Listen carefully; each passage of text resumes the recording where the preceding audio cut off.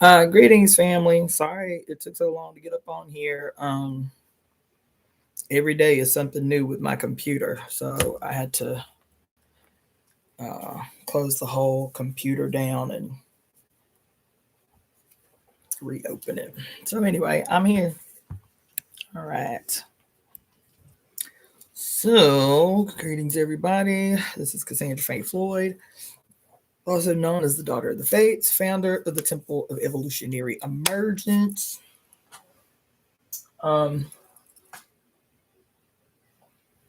Here's that for the book. So I'm going to I got books everywhere. Whoa, whoa, whoa, shit. Damn. So that's one. So I'm getting up in here. A friend of mine just took me to dinner, which was nice. Unexpected. Let's see another book. Then I got up today and the cats had strewn my books all over the place. Okay. All right.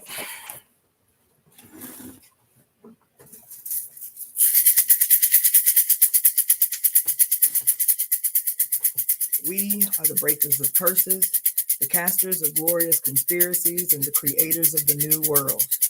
I, Cassandra Faye Floyd, am a divine instrument of my mother's divine will.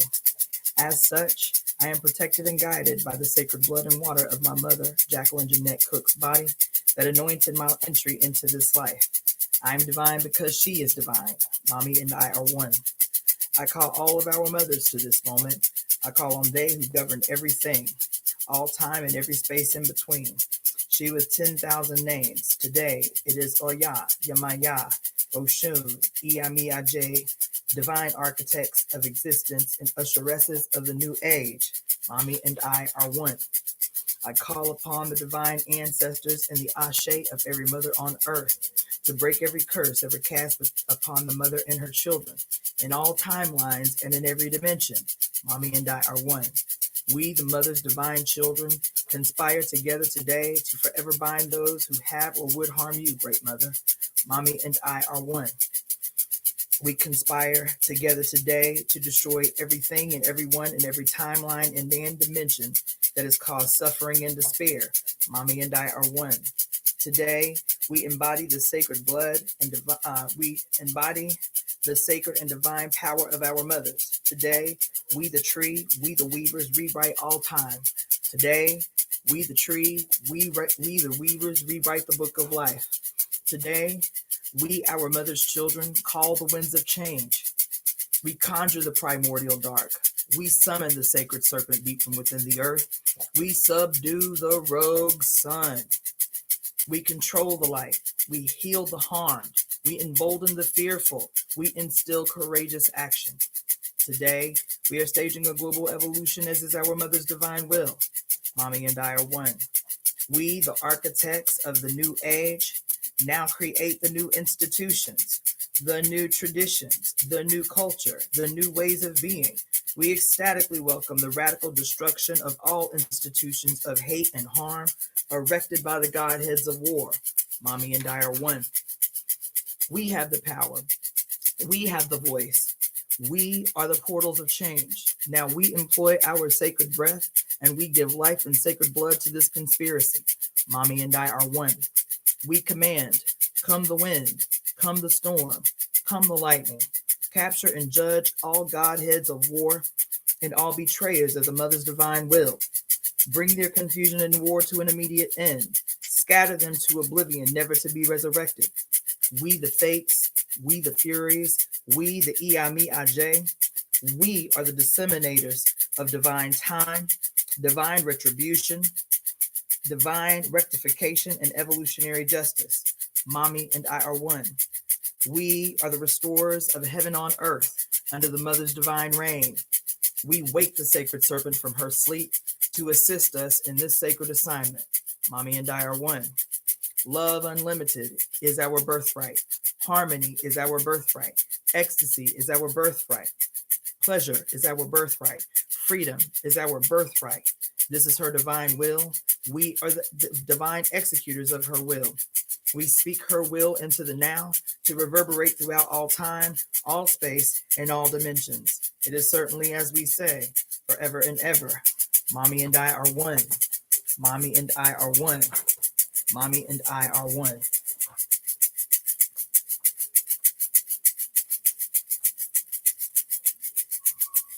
I, Cassandra Faye Floyd, as a peculiar expression of the almighty divine she, the great cosmic mother, now join in breath with my global family to conspire on behalf of the whole made well. We are breathing these words together to ensure that our home, her body, is restored to her original perfect glory. Her glory is perfect in peace, love, bliss, happiness, and ecstasy. This world exists because we collectively will it so. We, as the representatives of the Mother's reign on earth, speak this beautiful conspiracy as a single cosmic earthly orchestra to guarantee heaven on earth in joyful compliance with our Mother's divine will. Possessing the power of our mothers, we speak this glorious future now. It is certainly as we say, forever and ever. Mommy and I are one. Mommy and I are one. Mommy and I are one. And last, but certainly not least, ooh, I forgot my eyes. Hold on.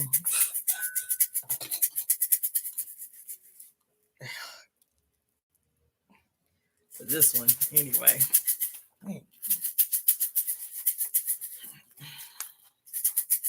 Thrice 300 years having run their course of fulfillment, Rome by the strife her people shall perish. Woo! Rome is doomed to perish, and that indeed by the judgment of God, because it held her name in hatred. And being the enemy of righteousness, it destroyed the people who kept the truth. There shall come to thee sometime from above a heavenly stroke deserved, O haughty Rome, and thou shalt be the first to bend thy neck and be raised to the ground. And thee shall fire destructive utterly consume, cast down upon thy pavements, and thy wealth shall perish. And wolves and foxes dwell in thy foundations, and then shalt thou be wholly desolate, as if not born. Ooh, come on in the room. Come on in the room with that word. Okay. Okay. Whoop, damn it. Sorry about that. Those of you on IG, my bad. Oh, there ain't nobody up on here. No how. Don't look like. Okay. So yes. Yes.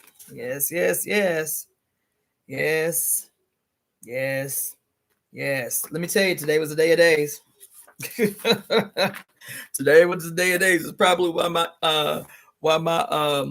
YouTube was cutting up on me, because it took me 3 different times to make this live. And the reason why is because initially the title for this live, I think I changed the title to Welcome the Holy of Holies, right?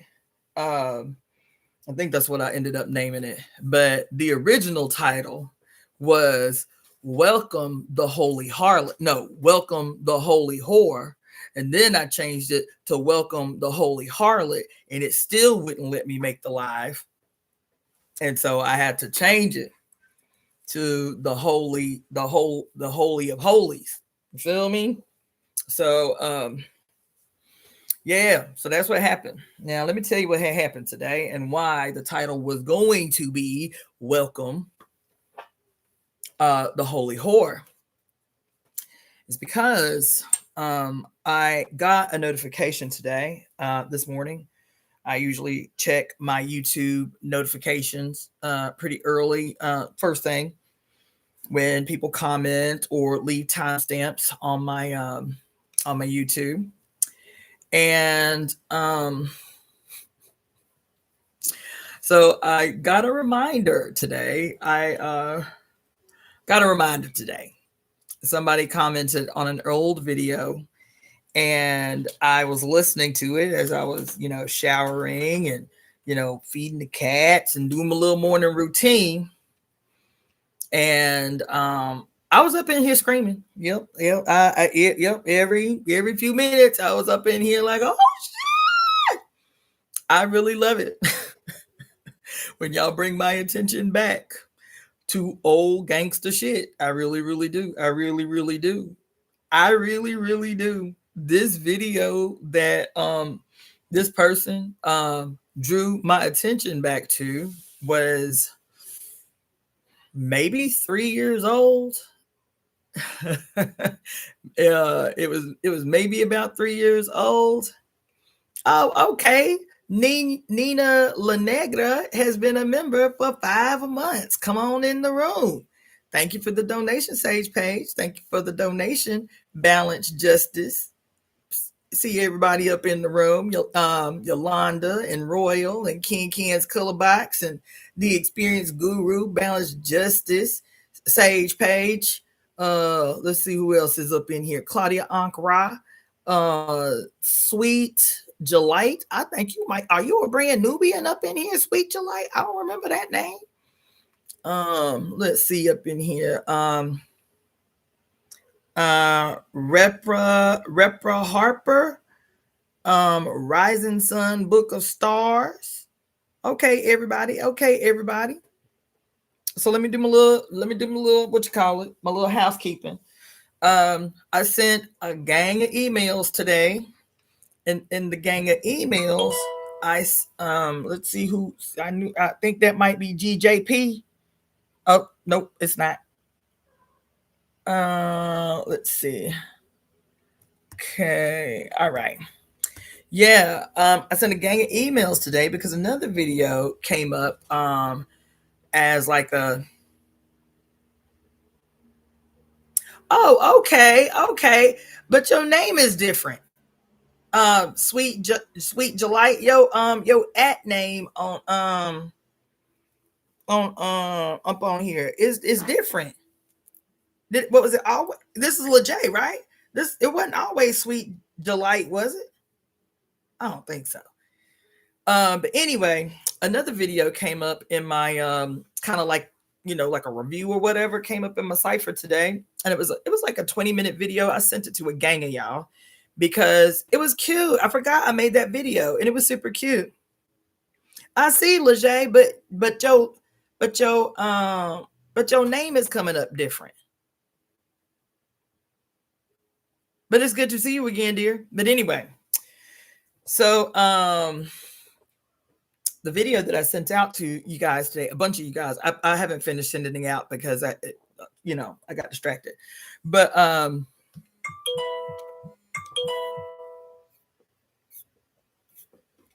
got distracted. It was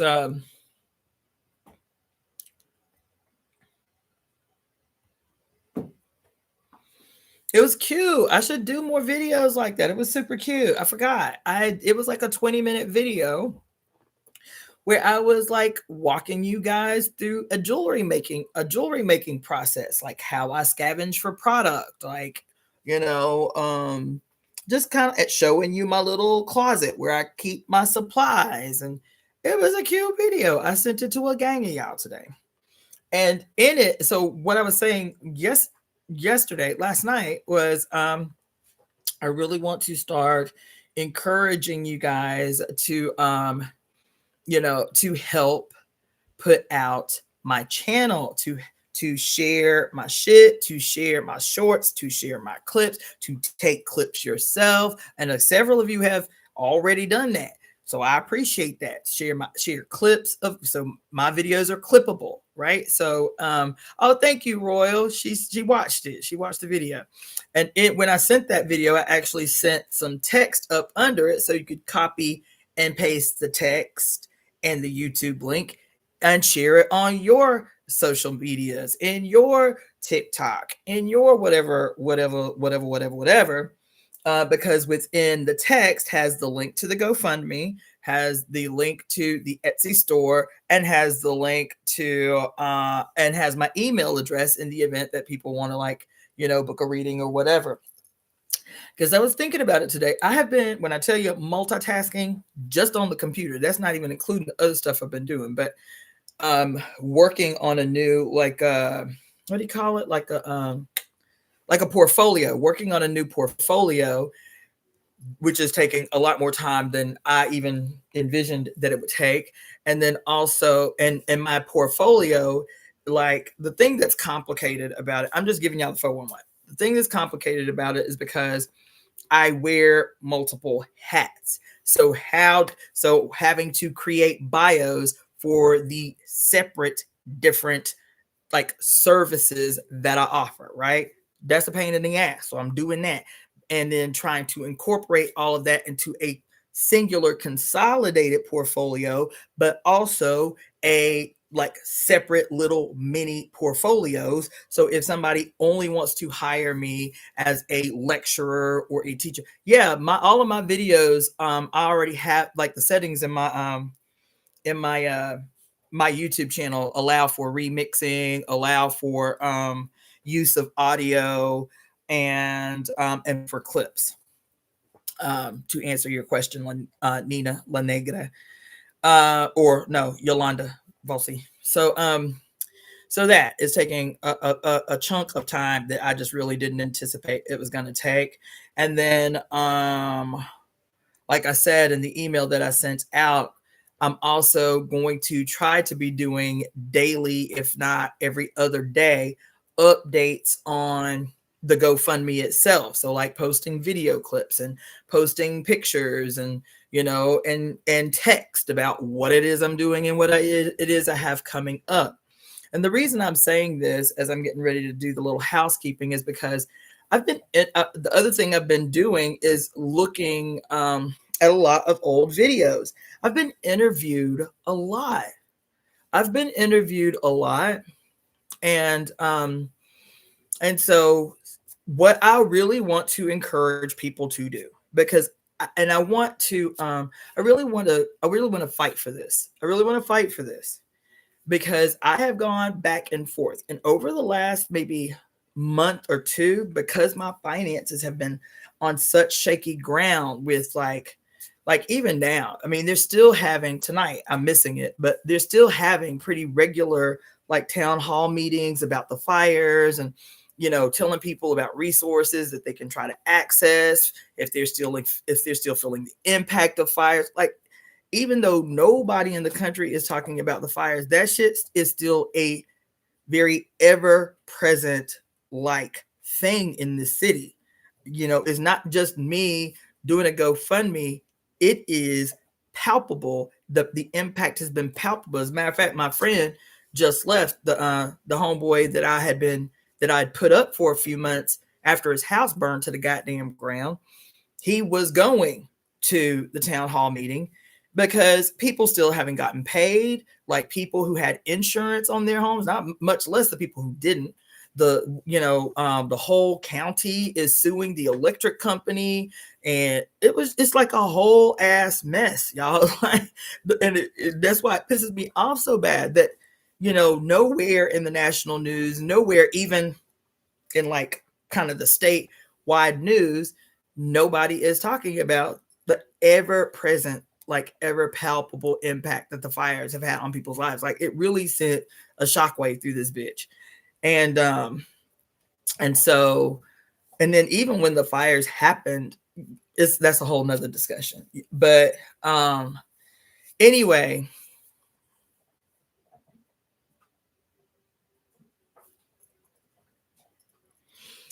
thank you for the donation, Rising Sun Book of Stars. Let's celebrate their first super on live stream. Oh, thank you. So yeah, Claudia Agra. You know what I'm saying? Like, the shit is crazy. So anyway, I'm saying all that because even as I'm like trying to like really pivot, because it was a couple of things with my own resources or whatever, like because I told y'all this shit with me living the second most Jewish populated city in this country. Man, y'all, I cannot. One day I'm gonna have to. One day I'm gonna have to do just like a separate live about it. But you know, when I was doing out calls to go into people's houses, I was getting sick. Okay, and I don't mean like sick of it. I mean I was physically getting sick in my body. The people that I was, incessantly working on, telling you it's a Jewish owned company, and I'm telling you, and I'm not exaggerating, easily 85 to 90% of the people that were booking me were Jewish. And that in and of itself wouldn't have been an issue if of those 100% of them had not been Zionist. And this, y'all be talking about microaggressions, this way that after October 7th, everybody wants to kind of like sideways investigate what my position is on what's happening in the world, being either passively aggressive or outright repugnant. And I did not. I did not spend the kind of time, the kind of money, the kind of headache, the kind of stress raising 3 teenage children, going to college full time with kids so far apart in age that I'm driving them to 3 different schools every morning before commuting an hour and a half one way to school 5 days a week. I didn't go through that shit to put my hands on people like that. And I have every intention of being extremely selective about who I put my hands on. You feel me? And that shit was making me sick. And that on top of the impact, because I was actively trying to figure out while I was still doing that, how I'm going to get out of this. What is it going to take for me to get out of this shit? Okay. And then the fires happened. And so I wasn't working. I went from working for 5 days a week, 6 days a week, to maybe getting 2-3 appointments a week because of those fires. And at first I was like, well, okay. This wasn't what I was talking about in terms of getting out of this shit, but I'll take the break for a minute. And it's just been a spiral, because what I was making doing that, what I'm doing trying to compensate, it was just not keeping up. And so the reason for the GoFundMe was just, getting out of my own way, being prideful, you know what I'm saying? Getting out of my own way and asking for what I actually need, not just to, quote, catch myself up for this minute, but to get ahead, to make sure that my bills are paid for a few months so that I can work and stack cash and launch this campaign that I'm about to start launching. I told y'all I'm serious. I'm still serious.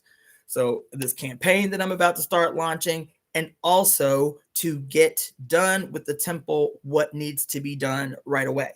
Those are the 3 main things that I am focusing on, is stabilizing on a solid foundation my own personal life, because I know that will free me up in a way, and in a much deeper and profound way, to do these other 2 big things, which is to really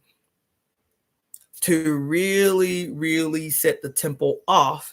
And then in addition to this campaign that I am going to run, which is directly connected to my ambitions to set the temple off.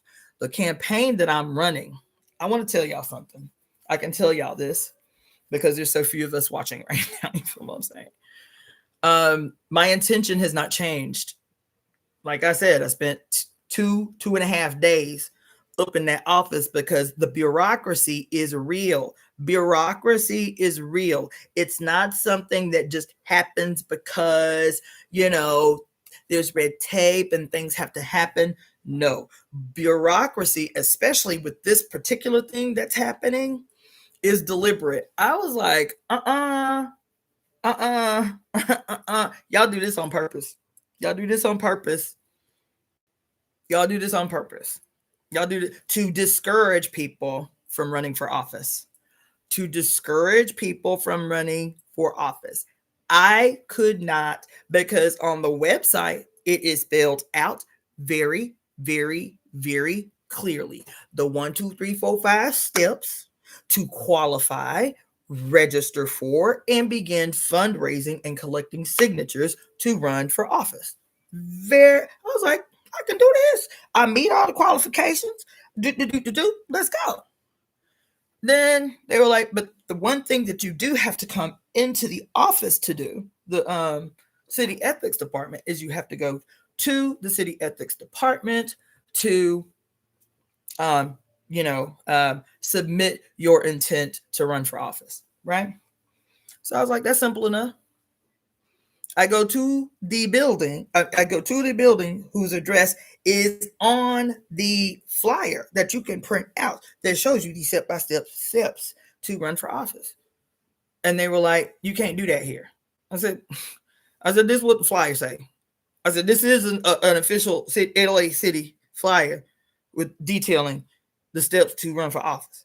Well, what this actually is 2 different offices you have to. I said, but is this or is this not the address that's on the flyer that says this is where you have to submit your intention to run for office?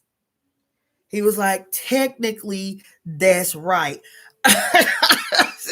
I said, what the hell you mean technically that's right? The address is on the building. The address is on the flyer. The address is on the building. They match.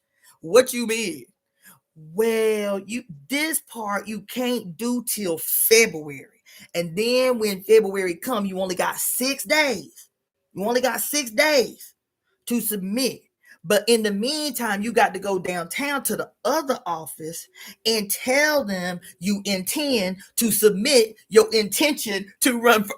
I said, He said, yeah, you got to go downtown to the Department of Ethics and talk to them and let them know that come February, you intend to submit your intention to run for office.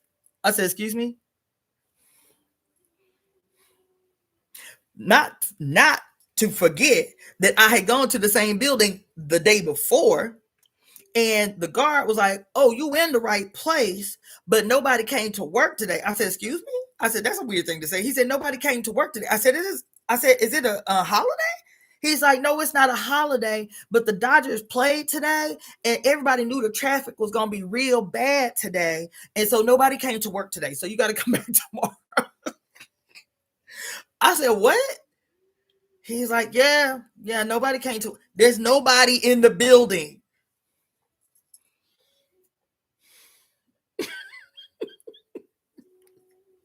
So I went again the next day to have that motherfucker tell me the next day, oh, this ain't the right building yet.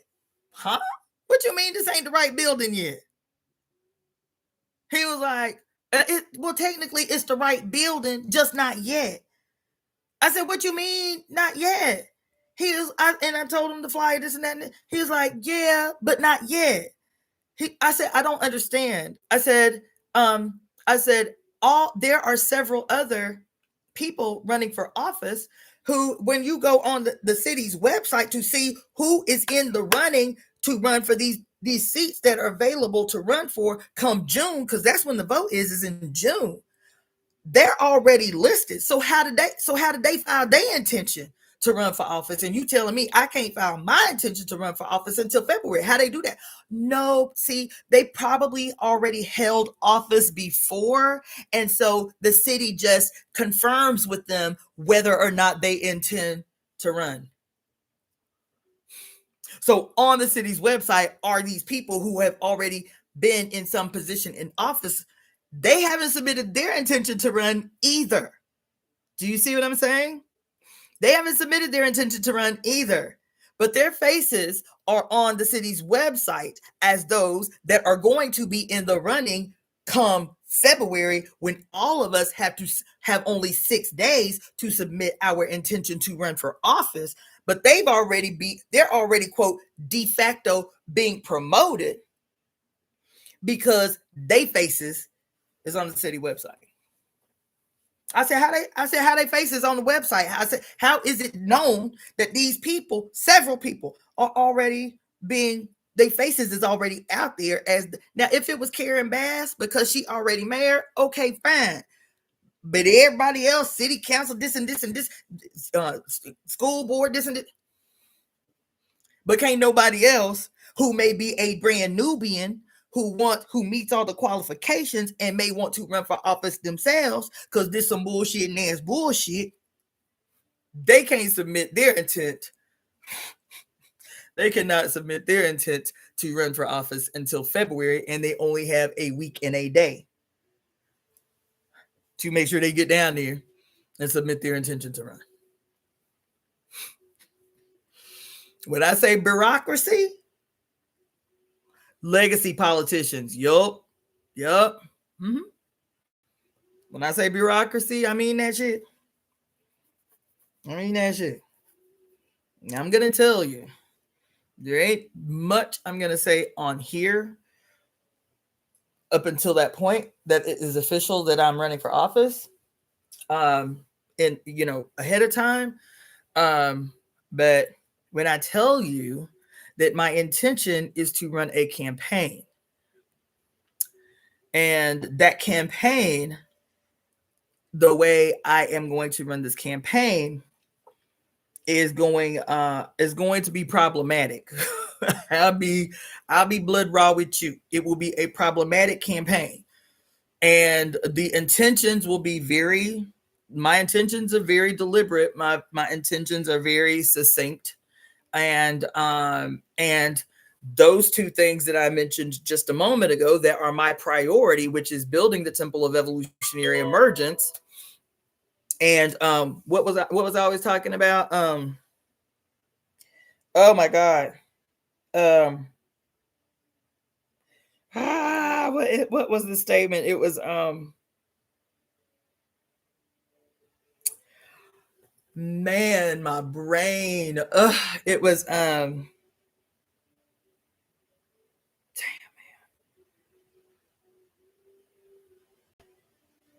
Creating a spectacle. Mm-hmm. Creating a spectacle. What is the spectacle? What's the spectacle? So that's all I'm gonna say about that. And so when I tell you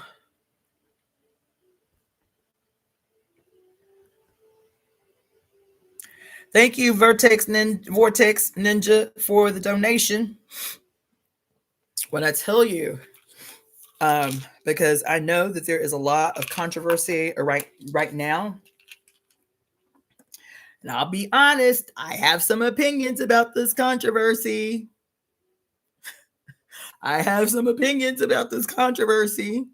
Not that I'm opposed to it, but y'all know me. I always see the state. So I know there's a controversy right now about that has been set off, I guess, over the last week, maybe 2 weeks, about this seemingly random white girl who started calling all the churches, faking like she had a little starving baby, to put these churches on blast, you feel me, for not helping her get a can of formula for the baby, and everybody mad and calling her the witch and the devil and the this and that and this and that. I was like, this is a nice little cute little social experiment and this and that and this and that. I'll be honest, I was like, this is dope. I said, but my personal position is, who is this seemingly random white girl who don't have no babies and is not starving? What was the seed? What was the incentive? Where did this idea to conduct this social experiment come from? I'm curious. I'm not gonna say she's suspect right away, but I'm just curious. I'm curious for a number of reasons. And so to me, ain't nobody just some random somebody. That's my personal, ain't nobody just some random nobody. Ain't nobody just some random somebody, nobody. The state is at work and it's fighting for its life. That's why it's rabid. That's why it's like, fuck everybody. We'll starve everybody out this bitch. Everybody got money. Everybody getting coins in their little food stamp card. That's ours too. That's ours too. This is how rabid they are getting. And if they are so evil that they would steal food stamps, I'm like, and all these churches is bringing in trillions. They're like, nope, that's ours too. We gonna run that back too. We gonna run that back too. Not to say that these churches are not diabolically monstrous institutions. That ain't what I'm saying. They needed to get exposed. That might very well be Mama or y'all pulling the covers off of that shit. But what did I tell y'all? And I've been talking to some of my sister friends about this too. This whole idea about how the EIME, remember we did that long deep dive about the EIME and how the EIME IJ, and I always felt a way about it. I always felt this because I couldn't reconcile it and I couldn't make it make sense in a way that did not sound like some same old fucked up shit. You feel me? But when I learned in Ifa that the EIME IJ controlled Oyimbo. And in Yoruba culture, Oyimbo is what they call white people, right? And so where at least the tradition is concerned, they say that EIME IJ controls Oyimbo. And their control of Oyimbo can allow them to use Oyimbo to punish. And so I was like, I don't know how I feel about that for a long, long time. I was like, I don't know how I feel about that. I feel a way about that. It don't track with me. Something that I don't feel right about it. But lately, for maybe about last 4 months, I've been really, really thinking about this idea of Oyimbo controlling white people. And what I thought about was, I'm still working it out. And I talked to several homegirls who are priests in the tradition. So we all bumping heads trying to figure because we all young. We all learned this from old heads in the tradition. So we all bumping heads trying to figure out like a way to make this shit make sense, like in a way that can be communicated to the rest of us to be like, oh, okay, that makes sense. So what I was really mulling over in my head was like, because I'm asking the question always about these fucking billionaires, about why Trump, about these Arabs that ain't nobody talking about, and goddamn Abu Dhabi and the UAE and all these places. You feel me? Israel and all of these places, right? And but particularly Oyimbo. Okay. I was like, all right, so let's think about this. Like, let's think about this in another way. That's what I kept saying. Like, let's think about this in another way. And so what I was working out was, all right, the white world, white men, the patriarchy, they might be plotting and scheming and doing what they do. They got the Illuminati, they got the Freemasons, they got the this and that and this, skull and bones and this. They might be planning and plotting and scheming and doing what they do. The Pope, them institutions, they might be plotting and scheming and doing what they do. But like,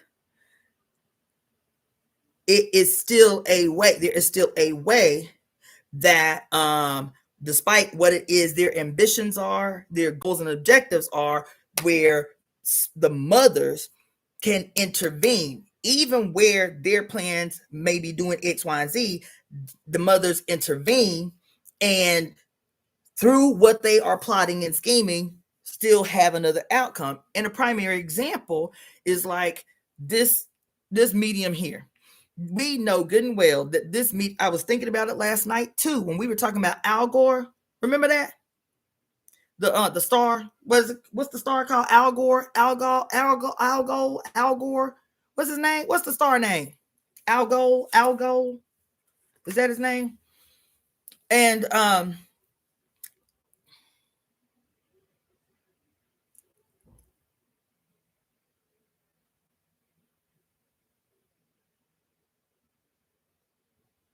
Al Gore. Okay, so remember the story I was telling y'all about the head priest in my Elay, and she told us in the temple service once that she said something to honey dip chocolate, how you doing? She was telling us something to the effect of, it does not matter the wicked intention, the diabolical nature of those who control the internet or the music industry, or authors or anything like that. It doesn't matter. Their intentions don't matter. That if what she said is, if your ori is clear, right? Like if you are using your ori, she said that all of these music, film, cinema, TV, computers, books, this is all the domain of Obatala. That Obatala, this is the medium. These are the mediums through which Obatala can communicate with us, through these mediums.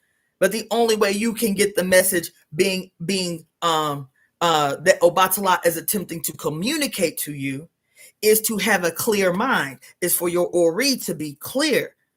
Otherwise, like I'm always teaching you, there are at least 3 different messages being put forward every time you watch a movie, every time you listen to a song, every time you read a book. There are at least 3, because what that movie is communicating to a white female millionaire, that movie is communicating something different to her than it is communicating to the Black working class or middle class person from the South. You feel me?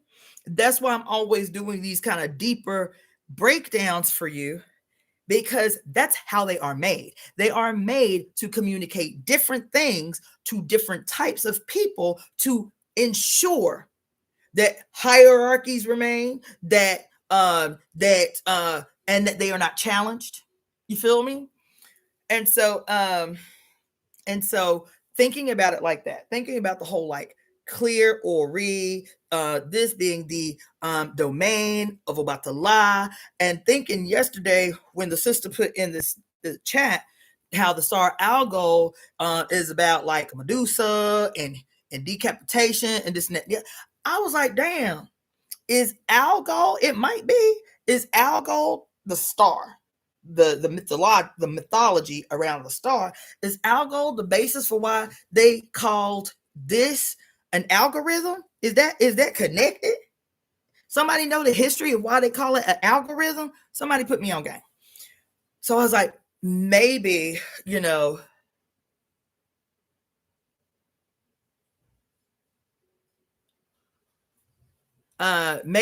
so that's what I was thinking about. So what she was calling Obatala, because that's a whole nother thing we got to get into. What she was calling Obatala, I was like, this is the Iami. This is the domain. You feel me? This is the domain of the Iami. Instead of saying Obatala, I said the Iami. You feel me? Because the same thing that I'm talking about everywhere is the same thing that has to happen in Ifa too. Somebody can be mad. I don't care if you be mad. But even Ifa, all of the Orishas that we be talking about, especially the so-called 7 African powers, just like every other tradition, they was all female and got hijacked and had sex changes imposed on them to consolidate patriarchal power in West Africa. So you can be mad. You do not have to agree. That's your business. That's your business. That's my position. Okay, so there ain't no way that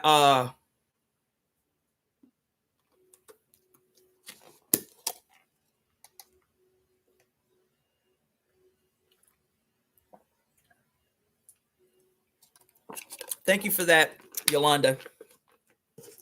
So that's what I was thinking. That's what I was thinking. Because, and the reason I'm saying that in terms of the churches, in terms of the seemingly random white girl who just seemingly had a eureka moment to just try to see if she could call some churches and fake like she had a baby to expose the churches. I was like, no, somebody find out where that girl worked. I just don't trust that. I just don't trust that some shit was just seemingly where you came up. You ain't got no baby. You ain't what was the impetus for this social experiment? Are you in sociology? Do you just study this shit in general? Like, what is the impetus? And the reason I'm saying that is because it's not out of nowhere. The question of nonprofits in general, but the question of Christianity and Judaism and Jews have been subject number one out of Donald J. Trump's mouth since he took office. It's been subject number one to the extent that he is talking about what? Filing hate crime charges against anyone who has anything, quote, negative to say about Christianity or about Judaism. Then you have all of these nonprofits around the country, especially this time of the year, October, November, December. This is when this girl just out of nowhere has this epiphany to try these churches. Like I said, this is not defending churches at all. But ever since this thing has happened, every single solitary person that you see on TikTok, YouTube, all these places, primarily black-skinned people, saying, why all these churches ain't paying no taxes? Why churches ain't paying no taxes if ain't gonna help no people? They don't need to get tax exempt status. Do. But tax exempt status is not just for churches. There are scores and scores and scores and scores of hundreds of thousands of organizations around this country. California is a prime example. When the fires happened, y'all should have been here, man. I should have been.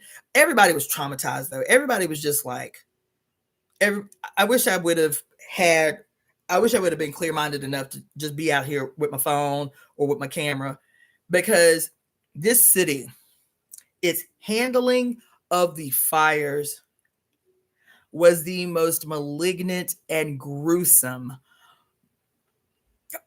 repugnantly irresponsible. What other words can I throw together? It was the most outlandish. I couldn't believe it.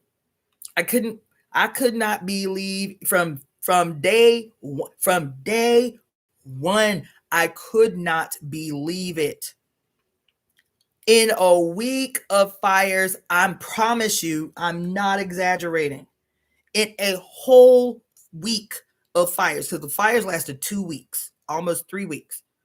In the first whole week of fires in my area, that was all day, every day, pitch black in the middle of the day because of the smoke, and the fires hadn't even come to our area yet. That shit was so fucking crazy. To not have a sense of the time of day because the smoke was so dense. Child, that shit was so crazy. And in a week, I can count on one hand how many cops I saw, and I live 3 blocks from a goddamn what you call it, like a police department. It's not like a whole ass department. It's like one of them substations, but it's big as fuck. It takes up a whole city block. I can count. I'm not exaggerating, because I was still like, fuck, I still gotta make money, man. I can't.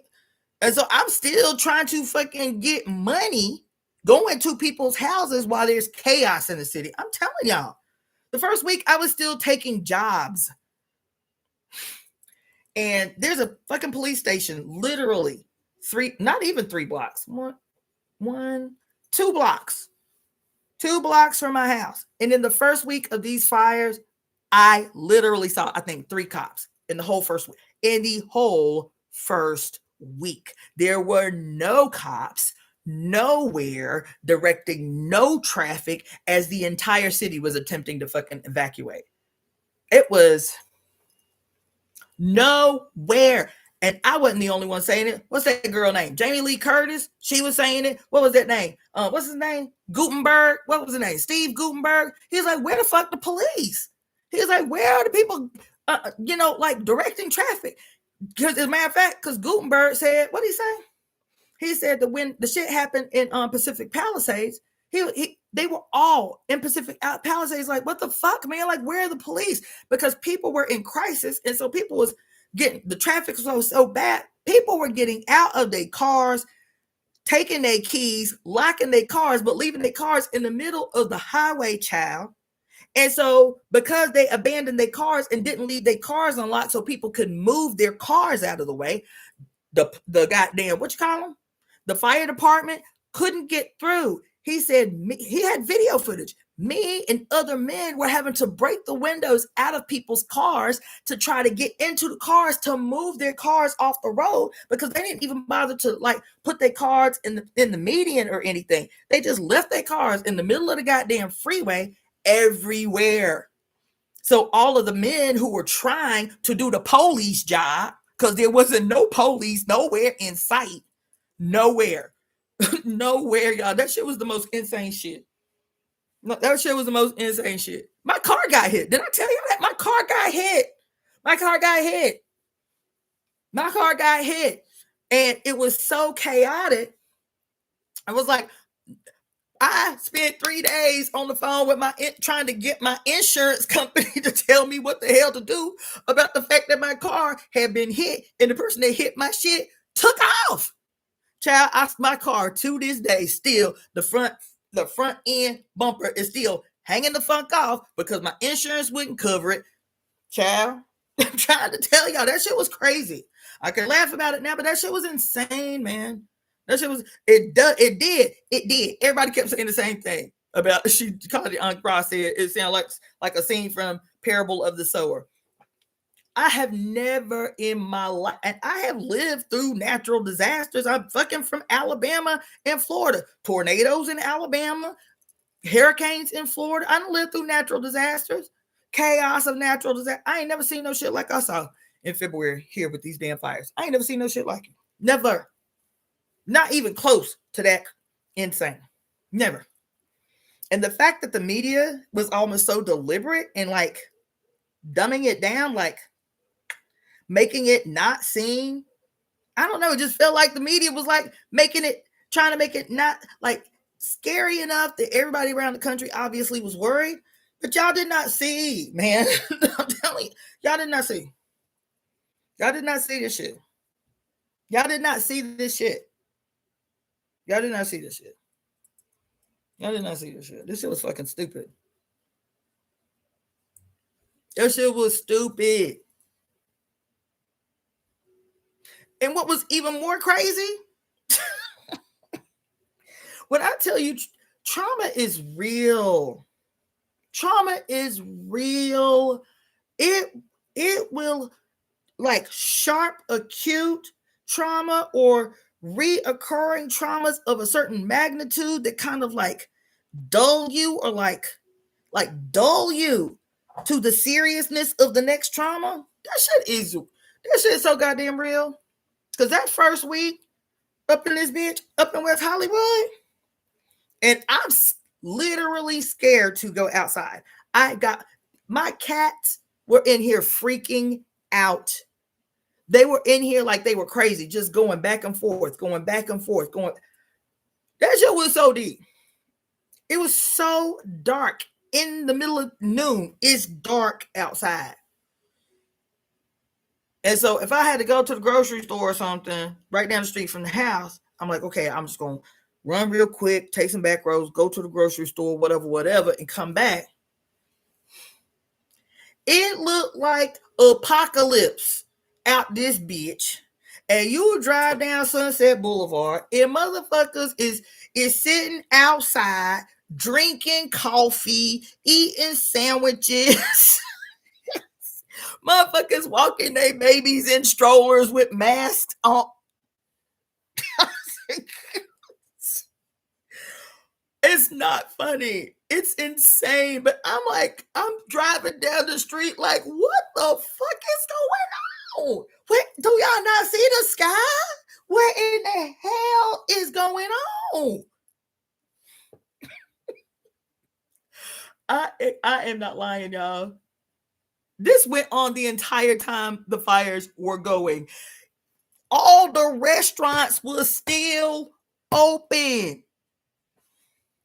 It's not only were the restaurants still open, there were people having to wage struggles with their bosses, especially, you know, working class folk, poor people. Like, nigga, we got to go home. Don't you see outside?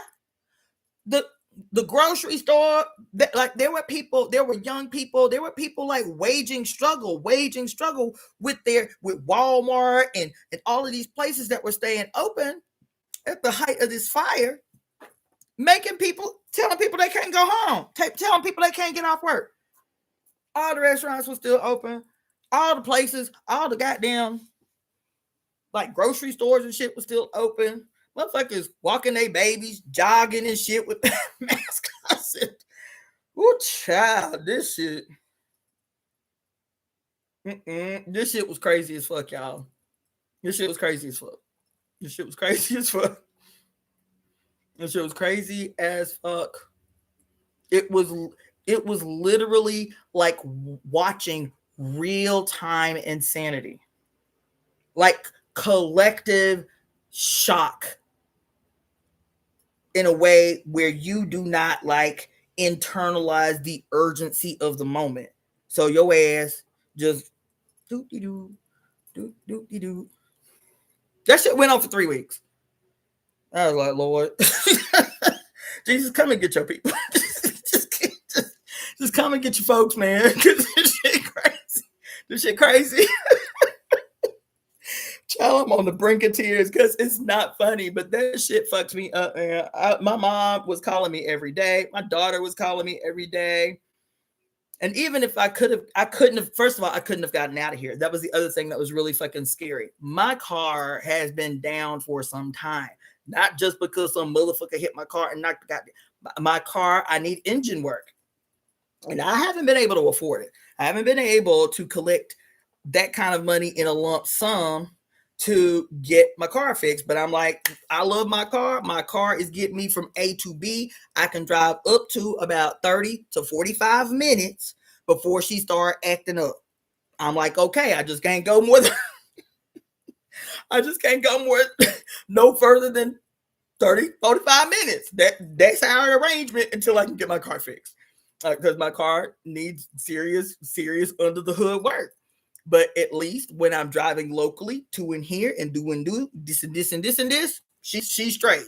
Don't be pushing me past no 45-minute drive, and we will be all right. And so this is the arrangement we didn't have for a hot minute, y'all. We didn't have this arrangement for a long time. You feel me? I said, well, you know, let me keep my bills paid, and one of these days I'll get this little lump sum change that I need to go ahead and get my baby fixed. You feel me? And get my ass back up on the road. And so when this shit happened, I'm like, oh my God, what am I going to do? My mom's calling literally 4-5 times a day. My baby calling 4-5 times a day. You know what I'm saying? And I'm like, well, if I need to get the fuck up out of here, it won't be on my car. My car won't leave. Child, I wouldn't be able to get out. I wouldn't be able to get out outside of LA County in this car. I'm not the way she is now. I will not be able to get out of LA County. So, and nobody was flying out. Nobody was flying in. So I was like, fuck, I got these cats. I didn't have a cat carrier. I'm like, what the fuck I'm going to do? The hell I'm going to do? Fortunately, my homegirl, same girl out of Mount Washington, their area wasn't affected at all. Not by the smoke, not by anything. And so I went out there for a couple of days. But baby, this shit was crucial up in here. This shit was crucial. It was crucial. It was crucial. There's been a lot of shit that's happened since I've been in LA. Nothing that I've experienced. There's been several fires. Nothing that I have experienced has had me say, it's time. It's time to go. It's time to get the fuck up out of here. It's time to leave. Because my mom was like, you need to come home. Don't even play with the shit. Just come on home, and then you can go back. I was like, no, I can't just come home. My car ain't gonna make it home. Now I drove my car. I drove my car 2 times across the country. That's probably why she got an attitude with me now. I drove my car 2 times across the country. You feel me? And I'm like, it ain't gonna do it now. It ain't gonna do it now. So couldn't rent cars. I'm telling you, it was chaos. And I'm telling you that the city government of Los Angeles was nowhere to fucking be found. Nowhere to be found. Nowhere to be found. Nowhere. Nowhere. I think we may have heard 2 live little live things from Karen Bass. That sorry motherfucker. We might have seen her face twice on the news in the 3 weeks that these fires were raging. I'm not exaggerating. It was a massive failure of city government. A massive failure of city processes. Even when I went to goddamn City Hall last week, I was like, this shit is janky as fuck. This shit is janky as... What the fuck y'all doing down here? What? Why y'all are getting paid? Where is everybody at? Y'all, I went to City Hall. It was like 1 o'clock in the afternoon. And it's a gorgeous building. It's one of them, what y'all be talking about, them Tartarians. It's one of them Tartarian buildings. That motherfucker, City Hall is beautiful. It's like, it's one of them Tartarian buildings where all the doorways look like they big enough for giants to walk through them and shit. They look like they're about 200 or 300 years old and shit. And when I tell you there was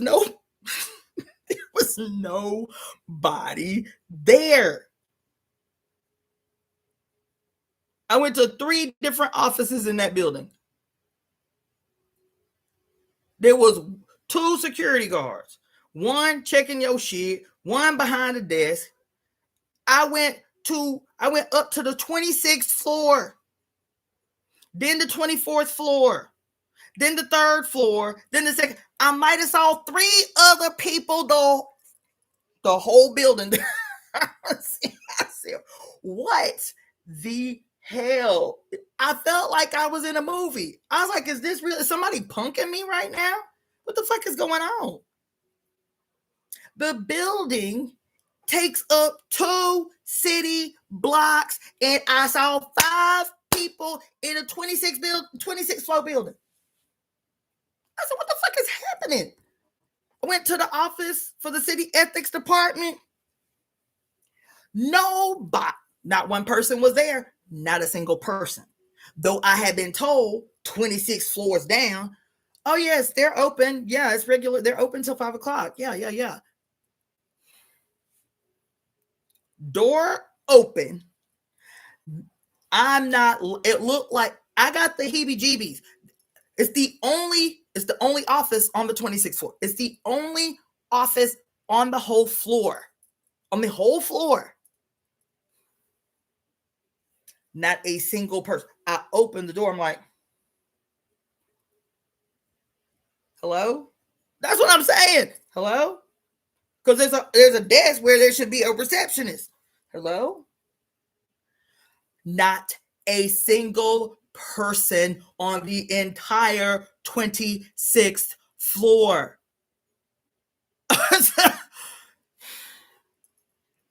I went on the 24th floor because I needed to go to another office. No one. I'm not lying. The only people I saw on the 24th floor were tourists. Because you can go all the way up to the top of the building. There's a floor where they let tourists, visitors go to the top of the building because they have this like real walkway around the very top of the building where you can walk and you can see the entire city from the top of this building. The only other people that I saw on the 24th floor were 4 tourists. They had visitor on their little lapel. Tourists. I went to the mayor's office on the 3rd floor. There was a man who was, quote, the receptionist. No, I'm not an ageist. This motherfucker had to be 75. He had to be 75. I'm not exaggerating. I'm not trying to be funny. This motherfucker had to be 75 years old. All his hair was snow white. Not like a little bit gray with some little speckles in it. Snow white. You know how you see people who are so old and their hair so white you can see their whole scalp? Snow white. With a little humpback. And he walking over. He was like, how can I help you, ma'am? I said, oh my God. Oh Lord. Y'all over here bugging. I'm trying to tell y'all. Bureaucracy is real. Not only is it real, what it does is it creates an optical illusion. The optical illusion is that you need the state. That's the optical illusion, is that you need the state. That you and your flimsy self, with your simple understanding, couldn't possibly do the really valuable work that we do here at the mayor's office. I said this shit is flammery. It's flammery. They don't even do the optical illusion good.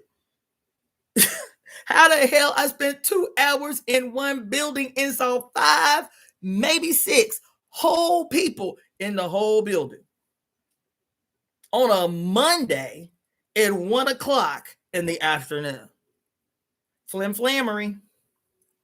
And I'm telling you, it was not just at the local level. That's why y'all all mad. Witnessing this bullshit happening with the so-called lockdown, and motherfuckers want to give themselves raises behind closed doors and tell you that we so broke as a country that they can't afford to give you goddamn food stamps like they providing charity. That's the other thing that pisses me off. Bitch, y'all ain't providing charity.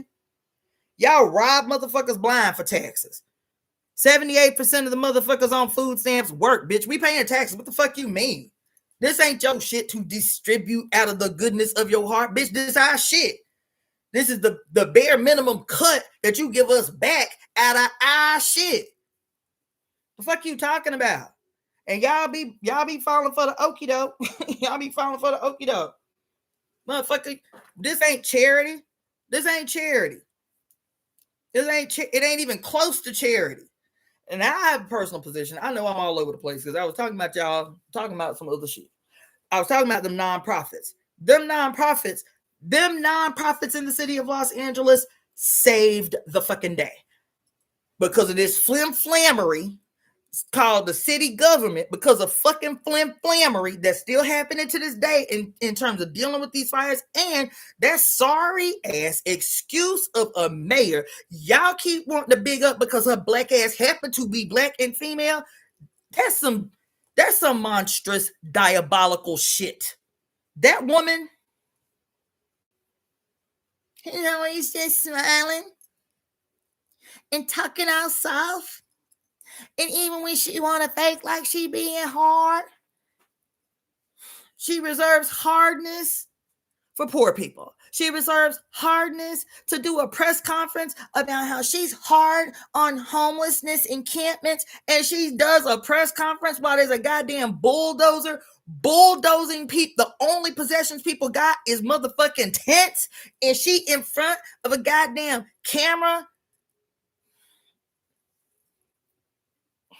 Y'all, the flammery. That's my new shit. I like the way it just roll off my flammery. So meanwhile, she quote hard on the homeless that nobody is talking about has grown exponentially as a consequence of these fires, man.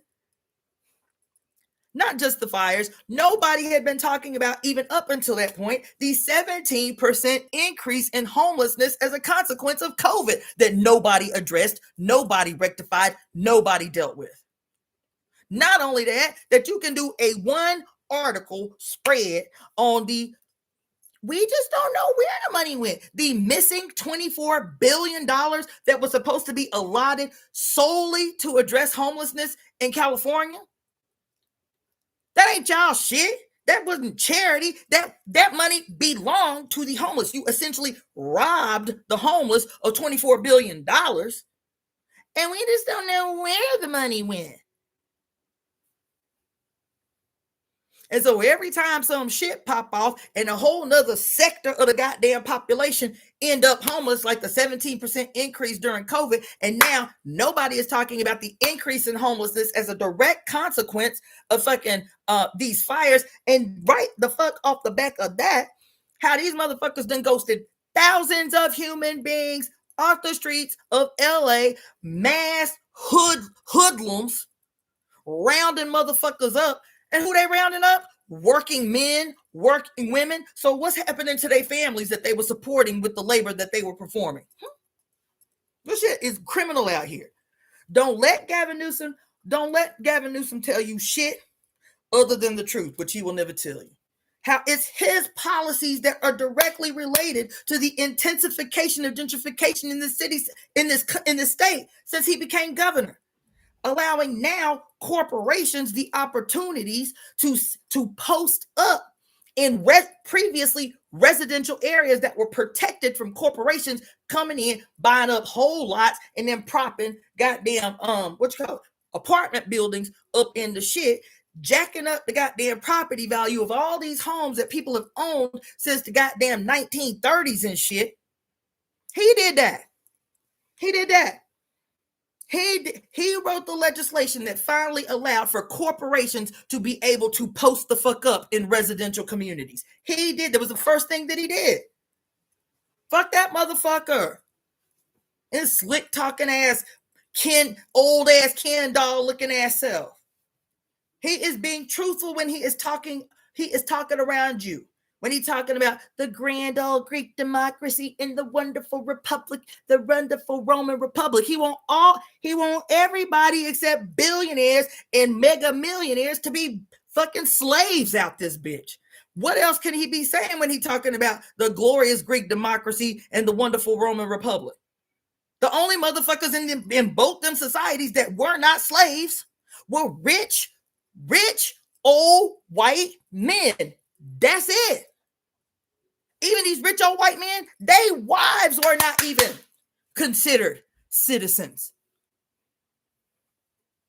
This slick talking ass nigga and everybody. He's so wonderful. Because he's what? A Democrat? Democrats will walk your ass right back onto a plantation if you let them. They will. And y'all, they are going to walk your ass right back onto a motherfucking plantation because ain't nobody grilling their ass. If you have me tell it, what the starting point is for rectifying this shit, y'all ain't gonna like the answer. Because demonstrations ain't doing it. It ain't cutting it. We did that over and over and over and over. We did that. That ain't cutting it. Boycotts, that's all right. I like that. But that ain't gonna cut it neither. I was just watching this shit the other day. And I was like, gangster. We got to get our gangster up, baby. We got to get our gangster up. I was reading about this. It was a coal mine. It was like a coal mine. What do you call it? Not a boycott. It was a coal mine. It was a coal mine labor strike.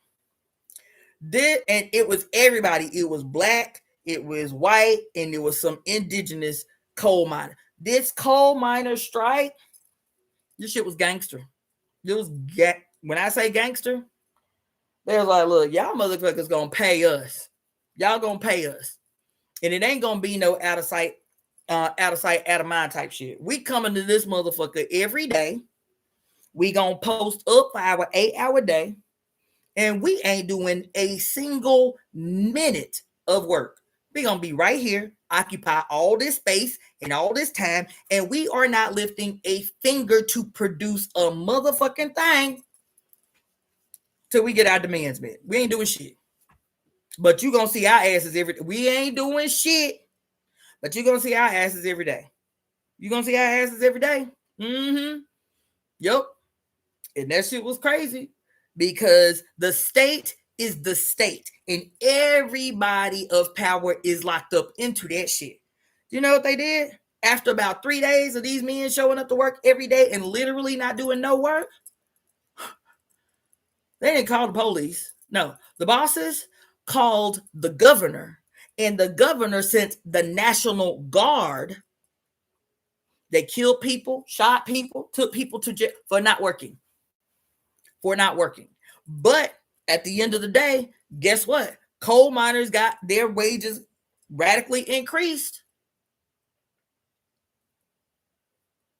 This motherfucker is business as usual. Even as we all up in here demoralized, about what these ICE agents doing, demoralized by all this bullshit and ass bullshit. But everybody's still going to work. Everybody's still making sure their bills paid on time. Everybody's still, triggered as fuck, but still going through the goddamn motions of our perception of normalcy. We have not disrupted these motherfuckers' lives one bit. Even as Target might be feeling the pinch, Disney might be feeling the pinch, whatever. These billionaires that literally run every single state in the union, the 332 mega millionaire, multi-millionaires sitting in Congress right now, and you think they represent you? 332 multi-millionaires sitting in Congress. There ain't but 100 senators. 78 of them are millionaires. You think somebody the fuck up in there represents you in your interest? Ain't nobody. None of these motherfuckers uncomfortable. When I talk about the flammery, what they doing during the lockdown? What do they do in general? What is their daily job? What do they do when they go to the office every day once they become a senator or once they become a representative or once they end up in the what is their day-to-day job? Do they type anything? Do they send out memorandums? And the lowest wage of anybody in office is what? $174,000 a year? What do they do? But flammery. Me go to this goddamn city government building and I'm saying, do nobody have a job up in this bitch except the goddamn 2 security guards at the door and the 75-year-old old man who is the receptionist trying to type in tink tink tink tink tink tink tink tink tink. And I'm not an ageist. Bless that old baby heart. Bless his heart that a 75-year-old man got to work a job any fucking way. Any fucking way.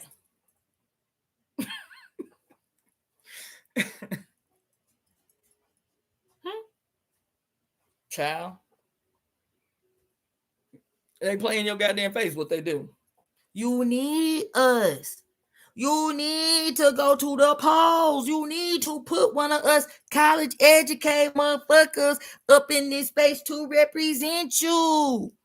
And every time you do, nothing that you need is resolved. Nothing that you need. Was anything that you needed under Biden resolved? Anything. Name one thing that was resolved during his administration.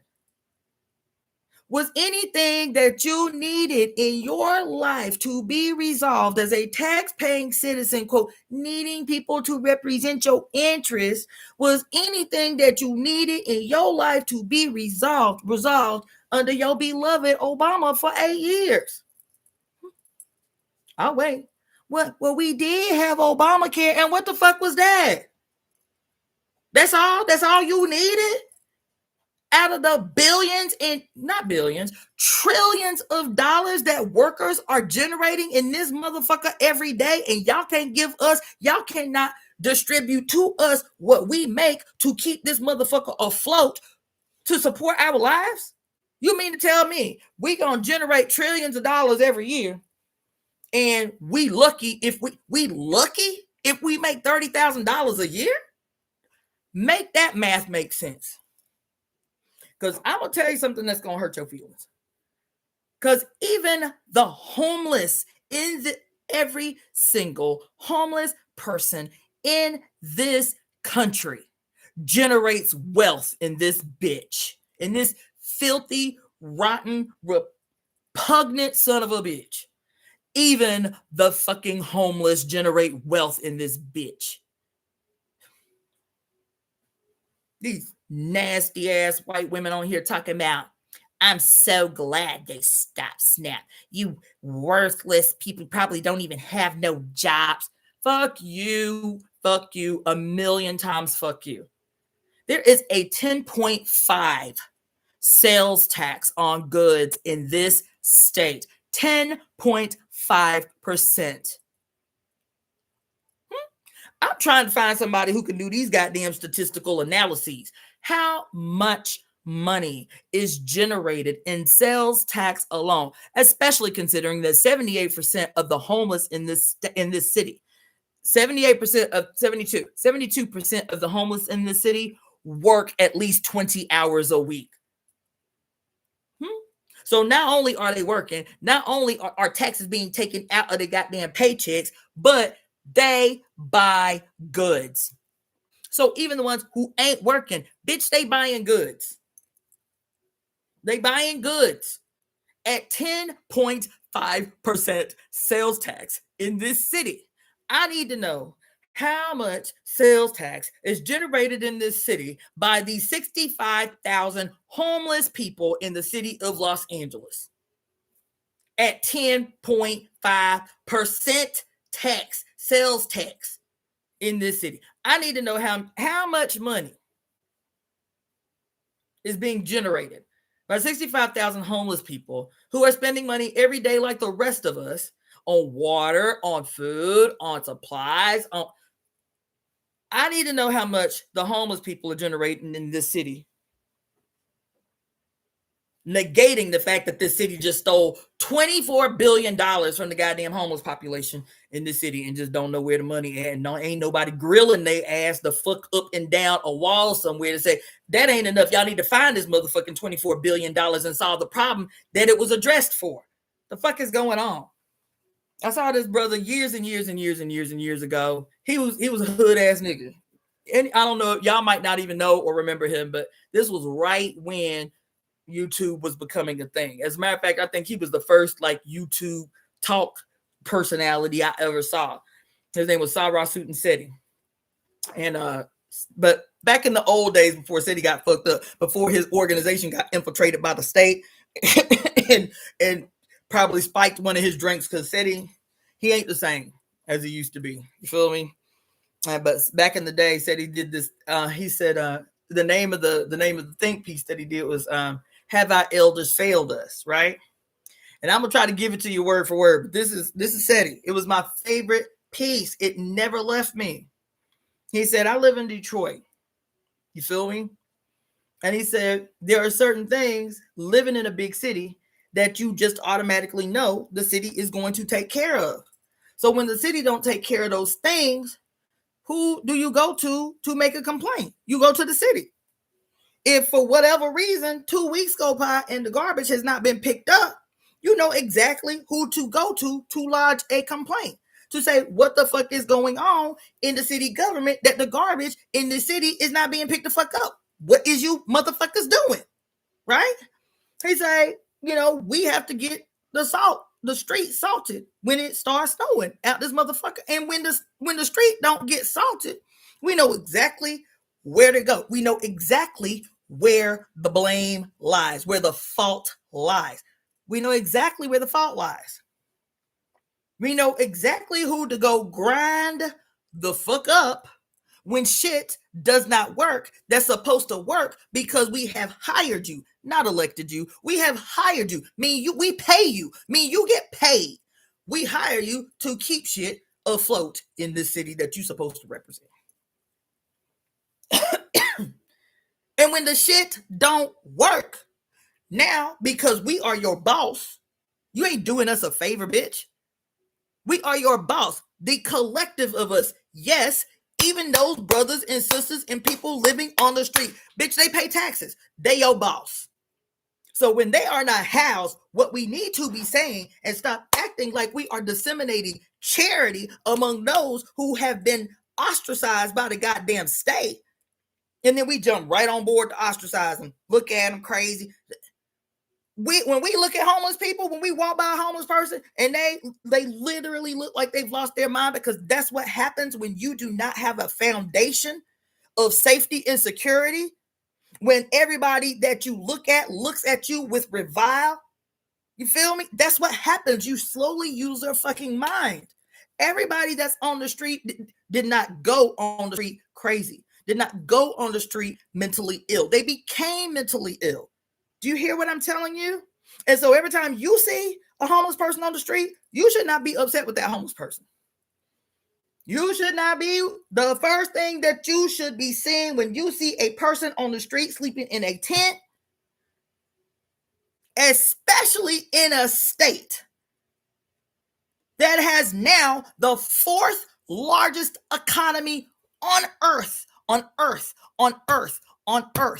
California could secede from the union and would be all right. California has the fourth largest economy on earth. Everybody talking about Abu Dhabi and the Emirates and California as a state by itself has the fourth. And you want to know who told me that? And he said, make no mistake, it's been that way since the early 80s. This old man was ex-CIA, a brother, a black man, was ex-CIA. I was treating him. He was a patient. He said, oh, they acting like this brand new. No, California has been anywhere from the third to the fifth largest economy on the whole of the planet. So if any place had the resources and the wherewithal to eradicate homelessness overnight, it would be this motherfucker right here.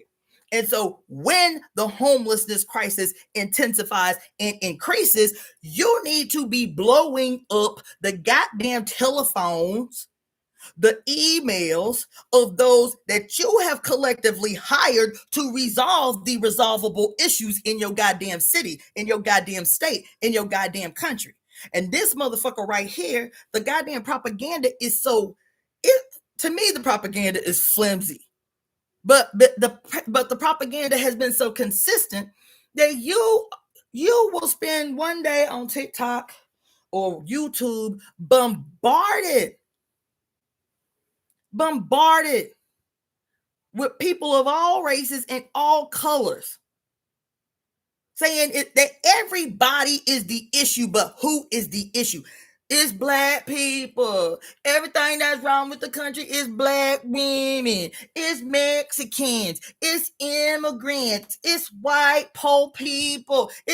Everything is the issue, but the motherfucking issue, man. This shit is exhausting as fuck, y'all.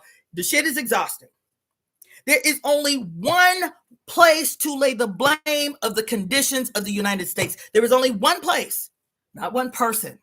Trump is not your problem. There is only one place to lay the blame for every single solitary thing identifiable as a problem in the United States of America. The place to lay the blame is the state itself. It does not matter who the particular face of the state is at any given moment. The state is a consolidated organization that no matter who comes in and out and in and out, it will remain until somebody challenges its existence in the first place. And the solution is not colored folk trying to get up in it to make a change from the inside out. We've been doing that motherfucking shit for 100 years, and it hasn't yielded any relief. The solution is not making a chocolate colored or a brown colored or a red colored or a yellow colored state. That's not the solution, man. It's not the solution, man.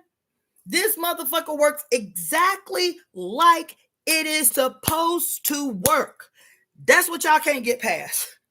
Y'all really believe that there is some great representative, some mayor, some governor, some president, some senator, somebody that will be able to see clearly what you with a third grade, you with an eighth grade, you with a 12th grade education can see clearly. This shit ain't working right. Something wrong.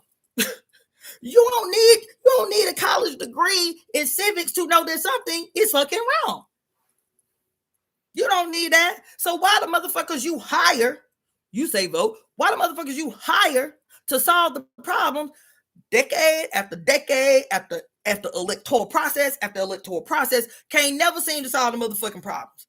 Because the problems are created. The problems are generated to maintain the permanent state of distraction and despair that keeps your sights off what the actual problem is. Because no matter what the problems and the complexities are for everybody else, from the middle class all the way down, don't seem like nobody else got no problems. They shit just work fine. Billionaires, millionaires, they life just go off without a hitch, don't it?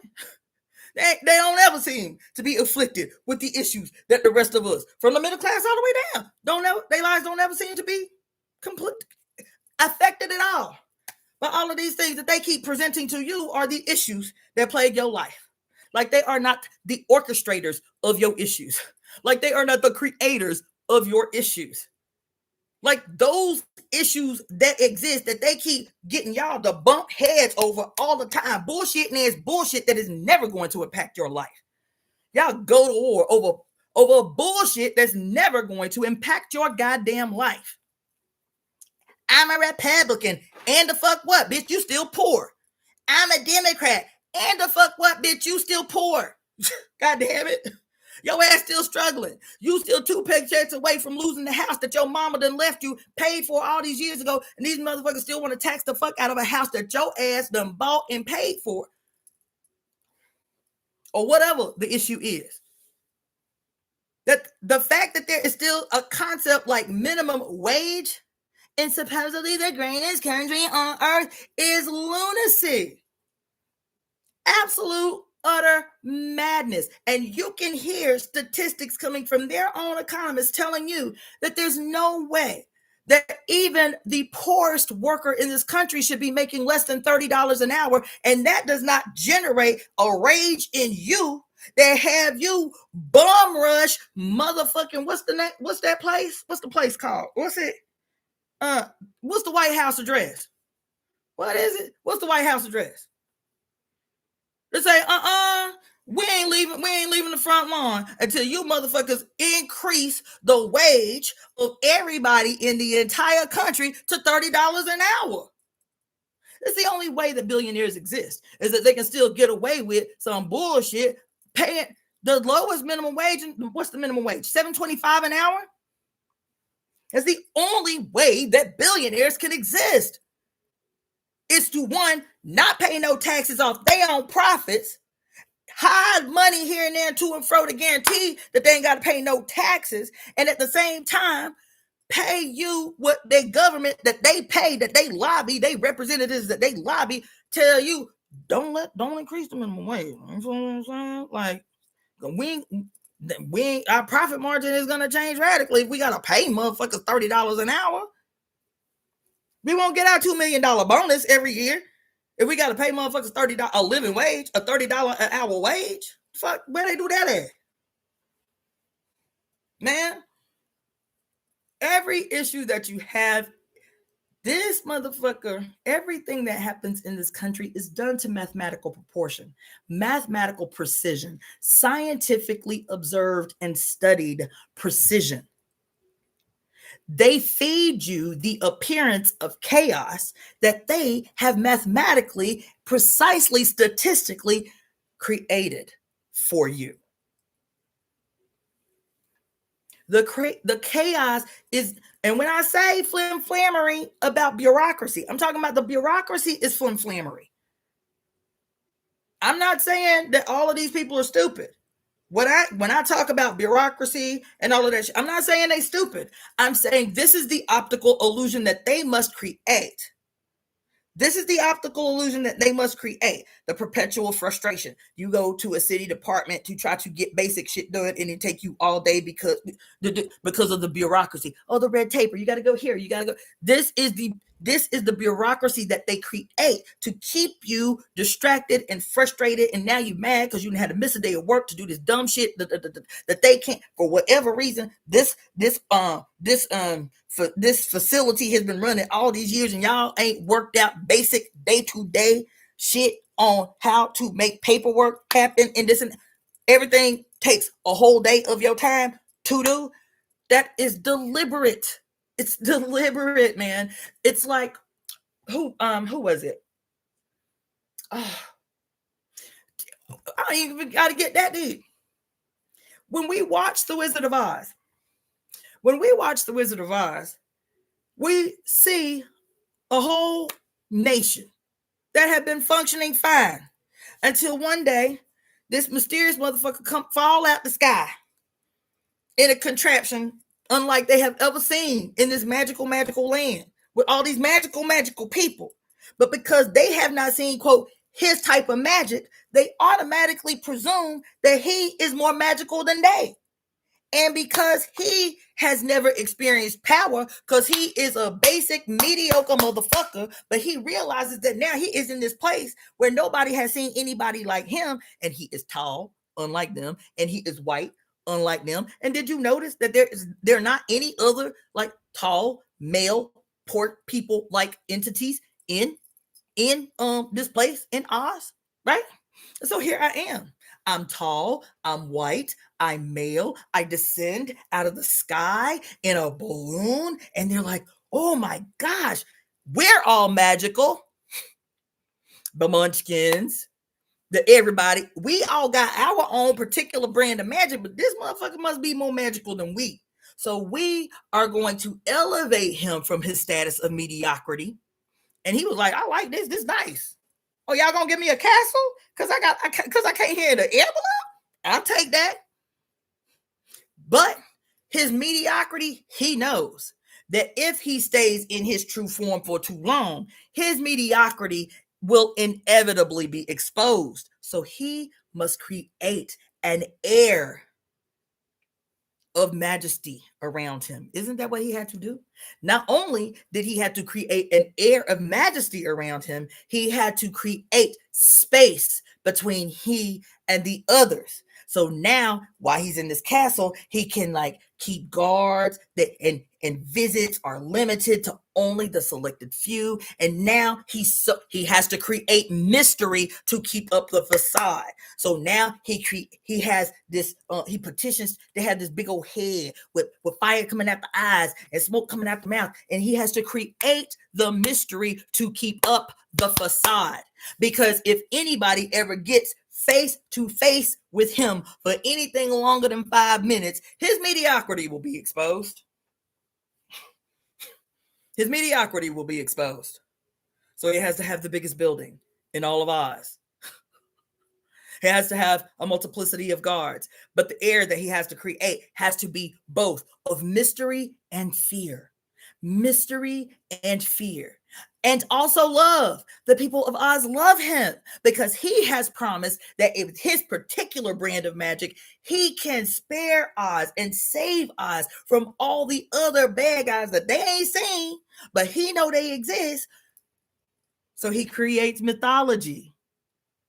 They ain't seen all the other bad guys he talking about, but I have the magic that can protect you from all the other bad guys that would come and attempt to take advantage of you.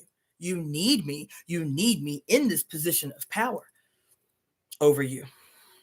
You need to give me offerings. You need to pay me tribute, because if you do not pay me tribute, I cannot have the resources that I need to continue to provide you this magical protection.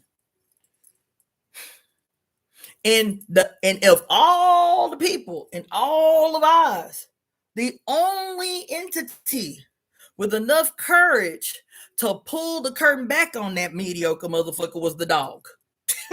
In all of Oz, the only one that was like, I smell bullshit, was the dog. was Toto. We might need to search the etymology of Toto's name, because The Wizard of Oz was a very deliberately scripted book by one who was affiliated with schools of mystery. So what he's hiding in there that we can laugh about, because I'm giving you my hood version breakdown of this flimflammery called the goddamn city government of Los Angeles, California, in the biggest city in the goddamn, biggest building in the goddamn city, 30 fucking floors, in one of these old Tartarian ass buildings. And I didn't get a motherfucking thing done in that office, in that building, after 2 hours in that building.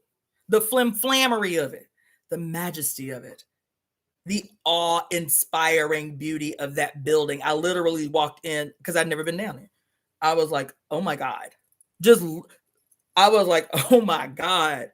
The whole building. There's so many buildings like that here, where there are ancient ass paintings all over the wall, all over the ceiling, mosaics that look like they have to be 1,000 years old. I'm telling you, the buildings in the city. And so I walk in there and it's that shit. This is the mayor's office. This is City Hall. The bigness, the vastness, the mystery. And then, oh, sorry, baby cake. Sorry, little baby.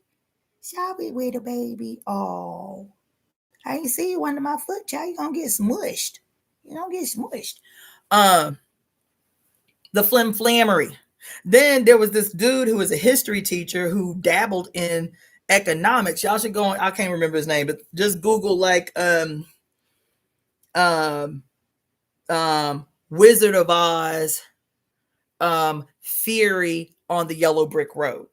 Okay, this dude did this whole breakdown of how he believed that the Wizard of Oz was actually written about the economic environment of the period, which was the Gilded Age, when the book was written, because he was like, he was talking about Dorothy's slippers and how Dorothy's slippers were originally silver, not red, right? And how the gold, and how the yellow brick road is a representation of gold. And he was talking about this, because he was a history teacher. He was talking about this very specific period during like that late 1800s up through like the 1920s, when labor issues were at their peak during this period of time, right before the Great Depression.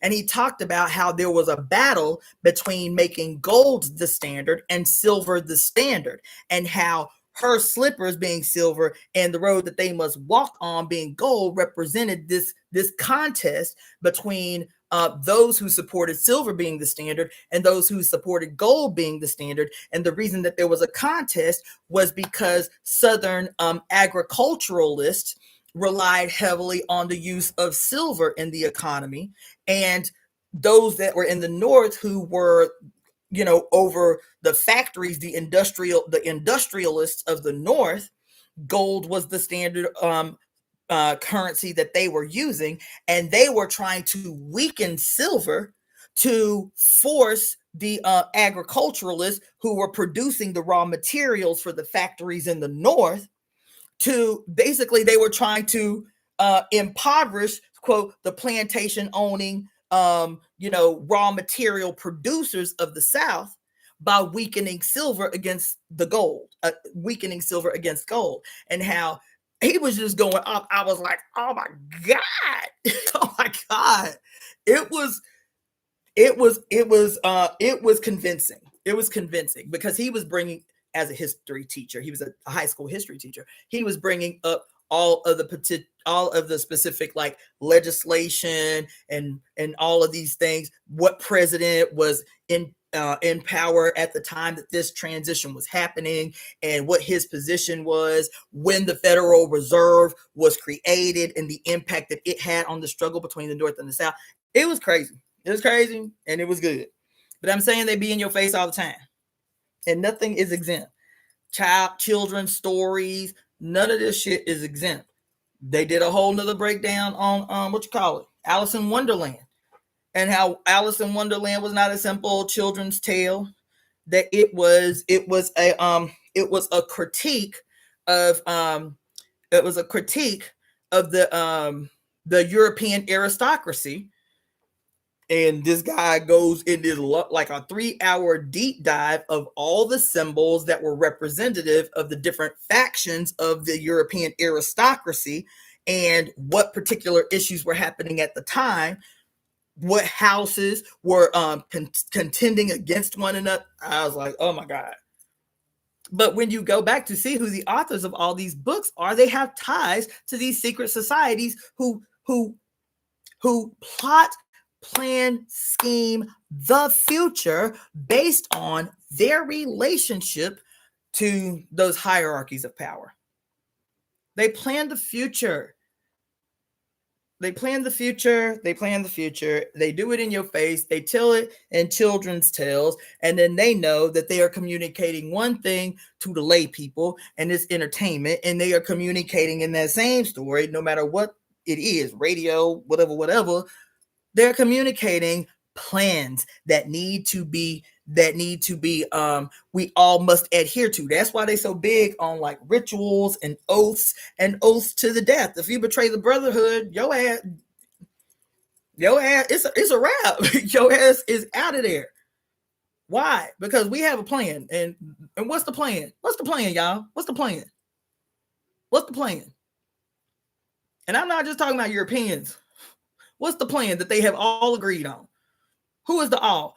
Every last one of these governments that, quote, rule every square inch of land on the planet, they all are colluding. It's hard for y'all to accept that. They all are colluding. All of them are colluding. Do you understand? Because the one thing they all agree on is that the only way to maintain power over the whole planet is for all of them in their peculiar way and in their peculiar expression and with their peculiar religious ideologies, even though the state is supposed to be separate from religious ideologies, as if that's ever been the case. The one thing that they can all agree on is that the females of this planet must never know that they are the primary objective for every aggression, for every law, for every war, for every frustration, for female human beings are the primary objective. Why are they the primary objective? Female human beings are the primary objective first and foremost because female human beings represent the only force on earth that can dismantle this whole bitch in an instant.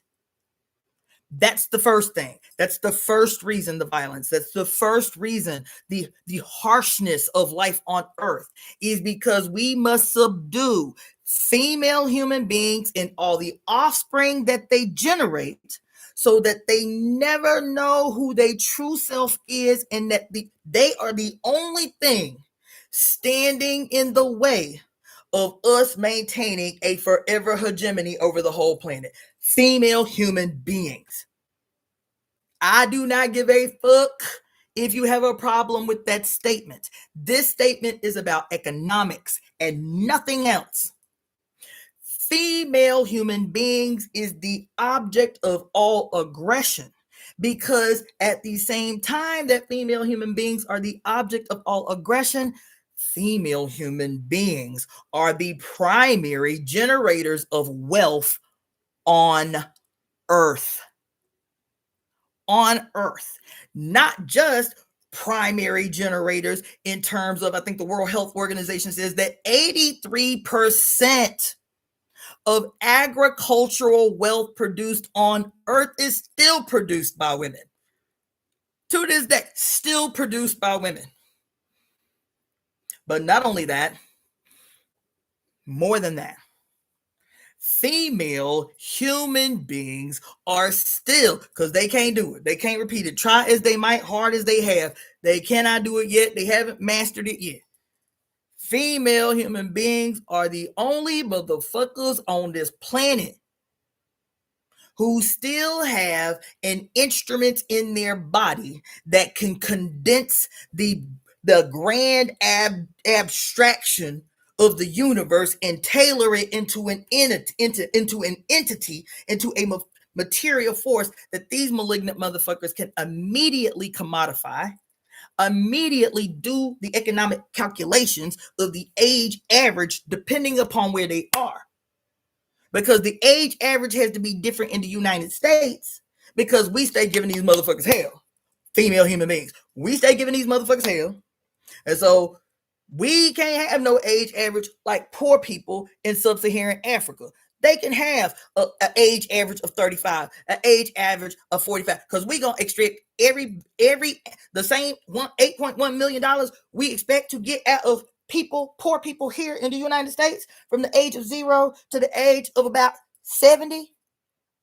That's about what we expect to extract out of them, is that $8.1 million. We still going to get that $8.1 million out of that 12-year-old child, out of that 15-year-old child, out of that 35-year-old person, and their life expectancy is 35 fucking years old in Sierra Leone.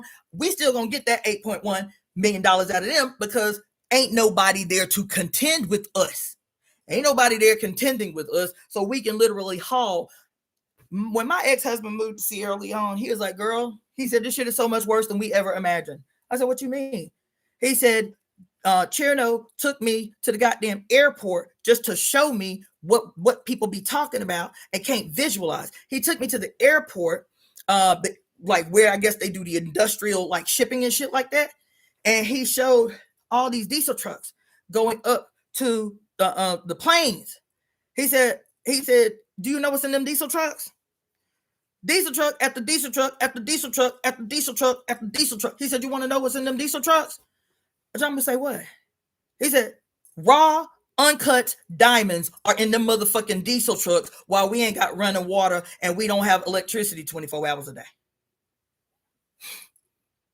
So we going to get them $8.1 million and then some out of these people that we don't work to the bone so that the average life expectancy ain't but 34 fucking years old in goddamn Sierra Leone.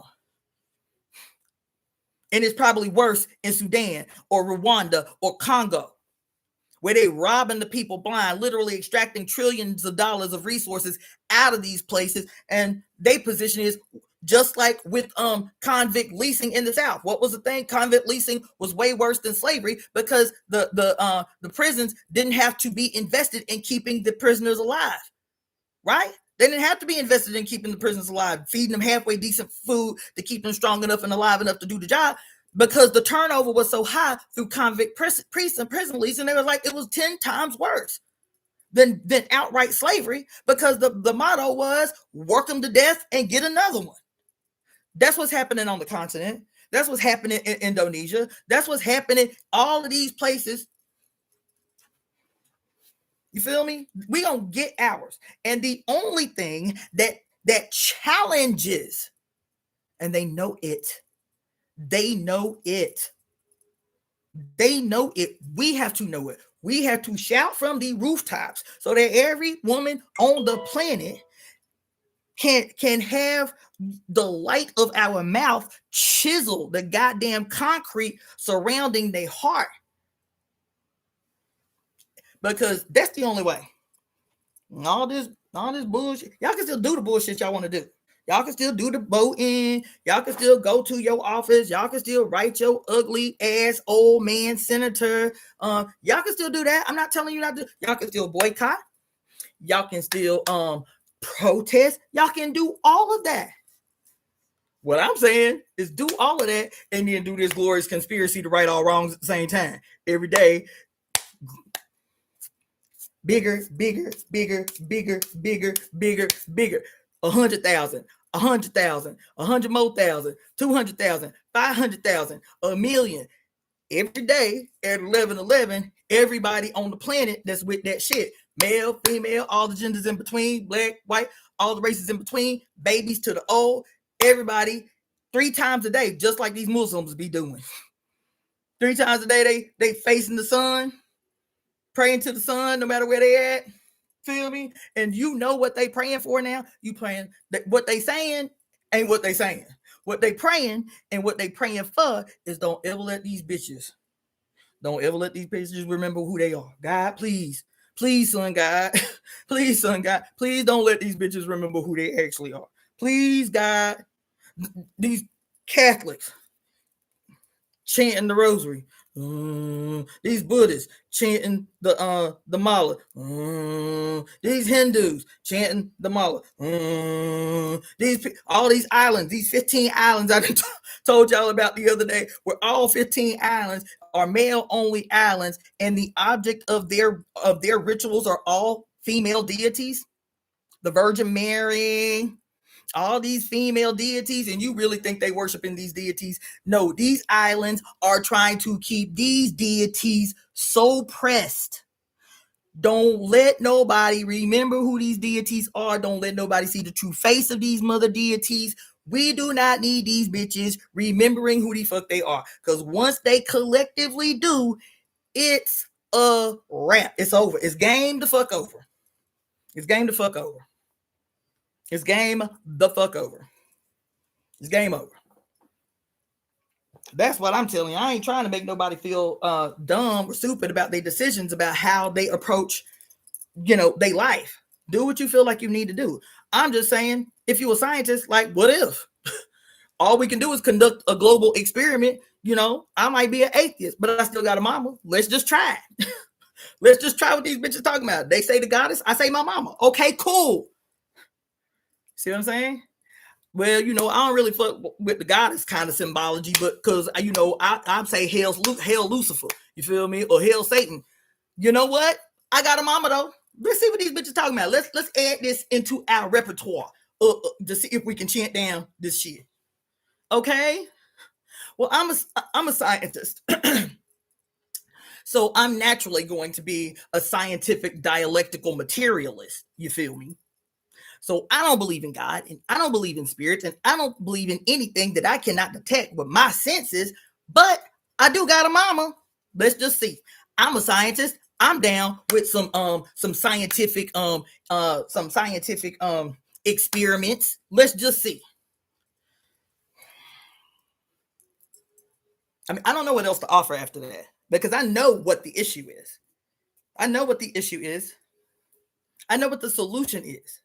The breakdown architecturally, the breakdown governmentally, the breakdown on the reestablishment and reworking of what a people-centered government will look like. Not no bullshitting ass Greek democracy, not no bullshitting ass Roman Republic. Like, these motherfuckers is trying to romanticize and feed to you in real time in the United States of America, and you're like, oh my God, Gavin Newsom, what a wonderful guy. That slick talking, Ken doll looking motherfucker will walk your ass onto a plantation tomorrow if he had his way. I am not talking about no motherfucking democracy. I am not talking about no goddamn republic. I am not talking about no communist utopia. I'm not talking about no socialist state where it's the proletariat in arms. You feel me? It is what they call it. What they call it? Bullshit. That's bullshit. What do they call it? What's that bougie ass shit these socialists be talking about? The proletariat in arms. I forget. But not that shit neither. Not that shit neither. I am talking about a people-centered orchestration, a people-centered organization with a distribution of work and labor that is centered on a singular idea. That idea, no matter who you are, where you live on earth, what philosophy you believe, what religion you believe, whether you are an atheist, an agnostic, a Satanist, there is one thing that I know, that all of us who ain't malignant ass billionaires and mega millionaires exploiting the rest of us, is one thing that I'm certain that we can all get down with. That because we willed ourselves onto this earth for that reason alone, and that some woman said yes to our life, we have a right to live the best life that we can live from the first breath that we breathe until the last breath that we breathe. This is true sovereignty. Sovereignty is not state ordained sovereignty from us down. No goddamn nation sovereignty, national sovereignty, because we all done participated in some organization, in some religious institution, some spiritual circle talking about national sovereignty. You yelling out the roofs that you want national sovereignty, you want sovereignty for you and yours. Meanwhile, there is not sovereignty being disseminated among the group itself. That everybody in the group ain't entitled to sovereignty, but y'all supposed to be winning, quote, national sovereignty for our particular group. That's that bullshit. That's that bullshit. That's that bullshit. And that's not the world. No woman I done ever met is trying to create. Every woman that I've ever known, particularly women who have born children out of their bodies, all they think about, all they obsess about is how can I, with the meager resources I have, give my baby the best possible life that I can, shield and protect them from the horrors of the world until they become old enough to go out into the world and do for themselves. That's it. How can I create for my little baby a little corner of heaven until it's unavoidable that they have to face the terrors of the goddamn world? That's it. And I'm saying that that little corner of heaven that our mothers attempt to chisel out for us, that 0 to about 2 years old, that shit can be ongoing, that we can experience heaven for the rest of our lives. But the only way that we can do that is that we have to collectively agree that because we willed ourselves here, that because I exist and because, excuse me, and because even science, even statistics, even quantum physics teaches us that your existence, and I know it's hard for y'all to believe, but your existence as you are right now in this moment, no matter how low you think you may be street homeless, you may be depressed, you may feel frail, you may be traumatized, and all you can think about all the time is all the ways you have been traumatized. It doesn't matter where you are in this moment. Science teaches us, because some of y'all can't hear magic, some of y'all can't hear, quote, woo-woo, right? So let me talk to you about science. Specifically, statistics. That it is a statistical impossibility that you are an accident. Not only is it a statistical impossibility that you are an accident, it is a greater statistical impossibility that anyone else at any other time in history, in the past, in history that will become in the future, in any of the dimensions, knowable or unknowable, that you would ever exist the way you are in this moment with your parents and your genetic pool. You matter. You are purposeful. You are valuable. You exist because you willed yourself to exist. And your mother accepted your petition. Your mother accepted your petition. And that's me being spiritual. Your mother accepted your petition to exist.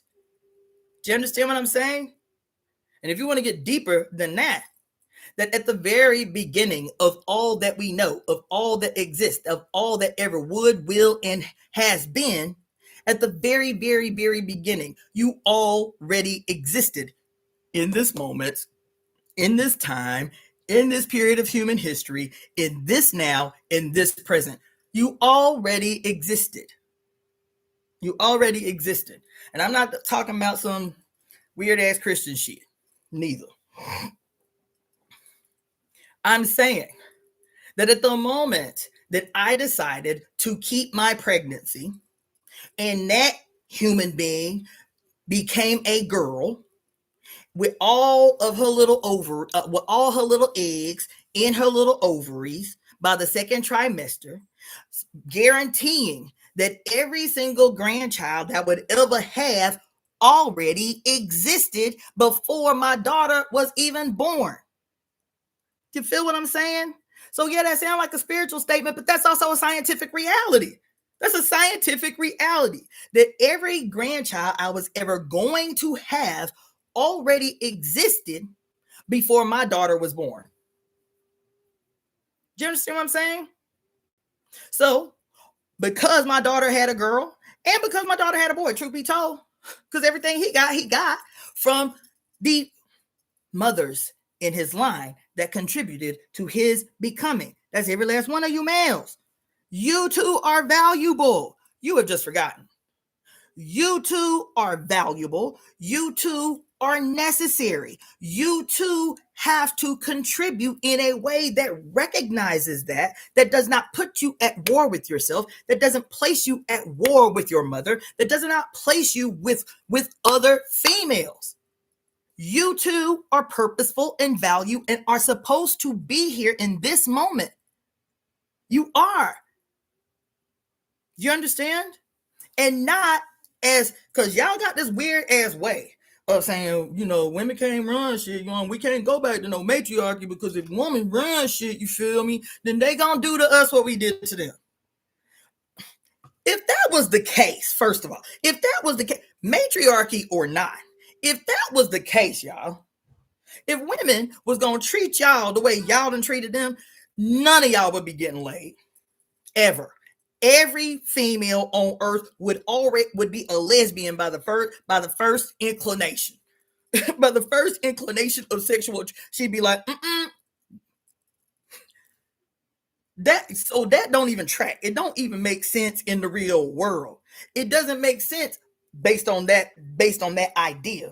It don't make sense that there are women still attracted to men no matter how fucked up they are. If that's your reasoning, that don't make sense. That don't track. You understand what I'm saying? There would be no women taking care of their male children because they like damn, I done had a boy and I know how this motherfucker gonna turn out. So that don't track. So don't nothing about that reasoning, this irrational fear of, quote, oh my God, what will happen if women take over? Don't none of that track. Because women still be your friends. You know what I'm saying? Women still go out with you. You know what I'm saying? Women still stay holding out hope for you. Still. So don't none of that irrational shit that your make-believe Father God done want you to believe, none of it makes sense. None of it makes sense. None of it makes sense. Well, I need, a submissive wife, you feel me? Because that's just how it's supposed to be. See, I'm supposed to be the head, you feel me? Don't none of that track. Don't none of that track, boo. It don't. Because in your mind, what it means to be the head is to dominate, subjugate, suppress, right? That's what it means. And so in your mind, if, quote, the woman was the head, then I'm a simp, I'm a punk, I'm a bitch. None of that. First of all, it tells me that none of you have read a book at all, ever. You can't have possibly ever read a book of any kind. It cannot be that you have ever read a book. You understand? But you definitely have not read anything about history. And so that don't track either. There's nothing in history that teaches us that. Not in ancient history. Modern history, while patriarchy reigns, women will act like patriarchs. So yeah, if you're looking at like Queen Elizabeth, if you're looking at like what was that other crazy queen name? Queen Bathory, or or any of them, then your reasoning may track. But they were patriarchs. They weren't matriarchs, bitch. They were patriarchs with vaginas. There's a difference. They were patriarchs with vaginas. And so I'm just telling you, everyone on this earth who is suffering right in this moment is suffering for one reason. That reason may look different ways and present itself in different ways throughout the world based on different cultures or geography or whatever, but there is one cause. There's one cause to our suffering. Yes, it's got tentacles. Yes, it has different faces and presentations, but there is a singular cause to what ails every single last one of us, and that is what we must focus our attention on, because we'll be running around here like chickens with our heads cut off, trying to figure out the one great thing, the one great mission, the one great cause that we can address that will that patriarchy has put us, even before our mother, patriarchy has put us at war with ourselves. That we are always at war with ourselves. Always. Every last one of us. We are always at war with ourselves. And the reason for that war with ourselves, more deeply, more insidiously, more connivingly, the reason that we are at war with ourselves is because we hate our mother. If you want me to be more specific, we hate our flesh. If you want me to be more specific, we hate this existence because we have been taught to hate this existence. And this existence, we always blame who? We don't ever blame our daddy. You say, Mama, why you even had me? Why am I even alive? Why did you even have me? Every declaration that we make is a declaration in opposition to our flesh. We demote our flesh. Our flesh is just a vehicle. We just ride around in until we get up out this motherfucker. We demote the significance of the flesh because we have been taught that our flesh is not God. Why have we been taught that our flesh is not God? Because the earth is for raping. The earth is for exploitation. That's what the Bible say. That's what the Bible say. The Bible say, I, God, have given you man dominion over your mother. That's what it should have said. I've given you dominion over your mother. Do with her what you will. And they was like, word? For real? Okay. You don't say your mother, you say the earth. And so for these 7,000 years, we've seen the earth is just a rock with a bunch of nice shit on it that is there for our taking, for our pleasure, for our taking, for our consumption. And we do not see our relationship with earth as one and the same. That whatever happens to the physical earth is happening to me.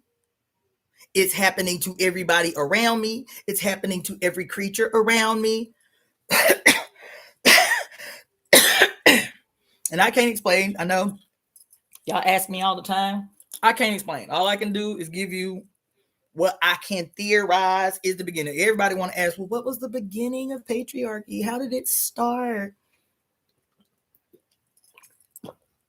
What is its origin? I can't tell you that. I cannot tell you what the singular event is that kicked off this project. I cannot tell you. All I can theorize, especially, I'm always trying to explain it in a way that's less, quote, woo-woo and esoteric and shit, and trying to explain it more like science. That's why I love to use, traditional Chinese theory to attempt, or all of the alternative systems of alternative medicine that have helped to reconcile things for me, not only scientifically, but politically and socially and all the rest. And so I keep coming back to this between homeopathy and Chinese medicine, traditional Chinese theory, about pathogenesis, about how all pathologies begin. Oh, fuck. Hold up.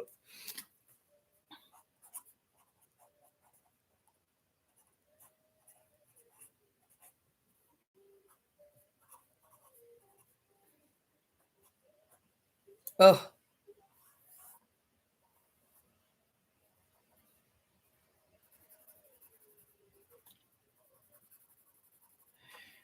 Um,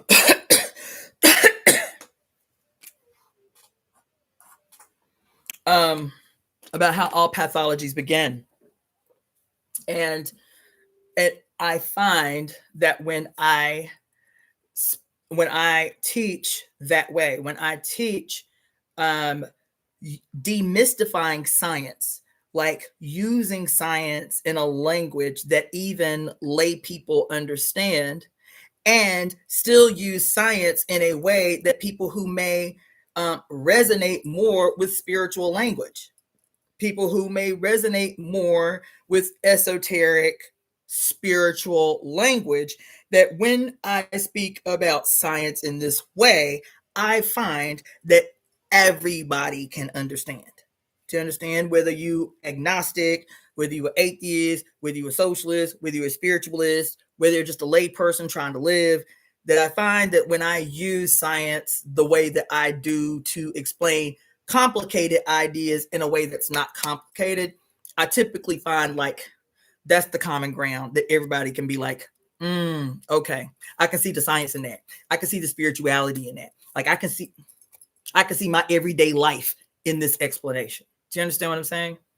And so when we talk about big, great, grand concepts like patriarchy, big, great, grand concepts like matriarchy, big, great, grand concepts like God or goddess or religious ideology or whatever, that shit can be a little bit overwhelming. It can be a little bit daunting. So I'm going to use those two things. I'm going to break this down. This is totally not what I was intending to talk to you about, but I think it will lead to that. I think it may lead to that. But in traditional Chinese medicine, I'll probably be pulling out some charts. In traditional Chinese medicine, when we talk about pathogenesis, so pathogenesis sounds exactly what it sounds like. Genesis is beginning, origin, right? And patho is anything that is like not, you know what? I'm not going to go that deep, but patho means I don't, somebody do me a favor in the search engine, type in what is the etymology of the prefix patho, patho. Somebody do that for me really quick. So pathogenesis basically means what is the cause and the beginning, what internal or external factor caused the beginning of what we are now seeing as a disease, as something that is not normal within the general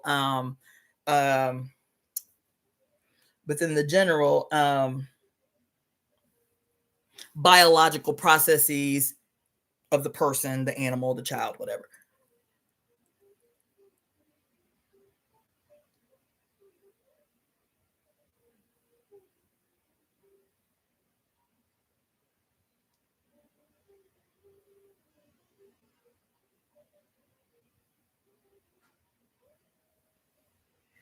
Okay, so I'm sitting here reading some of these comments. I haven't really been paying attention because y'all know how I am. I get distracted really easily, but I'm sitting here reading some of these comments.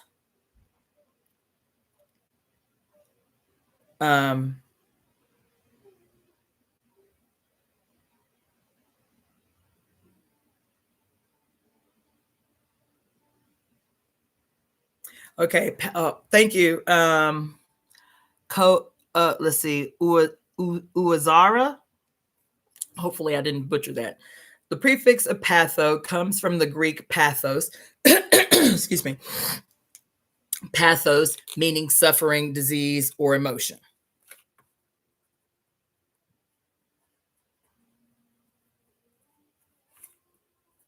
Thank you for the donation, Belle Noir.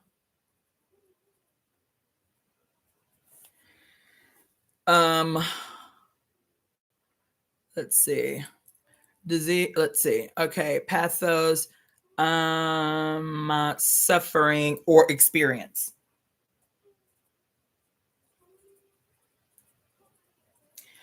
Mm-hmm. Mm-hmm. Mm-hmm. Mm-hmm. Okay.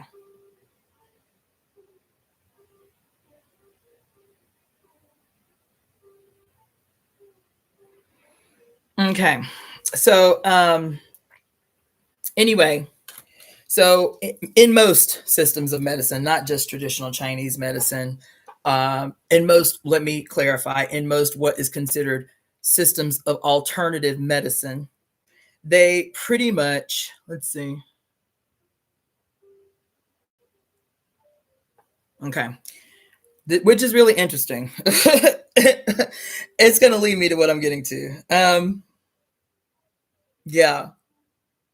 So while I'm talking, I've been meaning to do this anyway, but since y'all on a roll up in here in the comment section, do this anyway, and I'm gonna do it too. Let me pull out a couple of books. We gonna weave up in here tonight. We gonna weave up in here tonight. Okay. So do me a favor. Where is it? Here. And where's this one? It has been on my list of things to eventually get to anyway, and since we are already on this little trajectory here.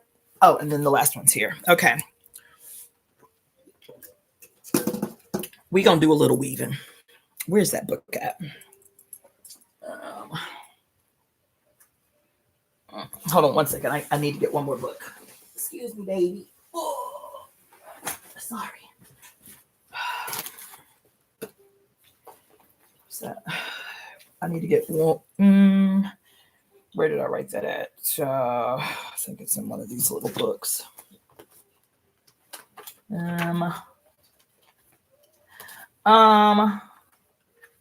So while we're on the etymology of the prefix patho, do another search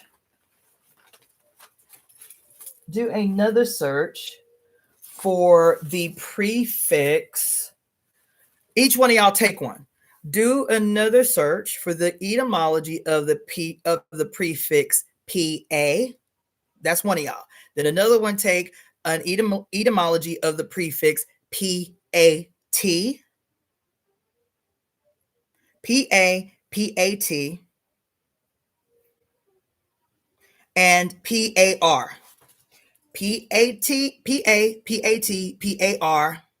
and you can even do PARA, and then we have patho.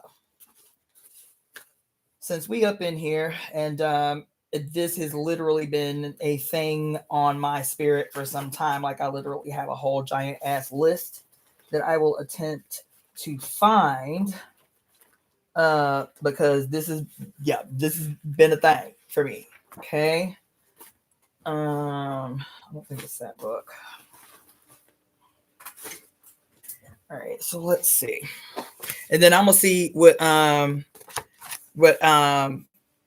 Barbara Moore and Mary Daly and Barbara Walker have to say, if anything, about these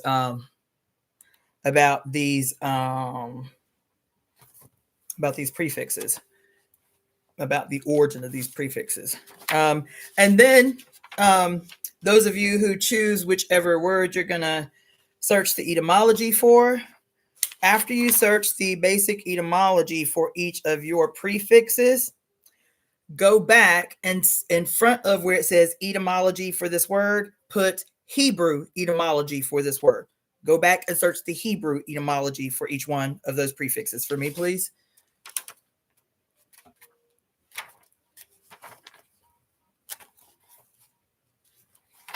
And then I will tell you the method for the madness. Because the etymology for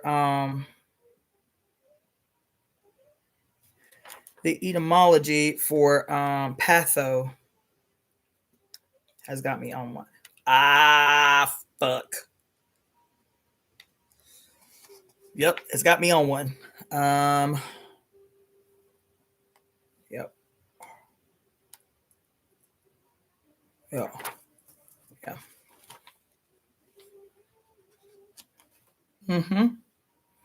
I wish I had enough space to like to prop a poster board.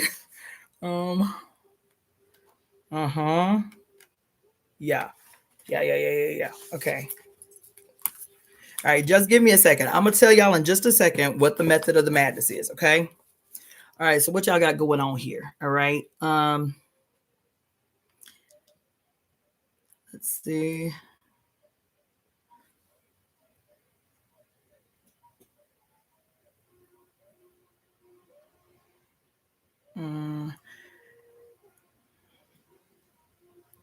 I wish there was a way. No, it's not that. Does anybody know on YouTube? Um, Participants? What's that? Oh no. Does anybody know if you just like if you decide like when I was doing this shit on StreamYard, like I could just put a link in the bar, you know what I'm saying, and let y'all like come up on the screen. Does anybody know if you can do that on YouTube while you're live? And if so, how? I don't see anything right away where you can like bring some.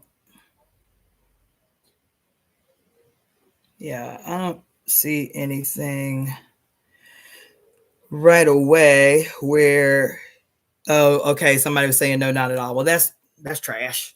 Okay, so next time I will try to do this shit through StreamYard again if it's not. I tried to use StreamYard earlier this week after a long time, and it was, you can go back, you can see how terrible that live was. It was like I was having to talk like a robot because it kept slowing. It was crazy. It was really crazy. So I'm assuming it's probably, I don't know. I probably have to get my laptop service because I haven't been able to figure out why I've been having all these interruptions. But I want to look in a couple more books and see if I can find where I had started going on this wormhole by myself. Oop. I might have it. Hold on.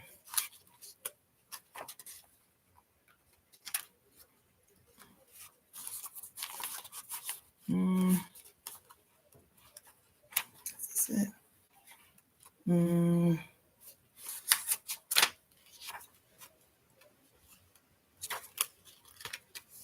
You know what? I think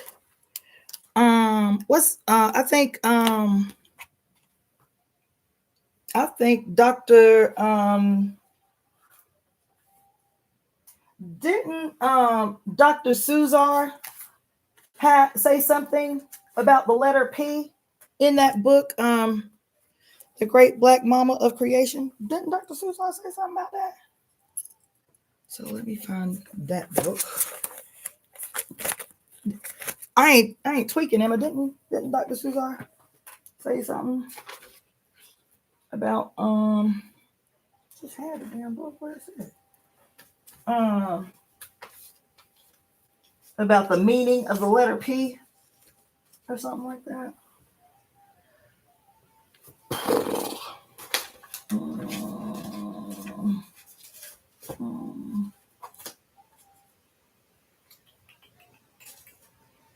I just had that book out yesterday. What did I do with it?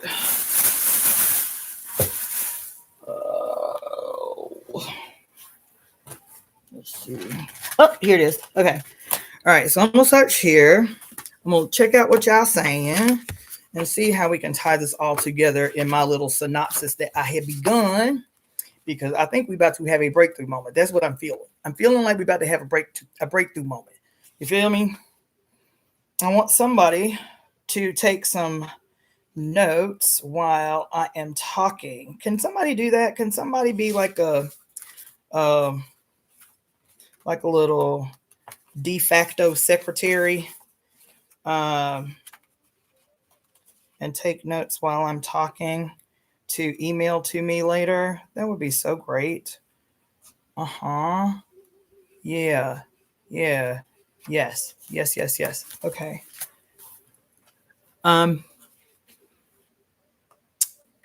Let's see what y'all saying back here. Man, y'all have typed a lot since pathology. Okay, hold on.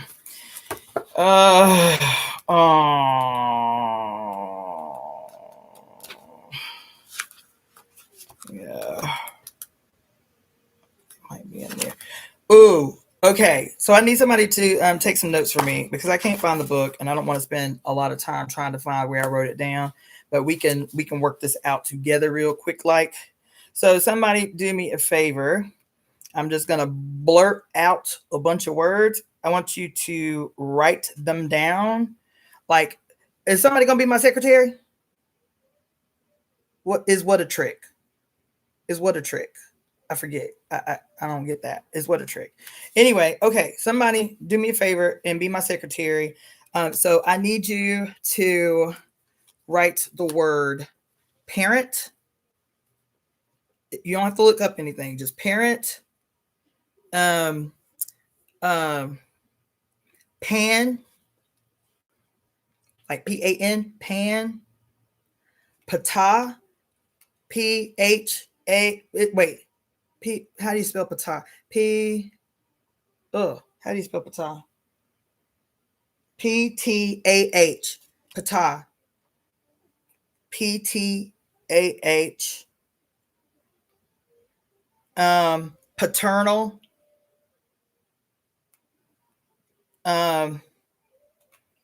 Patriarch.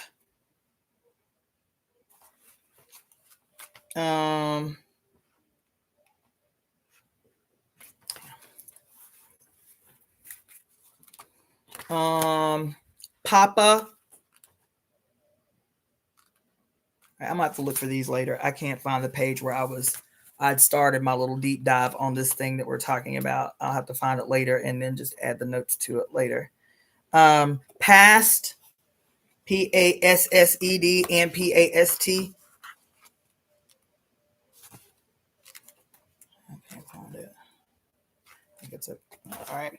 Okay. Yeah. So I'll just look for that later. All right. So let's see what Dr. Suzar has to say about it. We're only going to take a minute to do this. So just be in this walk with me. All right. So we got patho first. Let me write that down.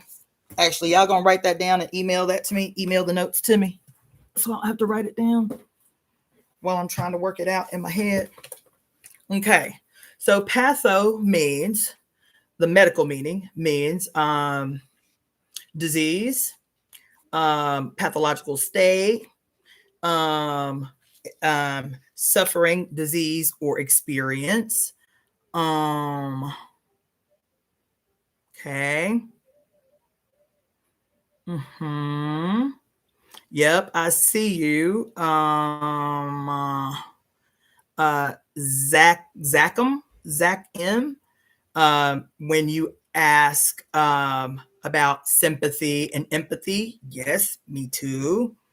Okay. All right. So let's see. Yolanda says P, A, and R in the word par have separate etymologies. P is from the Latin P, A from the Latin A, and R from the Latin R.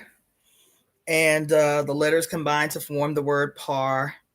Let's see, which originates from, I don't know if you meant to do that back to back, originates from Latin meaning equal or equality. Is that par?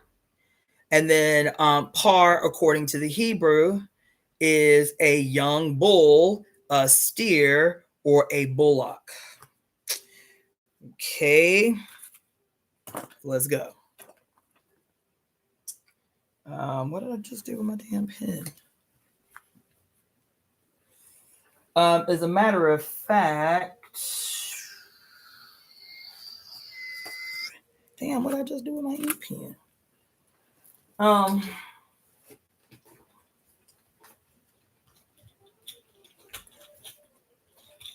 Yeah. As a matter of fact, I was watching this guy, something I want to start getting into more, who teaches he teaches Hebrew on YouTube. But the way he teaches Hebrew is he talks about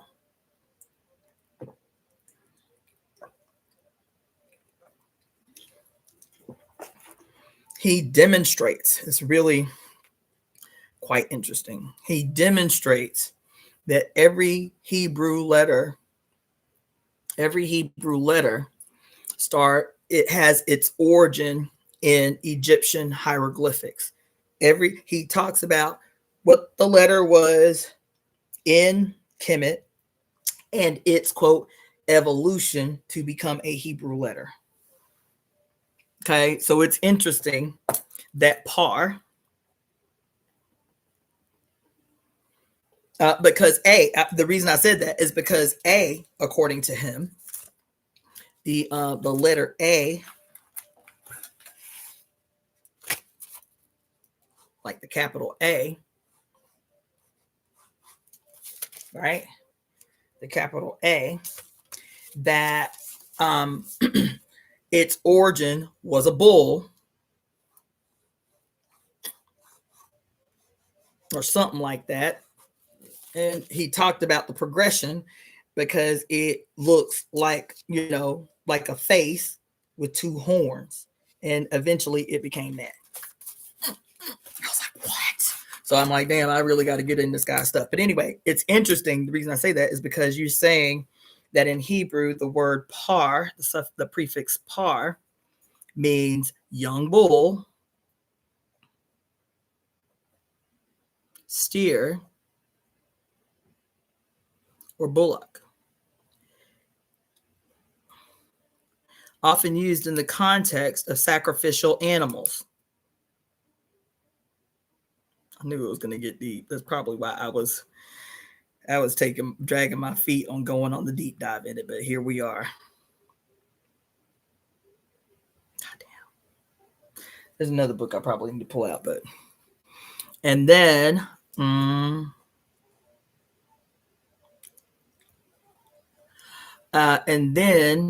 the feminine form is para, Parah, meaning cow or heifer. Damn. Okay, let's see what else y'all got.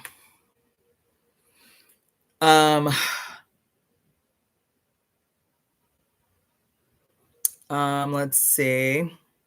Now wondering how that relates to pariah and parish. So, Zach, I see where you're going. That's why I like went off before talking about quote pathogenesis, is because this is a wormhole I have been wanting to go in. What I was looking for in my book is I literally have 2 pages of words with P-A, P-A-R, P-A-H, P-A-T, P-A-R-I, like all of the prefixes that start with P-A, pa, right?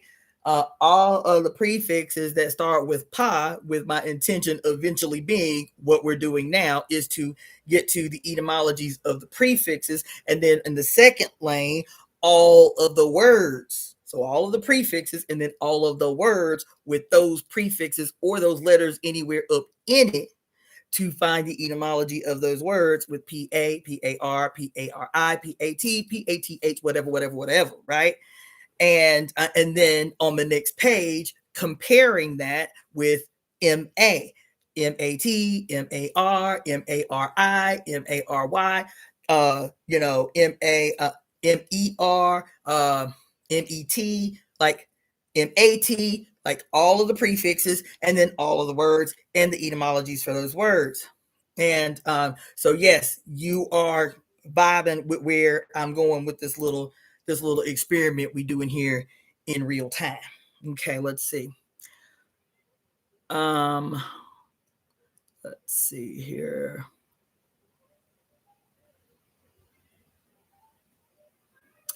So in stop, boy, this cat, these cats, y'all better get used to them not being around. I'm trying to get rid of them this week.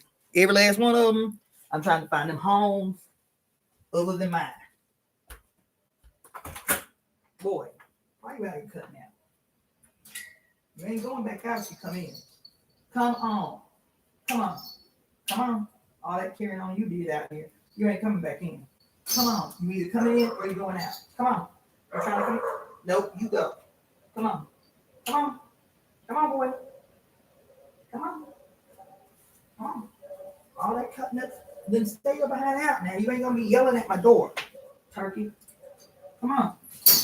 Come on. Ooh. Turkey. He out here yelling like he lost or something. He got all the dogs in the damn neighborhood cutting up. My loud ass cat. All right.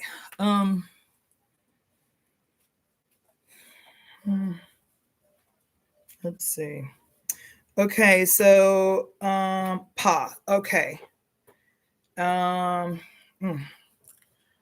Let's see. In Hebrew, pa is not a standalone prefix with consistent grammatical meaning, but it appears in several roots and names, most notably the verb pa'ah, meaning to cry out or to call.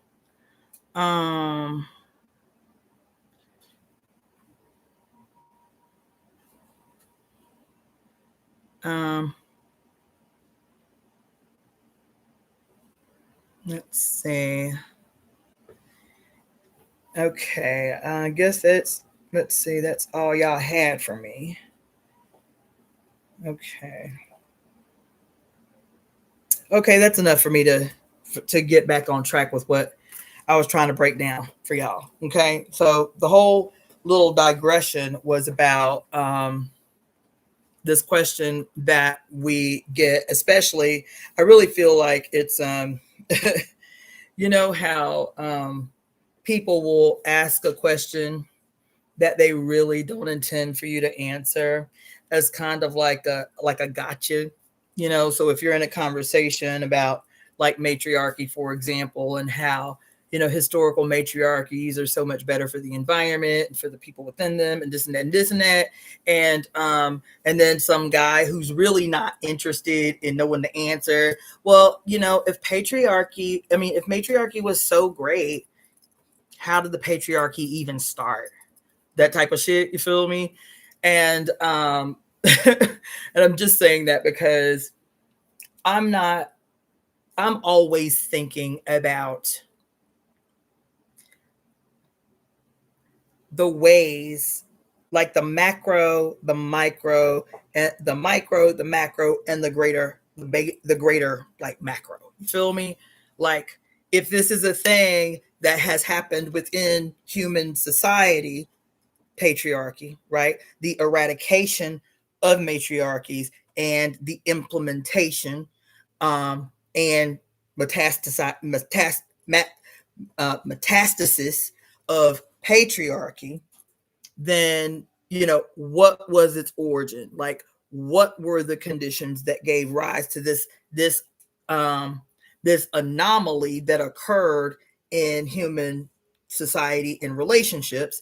And if it exists on that plane, is it can this be explained using an explanation of like how that appears on the micro? Like I'm always telling you about, you know, before you can palpate an actual tumor or detect an actual tumor, all tumors, all cancers begin as some kind of miscommunication, a breakdown in identity of a single cell that, for whatever reason that is still unclear to understand, for whatever reason, a previously functioning cell forgets how to conduct its natural processes.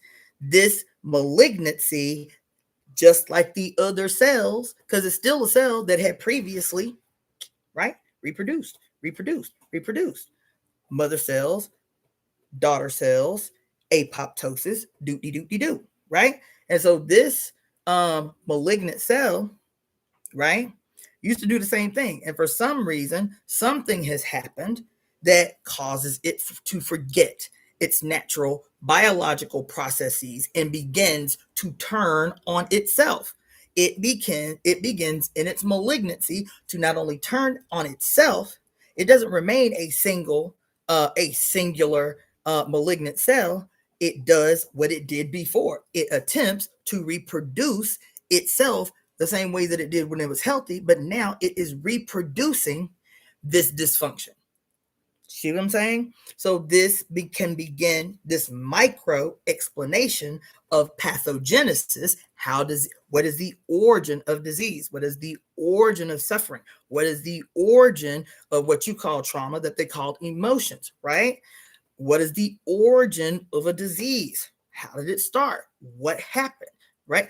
Can this on the macro be superimposed on relationships among living beings on the earth, human beings and their relationships with one another, human beings and their relationship with animals, do. And what does that, and if that's the case, what does this relationship, this pathology of the human condition, what does this look like in the greater cosmos? Is there a story in the constellations? Is there a mythology attempting to explain to us in these stories what happened in the past that can give us some insight on how not only these things begin, but what is the process of rectifying this thing? Do you understand what I'm saying? I hope that wasn't too heady. I can break that down if I need to. But anyway, the reason I got on that is because of what y'all told me. The specific etymology for the prefix patho is. And I still didn't get, I think some of y'all may, like most of y'all may have fell off, but I still didn't get someone to give me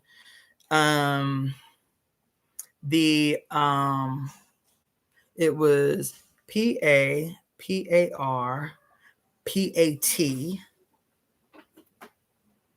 P-A-P-A-R-P-A-T. I think there was another one, or it might have been those three. I still haven't gotten somebody to send me the etymology for the prefix P-A-T.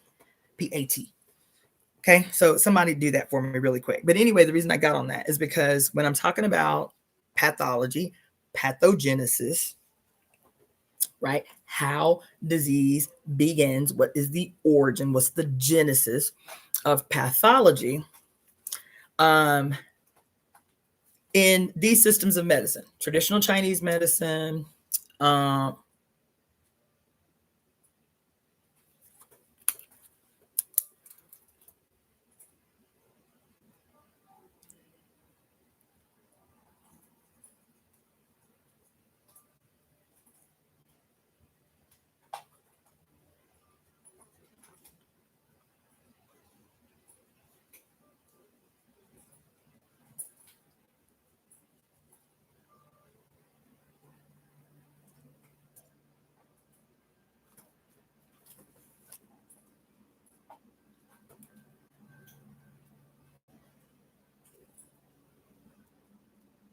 okay, right? So, all right. So Chinese medicine, especially yin yang theory. So yin yang theory has a lot more to say about pathogenesis than the other schools of thought. So yin yang theory, Chinese medicine, homeopathy in particular, and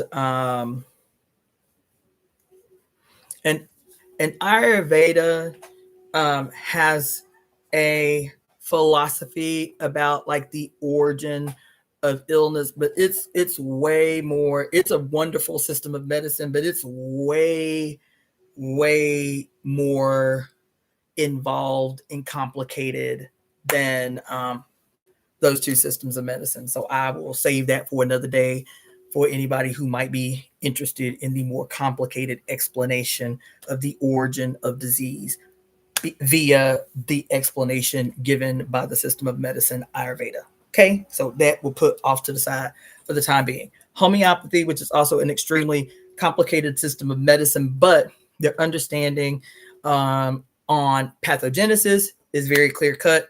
Traditional Chinese medicine, yin yang theory, very clear cut. Okay, let's see what you got here. So the prefix PAT is derived from the Latin word patricius, meaning nobleman. Interesting. Miss Chris and Yolanda, I think y'all are the only two who have contributed some etymologies to me. Let me just make sure I'm not lying. Hey, everybody that has contributed an etymology, can you please just send me a screenshot or copy and paste all this 411 into an email for me and email me all of this so I don't lose it or have to reproduce the work. Okay, so that's interesting. Nobleman or patrician. It is often associated with terms like fatherhood or nobility, and as seen in words like patron. It is associated with. Can you stop pulling up my damn carpet, man? It is associated with terms related to fatherhood or nobility, and as seen, patron or patriarch. Par, bull, young ox, to break or to bust forth. Okay. Now,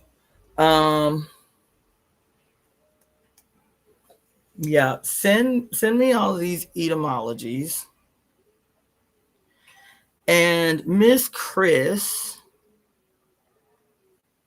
can you now take the prefix, the etymology for the prefix PAT, and add in front of etymology Hebrew etymology for the prefix PAT? Do that for me. Okay. All right, let's go.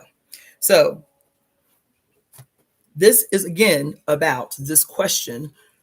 I'm not telling you I have an answer. What I am telling you is based on my understanding, based on my education, based on my reading of the Great Cosmic Mother, the reading of Pure Lust, the Wikidary, the what is it? The Webster's First New Intergalactic Wikidary of the English language, right? The Women's Encyclopedia of Missing Secrets and Symbols and Sacred Objects, bringing all of this shit together.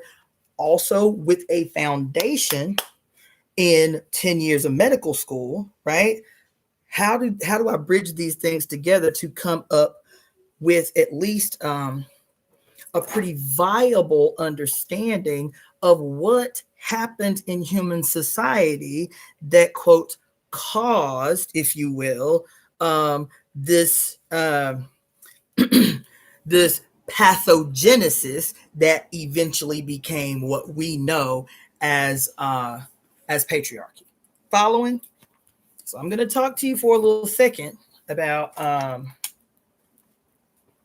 me find my eyes. I'll talk to you a little second about traditional Chinese medicine and homeopathy in particular, about their explanation and understanding of pathogenesis, not only the start of disease, but its process from, for example, with the tumor, from a single cell organism that for many, many years, while it's reproducing its malignancy, may be undetectable, right?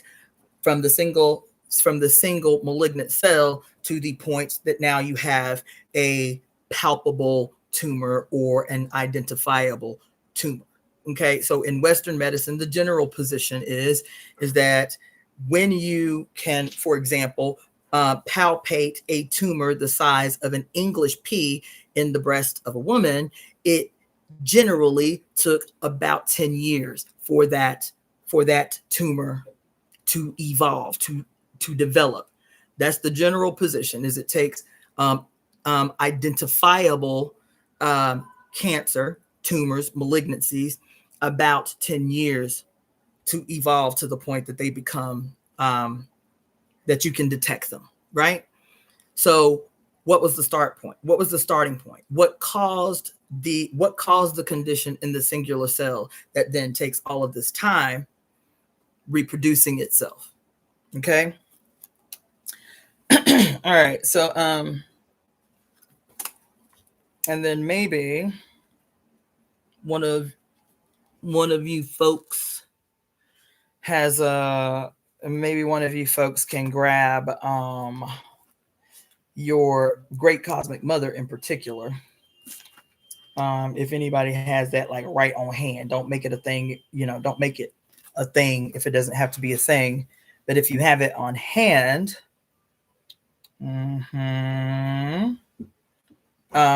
see if you can just kind of glaze through to see if you can find where she talks about the possible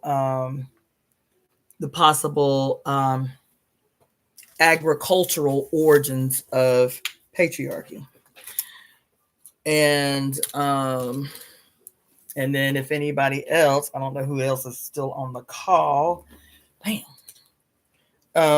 has the Webster's First New Wikidictionary of the English Language by Mary Daly, what she has to say about patriarchy or any of those things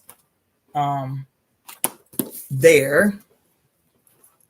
And then if anybody else is interested in participating, if you want to thumb through your Women's Encyclopedia of Myths and Secrets, where Barbara Walker has a lot to say about a myriad of positions and angles that we could approach on this. But let's just start with like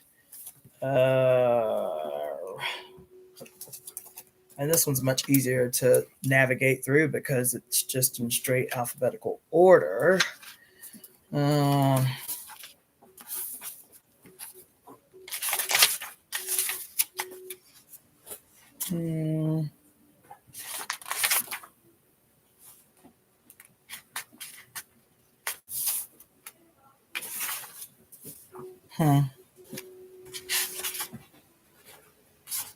Ooh, y'all are cutting up. God dang.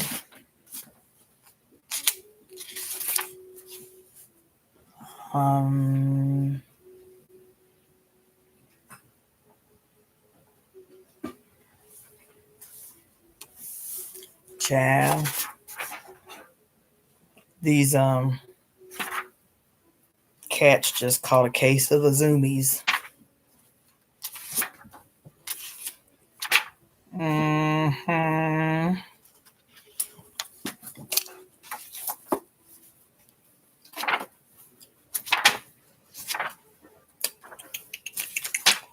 Ooh.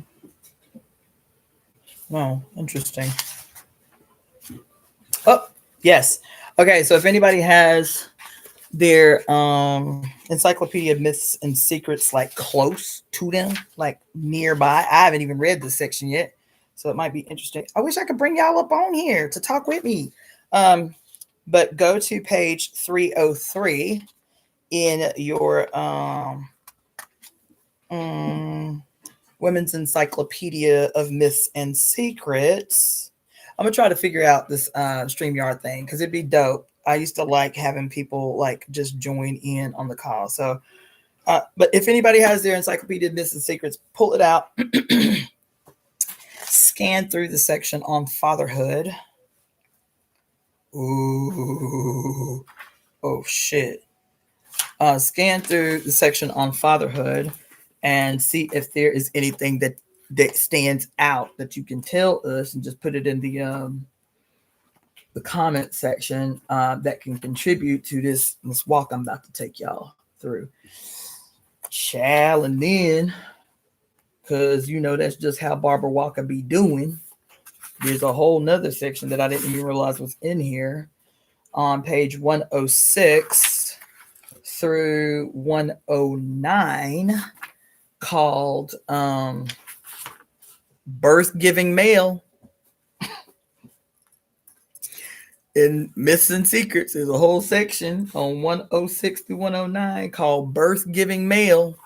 I have a sneaking suspicion it might have something to teach us tonight. So if somebody is so feeling inclined, if not, don't sweat it. I'll go through it later and bring it up on another day. But anyway, so let me get back to my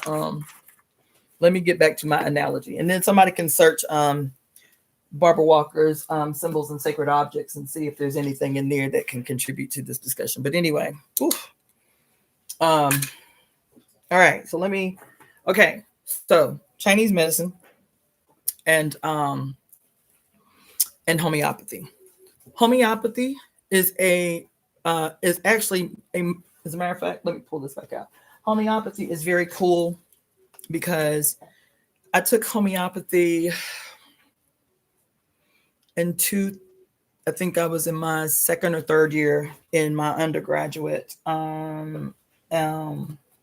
when I took homeopathy, and at the time that I was taking homeopathy, I was still, for lack of a better word, because I was a socialist, I was still a card-carrying socialist, which meant that we didn't call ourselves atheists. We called ourselves dialectical materialist, which essentially is atheist. Okay.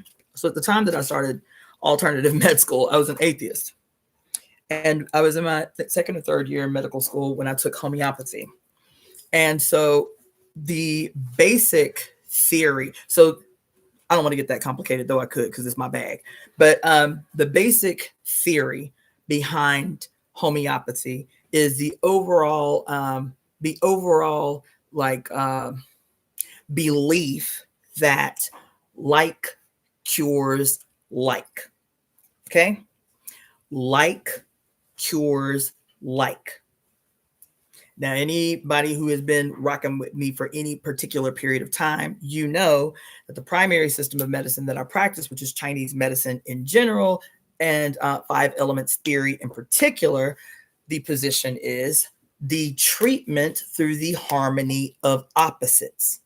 So in this system of medicine, you are using opposites to treat. Okay, so if the disease, if you will, if the ailment presents hot, fever, sore throat, red cheeks, rapid pulse, if it has hot symptoms, your sickness, then you are going to use cool or cold herbs and therapies to harmonize the extremes. Do you see? So it's treatment through the harmony of opposites. Homeopathy, its position is like cures like. Okay. The reason it's important to make that distinction is because Samuel Hahnemann, who is the founder, the creator, if you will, of homeopathy, the story was that he had taken an exhibition to South America, to like the jungles of South America, and had developed malaria. He had gotten violently ill, and the indigenous people had an herb that they used. I forget what the herb is. I guess I should pull out my medical books, but they way deep and stuff. But there was a particular herb, I can't remember the name of it to save my life, that the indigenous people treated him with that cured his malaria. And so he took samples of this plant back with him. I think he was from Germany. I want to say he was from Germany. Took the herbs back with him to Europe. Okay. And he started studying the herbs because he wanted to know what was it about the herb that made him well with a disease that could have potentially killed him. Okay. Now, I've told y'all this. Okay, I should reel this back because once I get into the medicine shit, I really like to go in, but I'm not going to. In general, his position was like cures like. All right. His position on how disease starts, it was the overall position of homeopathy is like cures like, and also all disease is caused by something called a miasma. That's what I wanted to get to, because I could have gone off on something else just because I love teaching this shit. I love talking about this shit because it's so awesome. But we'll just stick with that.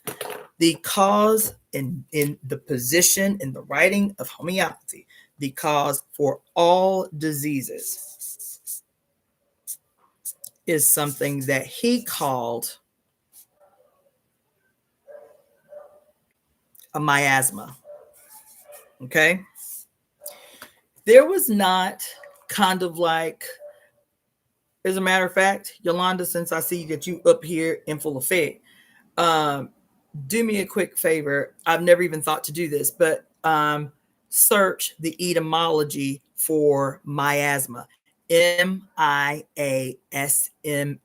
M-I-A-S-M-A. Search the etymology for either miasma, M-I-A-S-M-A, or miasm, M-I-A-S-M. Do that for me real quick, okay? Because it never even occurred to me that I've never even searched the etymology for this. But anyway, so, and it wasn't offered in learning about the system of medicine, that the miasm, the way they explained it in medical school, was that a miasm was what they called a spiritual origin,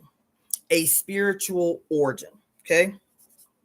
That the cause of all disease, no matter what it is, has a spiritual origin. If this spiritual origin, whatever the spiritual cause is not addressed when it occurs, then their position is that spiritual cause, whatever it is, that spiritual cause will continue to grow. And the way it was explained to me, it's like thinking about an onion, okay? That there, so say like there's a core in the onion. That's the spiritual seed. That's the spiritual cause. If that spiritual cause is not addressed, then the pathology is cumulative. The pathology is cumulative. And what I mean by that is, if this seed issue is not recognized, diagnosed, observed, treated, and resolved, then it remains. Even if the symptoms no longer remain, even if it's undetectable, whatever, it remains. And then you'll have another something that causes some disharmony. That becomes another layer. Then you'll have another something that causes some kind of frustration, disharmony, whatever. That becomes another layer. That disease, no matter what it is always cumulative, meaning every time you have some type of issue, situation, trauma, whatever, a fall, it doesn't matter, whatever, that if you do not immediately recognize, address, and resolve that trauma, even if you don't feel it for another 20 years, it remains. It remains. That's what I mean when I say that all disease-causing agents are cumulative until they are recognized, addressed, and resolved through treatment and intervention. Okay? So that's the position, is that disease is cumulative, but that the core of all disease is spiritual. What they call this spiritual cause is a miasma. Let's see what the etymology says. Okay, so it says miasma, meaning a stain or pollution. It is derived from the verb myenian, meaning to pollute or to corrupt. Fascinating. To pollute or to corrupt. First used in English in the 1600s, its original meaning referred to a noxious, disease-causing vapor from rotting matter, and it later developed a more figurative sense, referring to any oppressive or, and then it stopped. Any oppressive or, and then it stopped.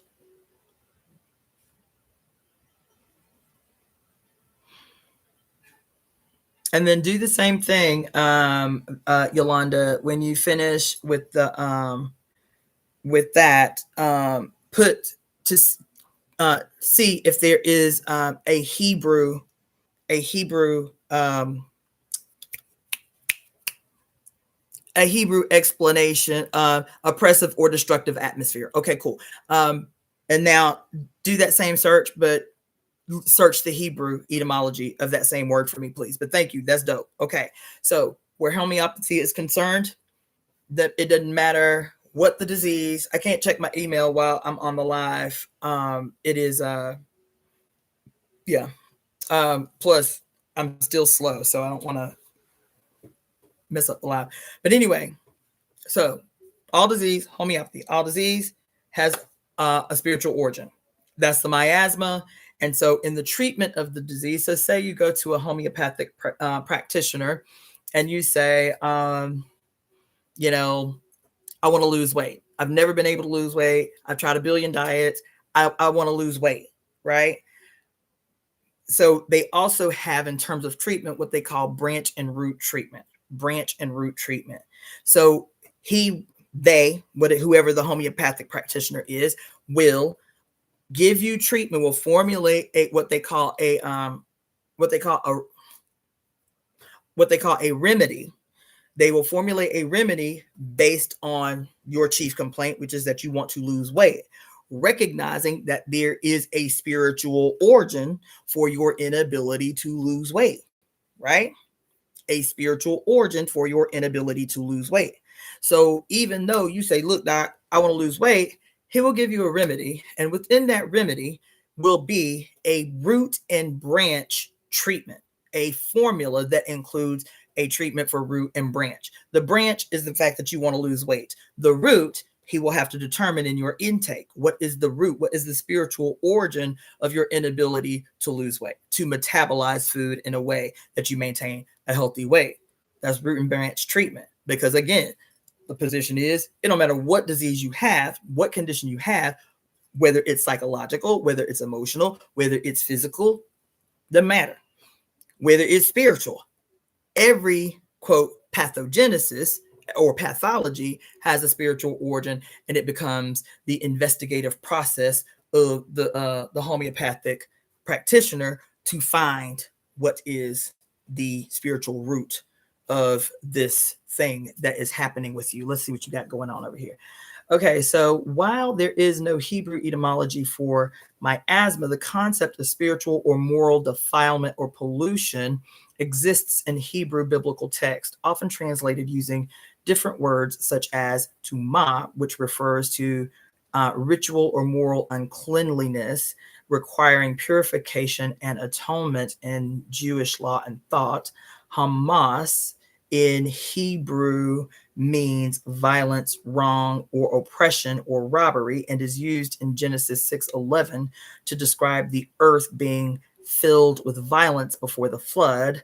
Masa, which means burden, load, or oracle, and sometimes carries the sense of a heavy divine message or judgment, as in Isaiah 13:1, the oracle concerning Babylon. Oh my fucking God.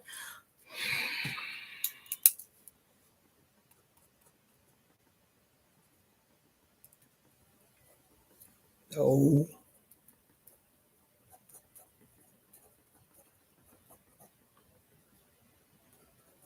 Oh. Mm. Oh.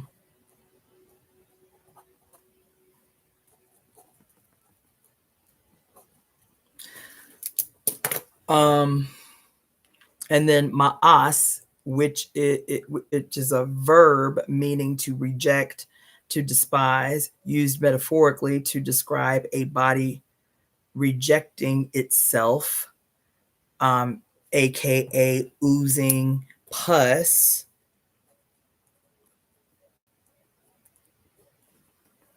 And then these Hebrew terms describe concepts of physical or spiritual impurity or weight, but are not etymologically related to the Greek-derived word miasma. Thank you so much. Thank you for that. That was actually really quite great. Yes. And really quite timely, considering that it doesn't look like I'm gonna get to.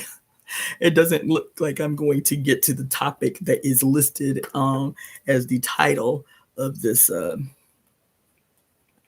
live. And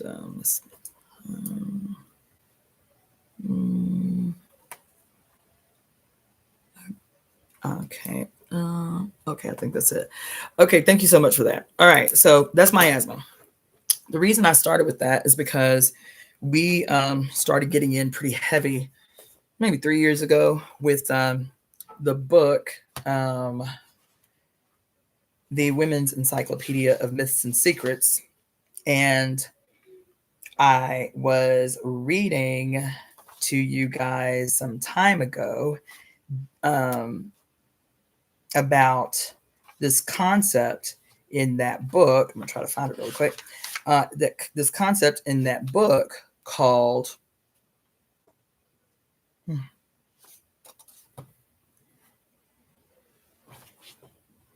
homeopathy, it's miasm. In this book, The Women's Encyclopedia of Myths and Secrets, it is miasma. It's a miasm in homeopathy, and it is miasma in the Women's Encyclopedia of Myths and Secrets. And the reason that I brought this up is because my understanding as a student of homeopathy was that they didn't go that deep. It's just some type of spiritual disharmony that eventually causes pathology, right? Then 15 years later, we're reading in the Women's Encyclopedia of Myths and Secrets about a concept called the Mother's Curse.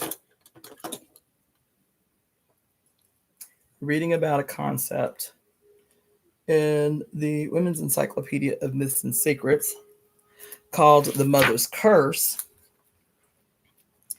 And I ended up having a whole ass moment in here because I'd never heard the word miasm anywhere else ever. Not before and not since, until I got this book, the Women's Encyclopedia of Myths and Secrets, under what she calls the Mother's Curse.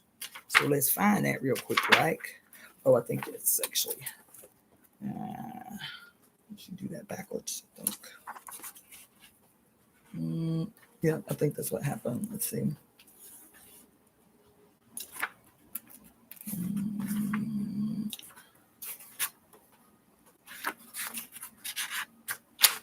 All right. So, under Mother's Curse, on page 198 of the Women's Encyclopedia of Myths and Secrets,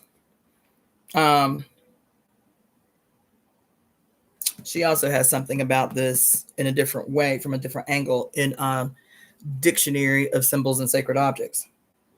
But in the Mother's Curse on page 198 in Myths and Secrets, she says, where is it at? Because I'm not going to read the whole thing to you. Let's see.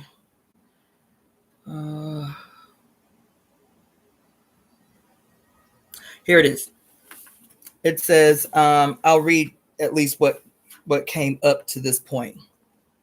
Homer tells the story of Meleager, cursed by his mother for murdering her brothers.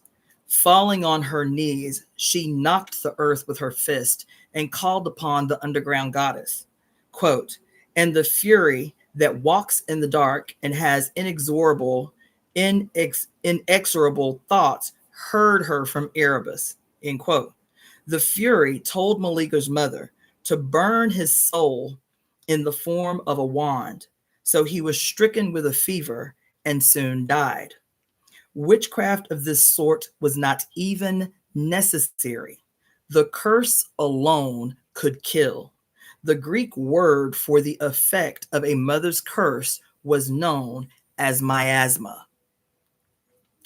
So, Yolanda, you search the etymology, and they say that the etymology, what does it say here? Where does it say that at? That it is, dang, where did it say that at? Mm,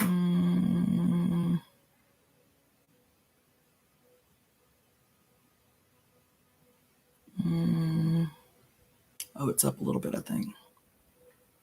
Yeah, it says that it's first used in English. Okay, used in English in the 1600s. Okay, all right, because the word is way older than that. All right, okay, yeah, it says up here. Yes, comes from the ancient Greek word miasma. There you go. Okay, so it says here that the word for the effect of a mother's curse was miasma, a kind of spiritual pollution bringing slow but sure destruction. Miasma could pursue members of a clan for many generations. The tragic family history of Orestes or Orestes might be traced to a curse laid by the goddess Artemis herself on his ancestor Atreus, who dared to withhold the golden fleece of the sacrificial lamb she had sent, using it to confirm his right to rule. God's, let's see. And so then it goes on further down to say that the terrible vehicle, listen, y'all, the terrible vehicle of the feminine curse was the menstrual blood, still called the curse to this day. To quote, damn, D-A-M-N, to damn has been linked to the Hebrew word dam, D-A-M, which means blood, specifically the mother blood, the fluid of the womb, anciently thought to create one's very soul and destroy it. Dam, D-A-M, was also synonymous with, quote, mother. Madame, my madame, like madam, means my mother. Elder women past menopause were thought to be the most efficient cursors on the ancient theory that their wise blood was retained in their bodies, giving them numinous power to make their words come true. This was why medieval Europe believed any destructive charm having menstrual blood as one of its ingredients must be irresistible, and why elder women were viewed as the prototypical witches, their words or even their glances heavy with dread. In ancient Asiatic belief, a mother's curse meant certain death. Let me tell you, a mother's curse meant certain death. All death, I'm having a moment. All death, all death was brought, all death was,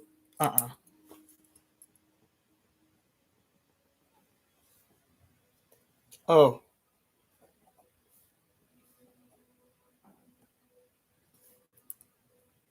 god damn.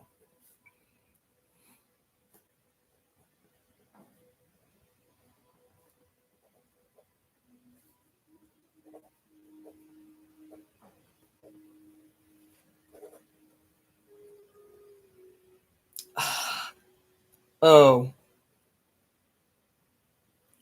listen, y'all. In Asiatic belief, a mother's curse meant certain death. All death was brought about by the goddesses. God damn, y'all. It said all death was brought about by the goddess's words of destruction, as all birth was brought about by her word of creation. Oh, by virtue of motherhood, any woman could tap the verbal power of the goddess.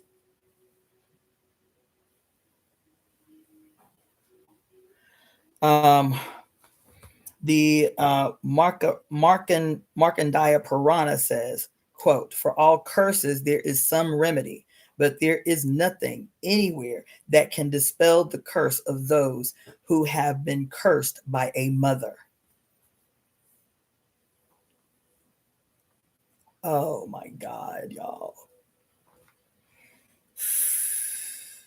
Similarly, the biblical Hannah rejoiced when she became a mother, saying, "My mouth is enlarged over my enemies." Okay, y'all.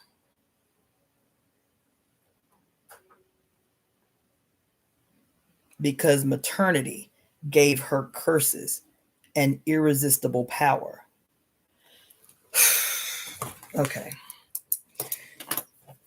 I'm going to keep talking about what I'm going to talk about, but I got to tell y'all something.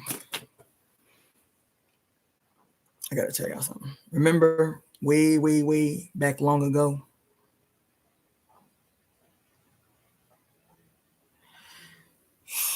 when I was telling y'all I had been contemplating with other sisters about what that could possibly mean, that the EIME, oh my God, that the EIME, that in Ifa tradition, the EIME, IJ, controlled Oyimbo. Remember me saying that long ago in this live here? And I was like, that don't make no sense. I'm trying to reconcile it in my head what that means. And then we read this on something else, and I am having a moment because, you know, this can explain what this can explain it. It says that all death, the ancient belief was that all death was brought about. God damn it. All death was brought about by the goddess's word of destruction, as well as all birth is brought about by her word of creation. By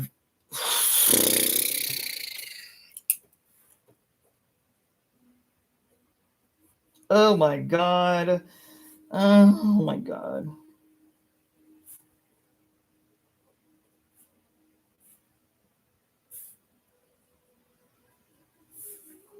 Mm.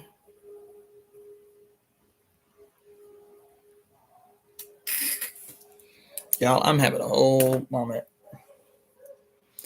That by virtue of motherhood, any woman could tap the verbal power of the goddess. The Markandeya Purana says, oh my God.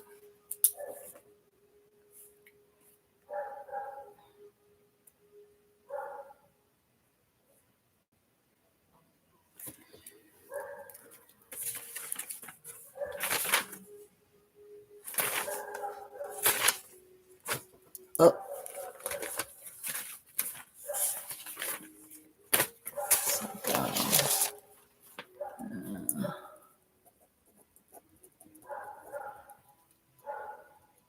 Um,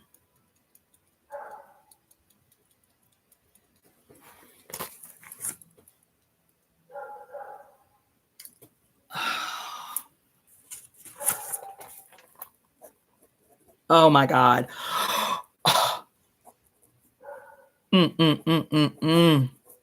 Oh my God.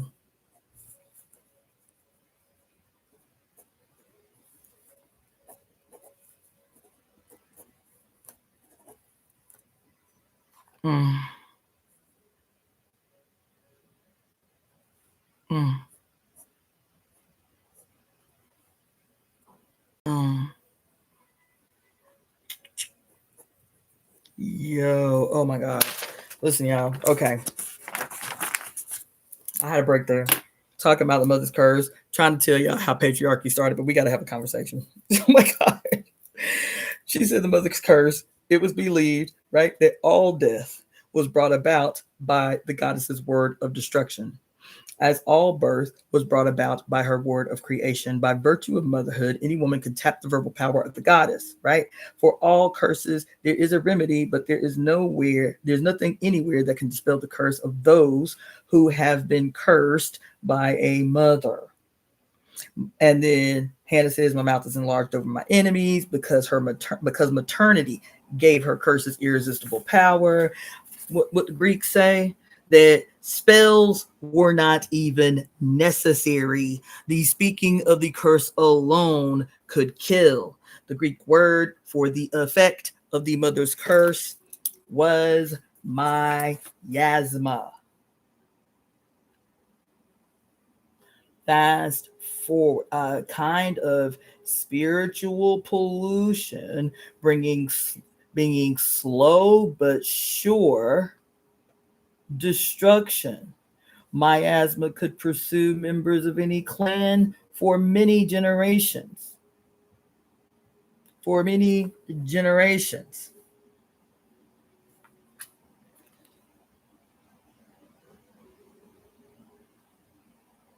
Mm-hmm.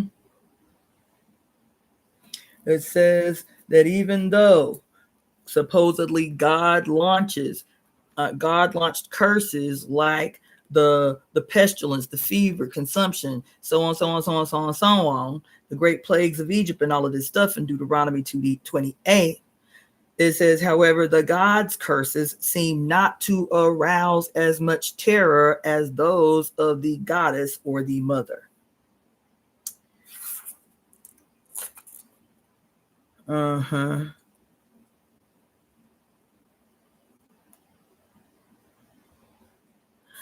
Then it goes on to say that Eastern sages believed the feminine power of the curse must be allayed, not or allayed, not so much by opposing it.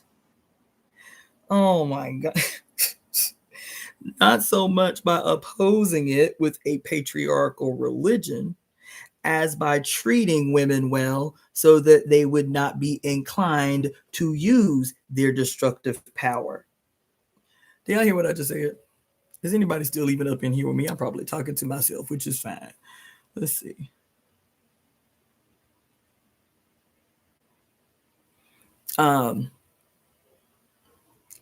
Hopefully I heard what I said. I'm gonna just teach like let's see. As far as I know, English is the only language that changes the word so bad for female. All other languages I've tried to call for women something. It said that the Eastern sages, contrary to the method of the Christian, like St. Augustine is mentioned here, the Eastern sages said the way that we can make sure that we do not die from the mother's curse is to treat. It says here, Eastern sages believe that the feminine power of the curse must be allayed, not so much by opposing it with patriarchal religions as by treating women well so that they would not be inclined to use their destructive power. Oh, well, that makes sense, don't it? That makes sense, don't it? Says the laws of Manu says women must be honored and adorned by their fathers, brothers, husbands, and brothers-in-laws who desire their own welfare. Y'all hear what I just said? She says that according to the laws of Manu, that if a man desires his own welfare, he will honor and adorn the women in his proximity. That women must be honored and adorned by their fathers, brothers, husbands, brothers-in-laws, and brothers-in-laws. Where women are honored, the gods are pleased. But where they are not honored, no sacred rite yields rewards. Where the son of a bitch. Oh my God.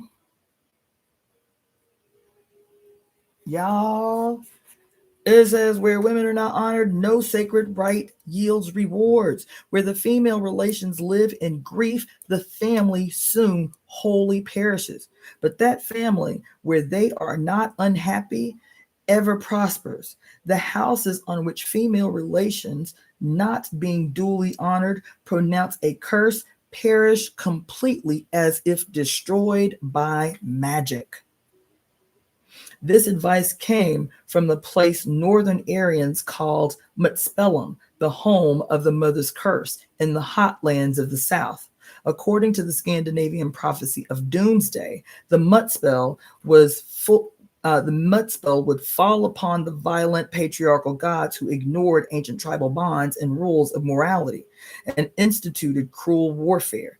The result of the mother's curse would be the death of all gods, the god of Dumarang, or the going into the shadow. Thus, it seemed the mother's word of destruction meant the end of the world. Christ, son of a bitch.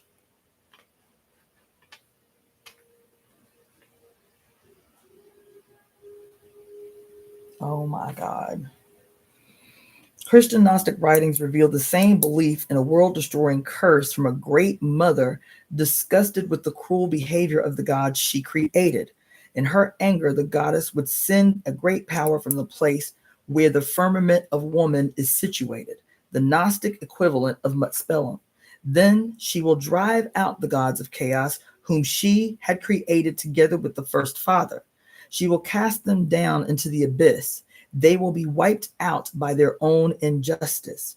Myths in general suggest that a mother's curse was the necessary instrument of destruction for any god, even a savior's son, most of whom were solemnly cursed before immolation.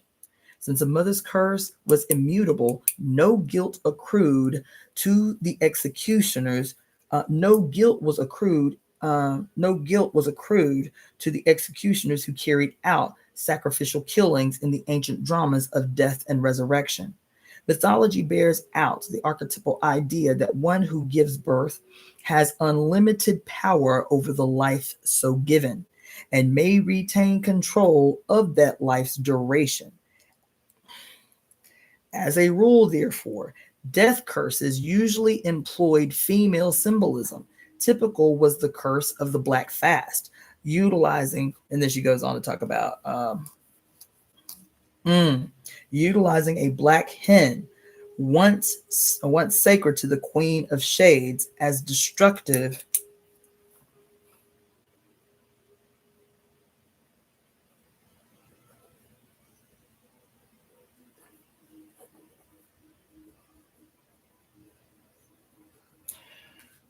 The Queen of Shades as destructive twin of the mother of the world egg. So the Queen of Shades was the destructive twin of the mother of the world egg. The curse was accomplished by the operator and the black hen fasting together every Friday for 9 weeks, the goddess's day and number. After this, an accursed one was sure to die.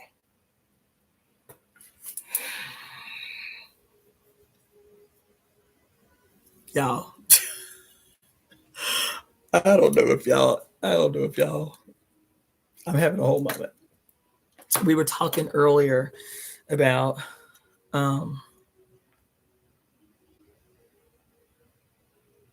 they were talking earlier about this this quandary that we were, me and my sister friends who are priests in the Ifa tradition, trying to understand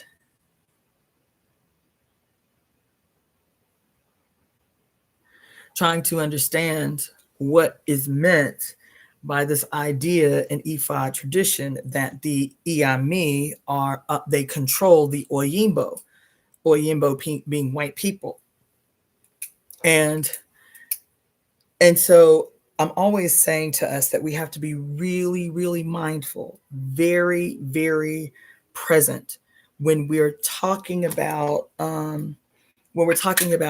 these concepts, when we're talking about the god, the goddess, when we're talking about like the names of different goddesses like Kali and Oya and this and that and this and that, and when we're talking about even traditional mythology from different cultures, right? When we talk about Kali with her foot on the chest of Shiva, and when we talk about Kali like springing from the forehead of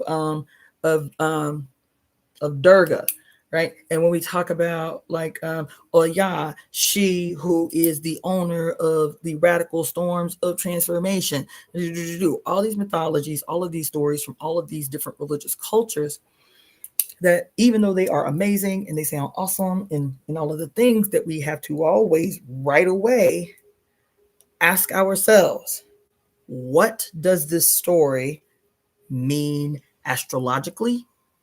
What does this story mean politically? What does this story mean internally? What does this story mean socially? Okay? Particularly, what does the story mean socially? This story through these different cultures saying the same thing. All of these different cultures that she was talking about in this one little section called The Mother's Curse. How? So, what does this story mean astrologically? First of all, the mother's curse, right? According to who? Asiatic culture, all death.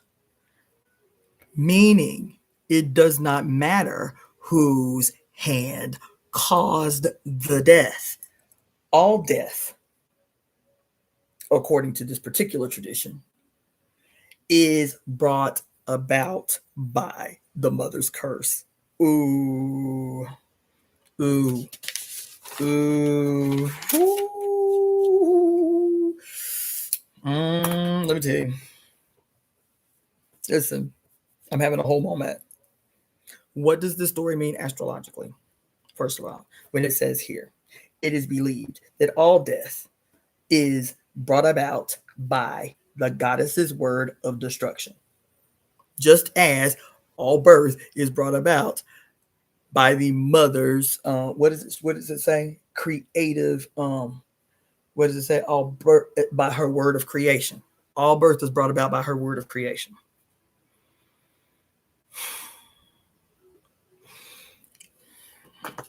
I gotta write this shit down.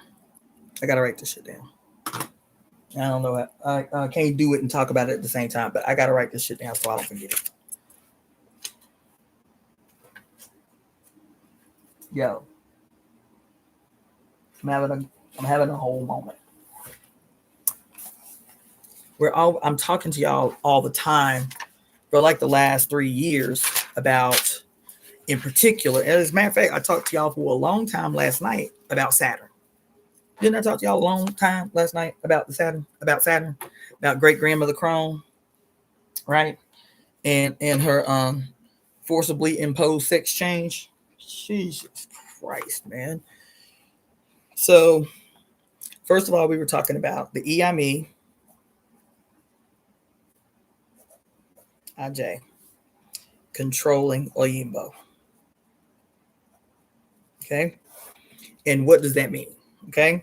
Then I was about to talk to y'all about the origins of patriarchy, right? Using metaphor of yin yang theory and homeopathy. But I was saying with homeopathy, he says in the theory that all disease is caused by the miasm. He don't never say that he stole the shit from ancient Greece in reference to the what did it say? The immutable power of a woman speaking, right? But I digress. He says in his writings that the miasm is a spiritual pollution that is the cause of all disease. And he leaves it at that. Okay? Then we get into the mother's curse, which then says that all death, all death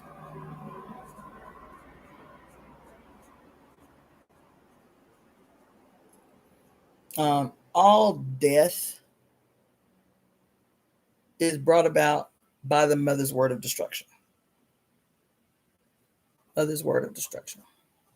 Oh my God. Shit.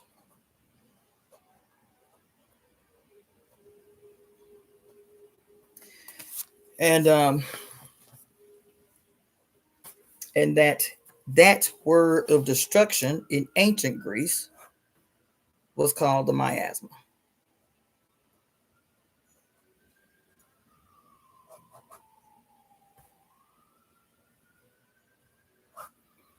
And when I first talked to y'all about this, I told y'all that according to this book, Miasma,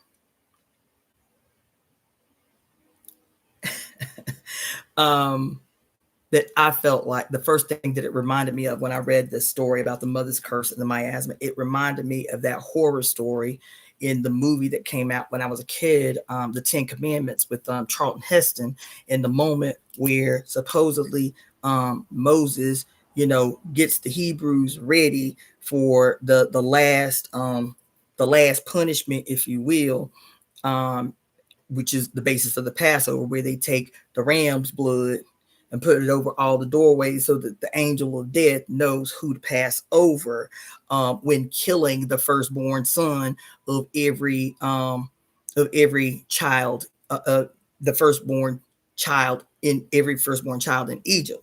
And how in this cartoonish depiction in the Ten Commandments, which scared the shit out of me as a kid, because of course we were reading this shit literally. A hole opens up in the sky that looks like an upside down tornado, and out of it came this fiery kind of mist that just in an instant swept through all of Egypt, and then all of a sudden all you hear is women screaming because they babies done died, right? And I was like, and I was saying for some time, like, can we women do this shit in like reverse? Like, can we like cast a miasm of healing through the planet that sweeps through just as rapidly as this angel of death? But we got to go back and read the story, because if we read in the book just like we did last night, with the understanding given to us by Mama Zobe that the book was stolen and then flipped upside down, turned inside out, and wherever she was present, he was superimposed on that presence. Was this, like, what is this story of, quote, the angel of death killing the firstborn of all the Egyptians? Like, is it tied to this? You feel me? And I would say that I'm going to try to simplify this, because all of this, the Iami relationship to Oyimbo, the miasm of homeopathy as the cause of all disease, the mother's curse, the miasma, the destructive word, the word of destruction by the mother, has a relationship to the planet Saturn.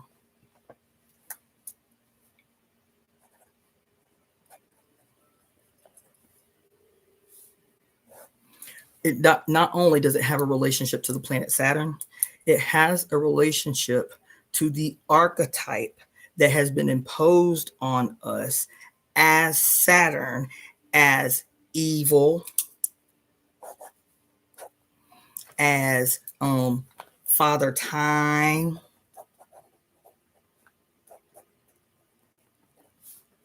as the Grim Reaper holding the hooked blade,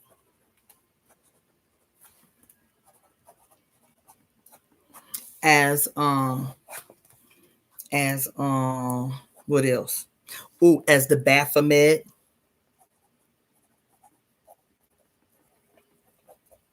right? What else? As the well, I can say as the goat too, as the goat, as evil. The goat, the Baphomet. What else? As the devil or Satan, right? And as 666. Okay.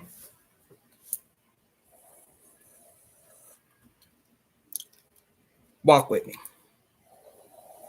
I think there might be something else I'm missing with this Saturn.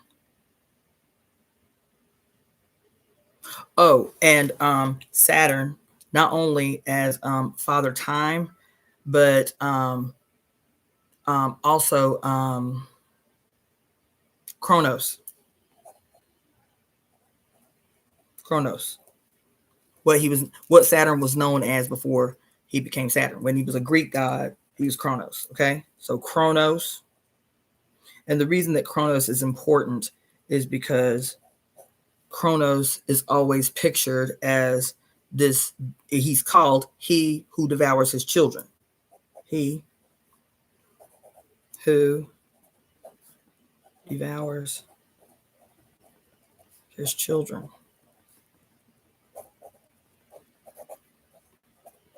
But in the famous painting by Francisco Goya, who was petitioned by the Pope at the time to paint this horror story of Saturn as lion-headed. It's the only time we've ever seen Saturn as depicted as lion-headed, which is purposeful and meaningful. Saturn, the lion-headed, with what appears to be the dangling, headless,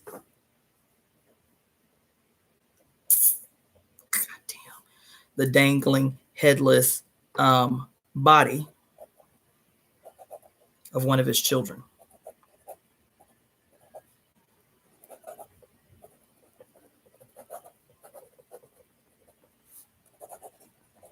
Okay. So we see Saturn, because Saturn is in the story all the way. So we see Saturn as Father Time, the Grim Reaper, right? What are we told about Saturn, aka Capricorn? That it's about rigid institutions, particularly like religious institutions, economic institutions, and political institutions, right? And that they're rigid and they're long-standing, and how Father Time is really laborious, and he wants you to be rigid and strict and disciplined, and he's always on you about time.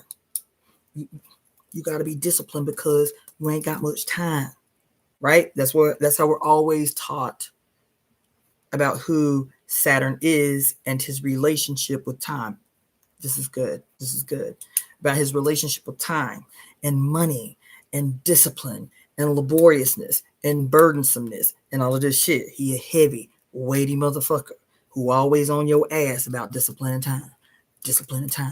And if you waste your time, because you never know when the Grim Reaper, as the Grim Reaper, is coming to collect. So he all black and he got a little hook blade, and he gonna come and get you. In this relationship that we always see or have been taught about our relationship to Saturn, Father Time, Grim Reaper, Baphomet, Goat, Devil, Satan, 666, Chronos, the whole line. But according to this, walk with me. When Ifa tradition says that the Iami Aj control Oyimbo, okay, and that I'll have to find the Odu that talks about it. I'll have to see if somebody can find the Odu that talks about it specifically. But the Odu, if I'm not terribly paraphrasing, says that Iami Aj will use Oyimbo to punish, right? Now, Oyimbo, like I said a couple of hours ago, is what the Yoruba people call white folks, okay? So how in a Black tradition, in an African tradition, is there this concept where the punishing aspect of the mothers, because there's the Iami, and then there's the Iami Aj, just like this right here says, right? What did it say? Where did it say that? It said, you have the mother of the cosmic egg as her creative self, and then you have her destructive self as the what? The mother of shadows, or the queen of shadows as her destructive self, and which is the twin, the opposing twin of the mother of the world egg. Yo, I'm having a whole moment. What does that mean?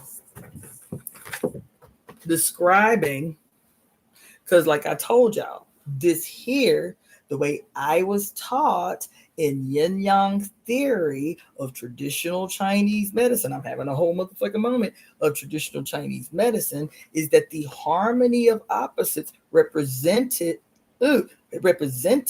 by the white and the black. This is one. This is one. Okay. And these are the personifications within the one. Okay. So this symbol can be a symbol for everything. It represents everything. The entire known and unknown universe has both yin and yang. The all the way down to the cell and the metaphorical quark has both yin and yang. And that the harmony of opposites represented by yin and yang is said to be mother and son. Mother and son. The quote harmony of the divine feminine and the sacred masculine is actually supposedly mother and son. But this right here is saying that in the very beginning, the cosmic twins was still the one, the singular she, and her what does it say? Her generative birth giving aspect, and the mother of shadows. Oh, son of a bitch. Why would this be the mother of shadows? Oh, my God. Y'all, why? I've been teaching y'all this for a long time, but I'm having a moment because I'm having to stage a contest I'm having to stage a contest with everything I've ever learned about Chinese medicine, y'all. I'm in this fucking moment. Why would this be the mother of shadows and not this? Because you see, I started there too, but I was like, wait. This is the generative force. This is the what they call it? The hold on. The she, the birth. Let's see. The she that gives birth by the word of creation of the mother. This is that. This is the generative force. It's still the generative force, even as I've taught you in Chinese medicine from the understanding that I have had up until this motherfucking moment. Ooh, the understanding that I've had until this very moment, right, is that this is the generative force. This is the life giver. This is the life-giving energy. This is what she generates. It is the energy that moves, stimulates, it's abundant, it's radical. Why is it destructive? Why would this be called the mother of shadows? Why would all this white be called the mother of shadows? Anybody? I don't even know if y'all have been here. I might be just talking to myself, but I need to work this through because I'm having a whole moment. Anybody? Anybody still in here? Am I talking to myself? Do I just need to work this through? Like I'm not talking to nobody? I may need to just walk this through. So the reason that this would be called the destructive aspect of the cosmic twins. Ooh, shit. Ooh. The reason that this would be called the destructive aspect of the cosmic twins. What is the cosmic twins? The cosmic twins is the singular she that existed before anything else, already having within her all that would ever exist. She already had everything within her, all time, all dimensions, all creatures, all presentations, all planets, all stars, everything that ever would come to be to this moment already existed in the very beginning as the cosmic twins that is the singular what? Grand androgyne. Grand androgyne. The birth-giving, life-giving, generative aspect of the her. This wouldn't be the mother of shadows. Why is this the mother of shadows? What is it called? What does it say? The the queen of shades as the destructive twin to the mother of the world egg. Why would this be the queen of shades? Why would this be the queen of shades? Because shades, shadows are only cast in the light. Shades, shadows are only cast in the light. Hold on. So those of you who are tuning in via IG, the feed is about to stop in like 16 seconds. So I'm going to X out of this and then bring back up the live feed if you want to continue watching this live.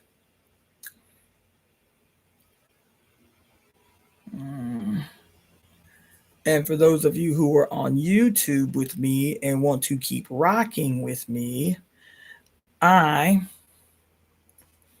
am going to take this little break. And I'm going to have to rig my phone because it looks like my phone is going to die. But I'm going to take this little break to get something to drink and rig my phone so that it does not die on the people tuning in via IG. But I got to work this out because I'm having a whole child. It's exciting, but I'm having what I am feeling is like an existential crisis right now. Because like everything that I spent all this money on my education with is unraveling before my eyes, child. It's unraveling before my eyes. It damn sure is. What the fuck was that? Oh, there it is. So let me rig my little setup real quick so that I can still broadcast from IG. Okay. And let me bring that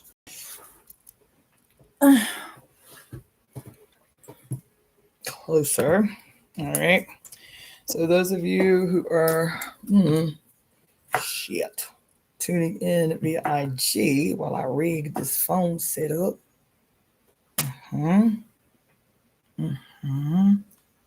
Cool.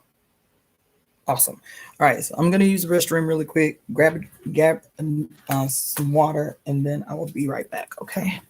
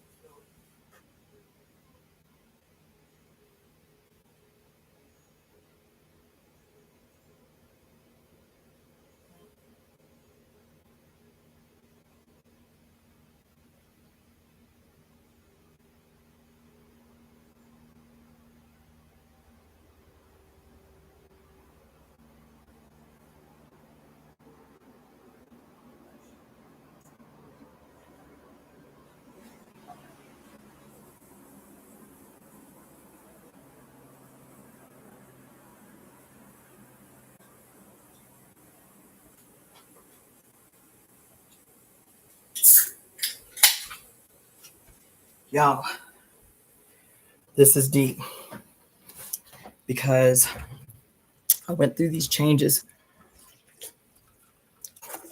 maybe I don't know, maybe a year or so ago. Time is just like compiling together. But did this live once, and I had taken mushrooms the night before and had this crazy ass breakthrough. And before I talked myself out of it, I was upset about the breakthrough. But before I talked myself out of saying what had come through me to me in this ceremony that I had with these mushrooms and the mother, because what came to me, I did not want to say out loud, but I did. And I'm sorry about the way that this live looks for you guys on IG, but this was the only way that I could rig it, and so it doesn't go dead, and have access to the cord. But I had done this live before I talked myself out of it, and I was like, "Look, I am not saying that this is my position. I am saying that this is what came through me. This is what the mother told me. I did the live from my bed. As soon as I opened my eyes, I was like, I'm just going to say what came through me. I'm going to put it out in the universe. I am not saying that this is my position, but this is me being compliant to the mother, saying, say what I tell you to say, and you can reason with it later.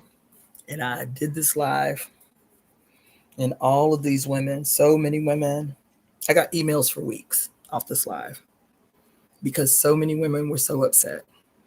They were rightfully upset because I didn't want to say what came through me.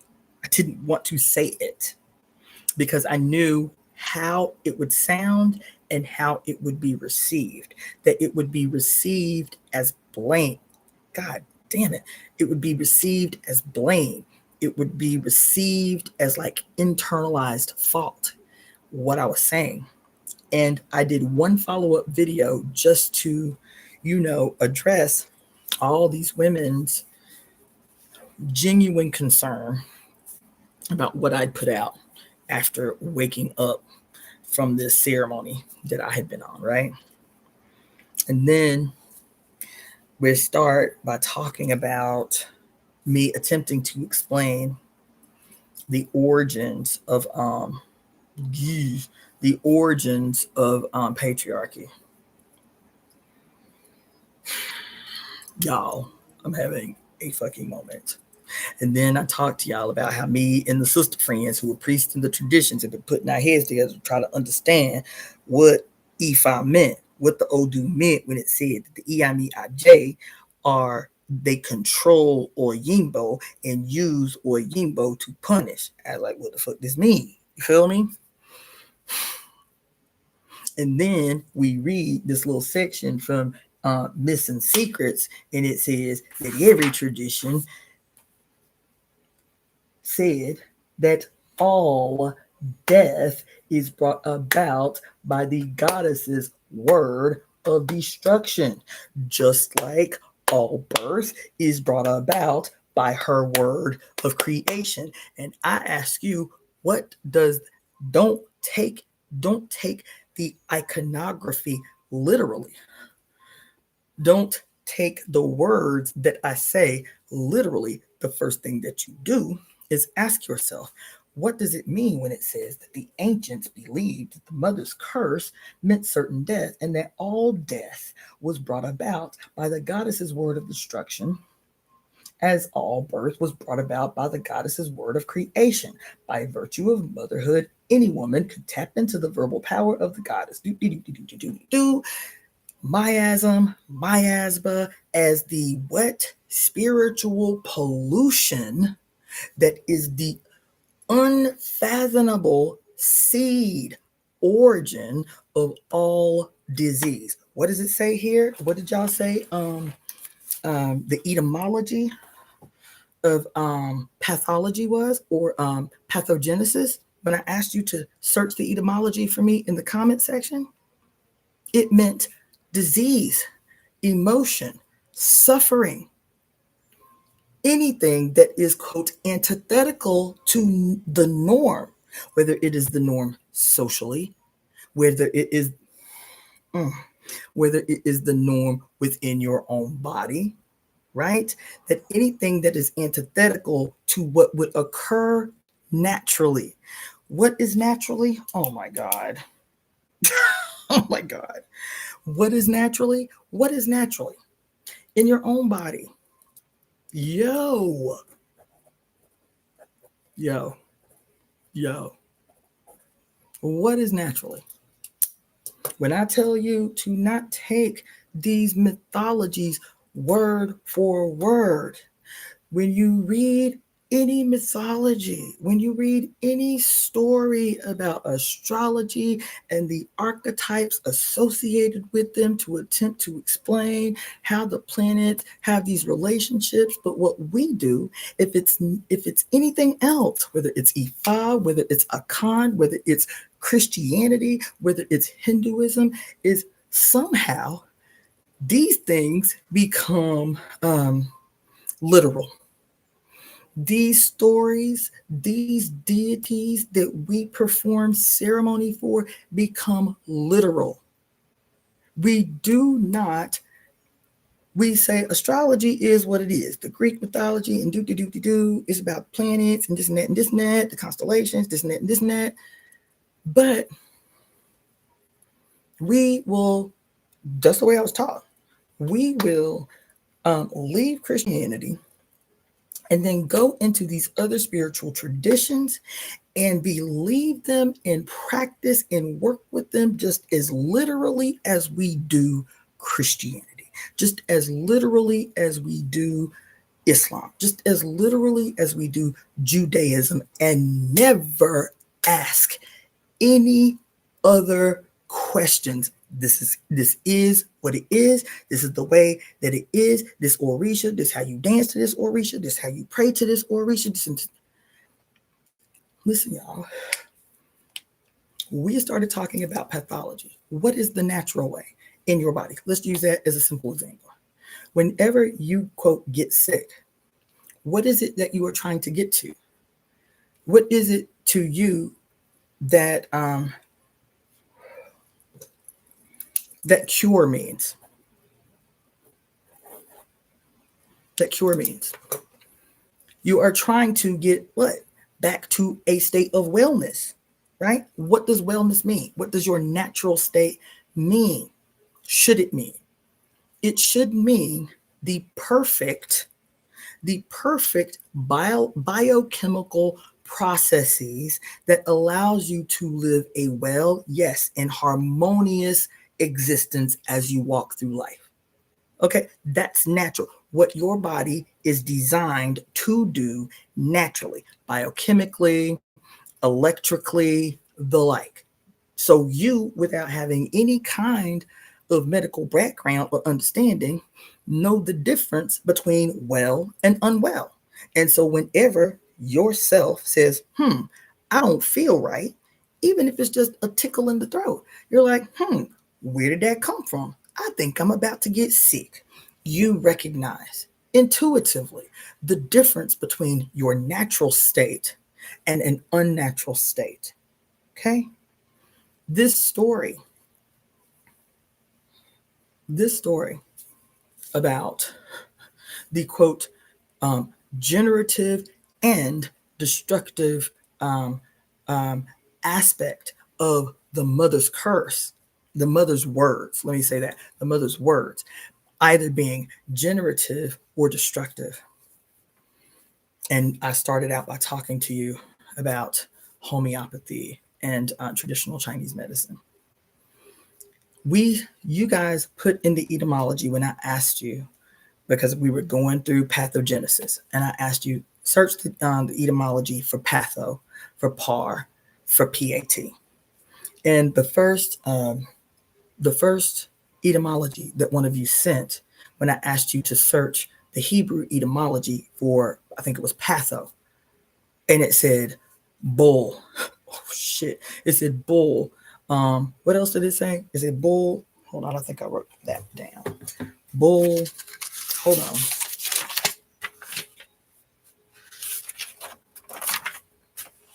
Young bull, steer, bullock, sacrificial animals, cow, heifer. What else you say?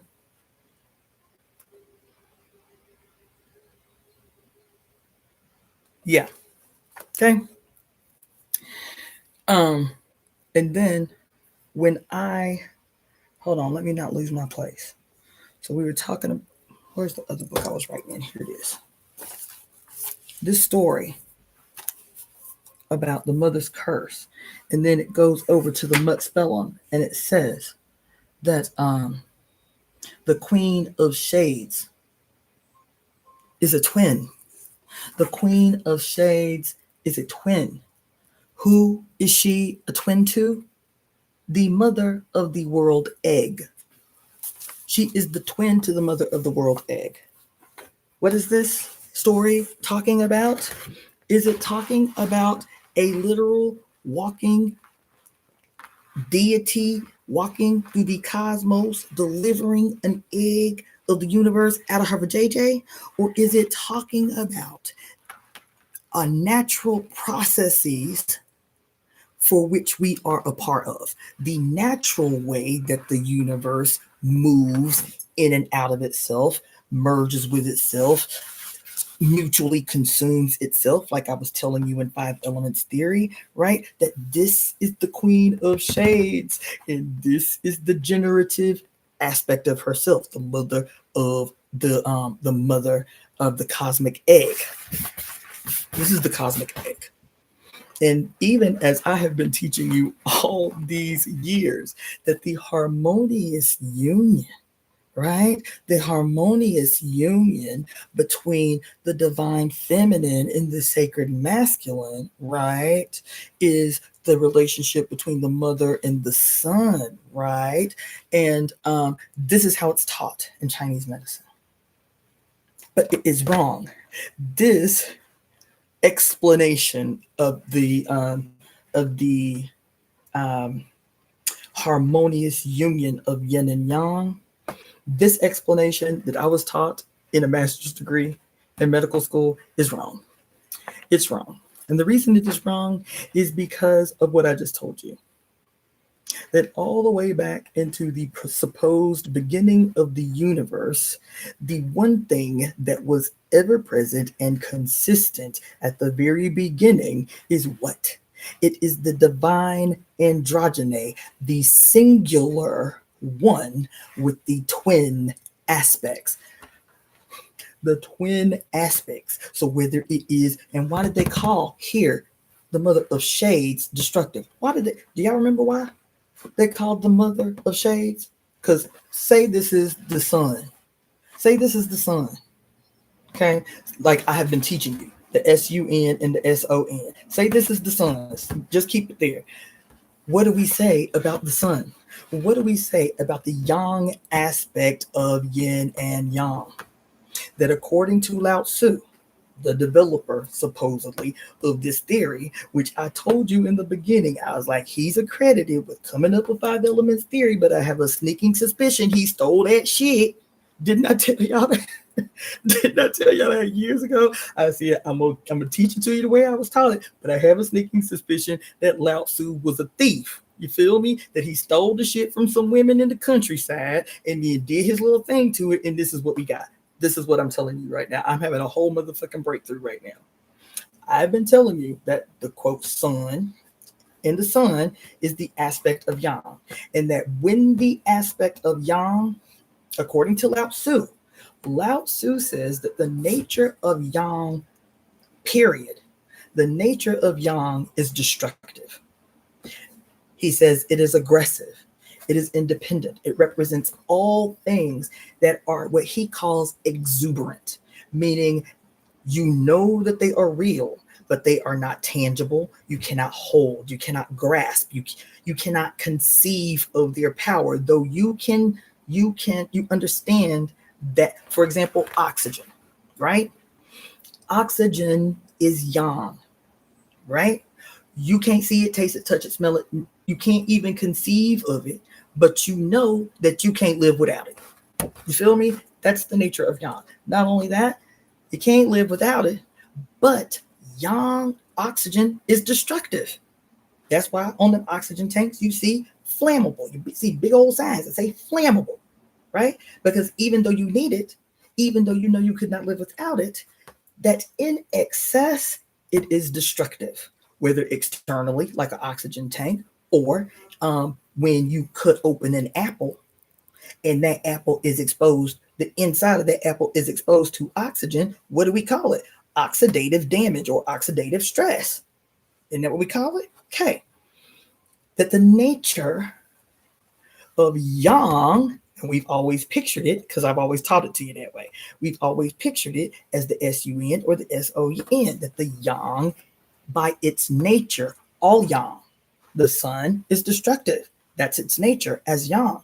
That's why the earth breathes a breath of evaporated water that we call an atmosphere to protect us from the destructive aspect of the sun.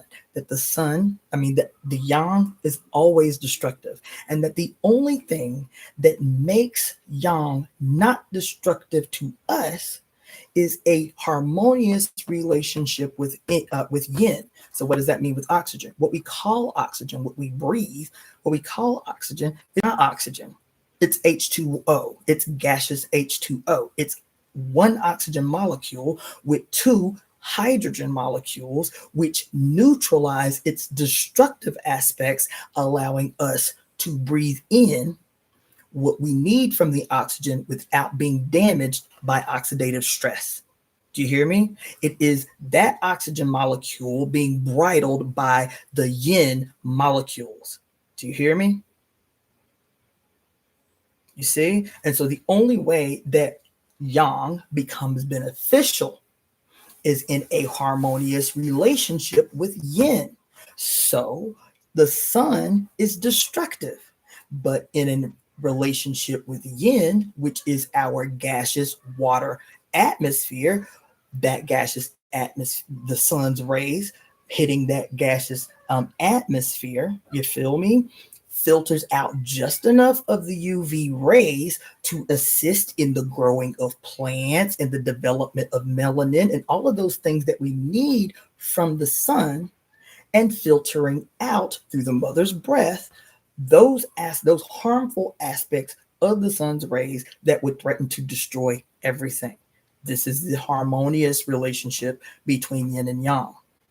In the theory of yin and yang, it says what?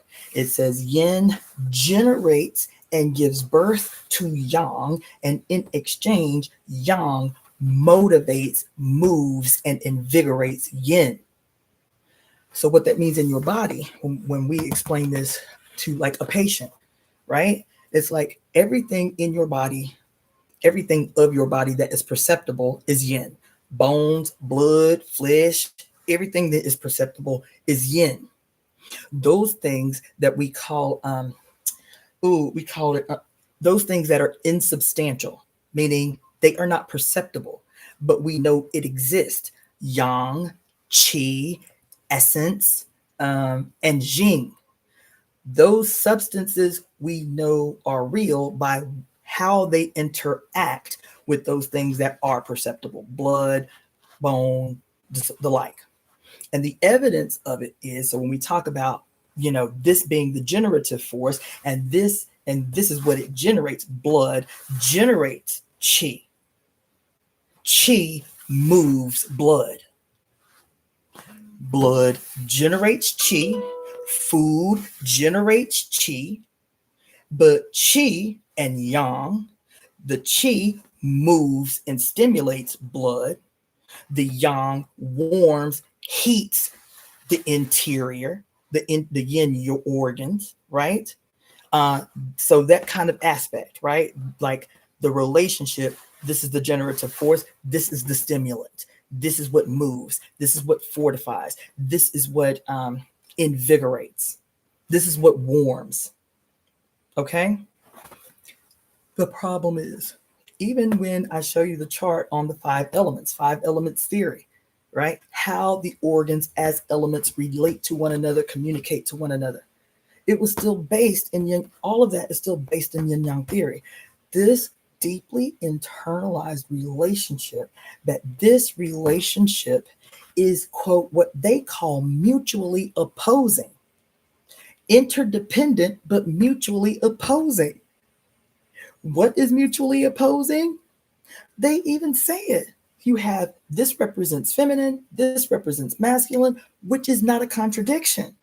But when patriarchy discuss, I think, I'll be honest, I think Lao Tzu did it anyway. But I think that when the white world started going into China and into Asia, seeing this and trying to understand it through their narrow worldview, this is when it became consolidated in not a mutual opposition, an antagonistic opposition, a separation of itself from itself.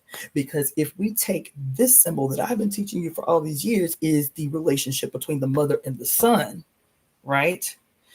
Oh my God, that this is a relationship. This is harmonious relationship. Is the relationship between the mother and the son.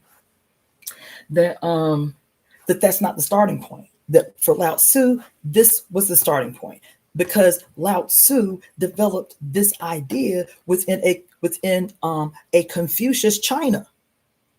So patriarchy already existed when he came up with this idea. Patriarchy was already good and consolidated in China when he came up with this. Confucius China was rabid as hell.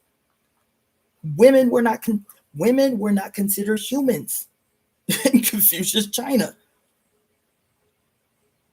Okay, so here he develops this really wonderful theory that he probably stole from some countryside females.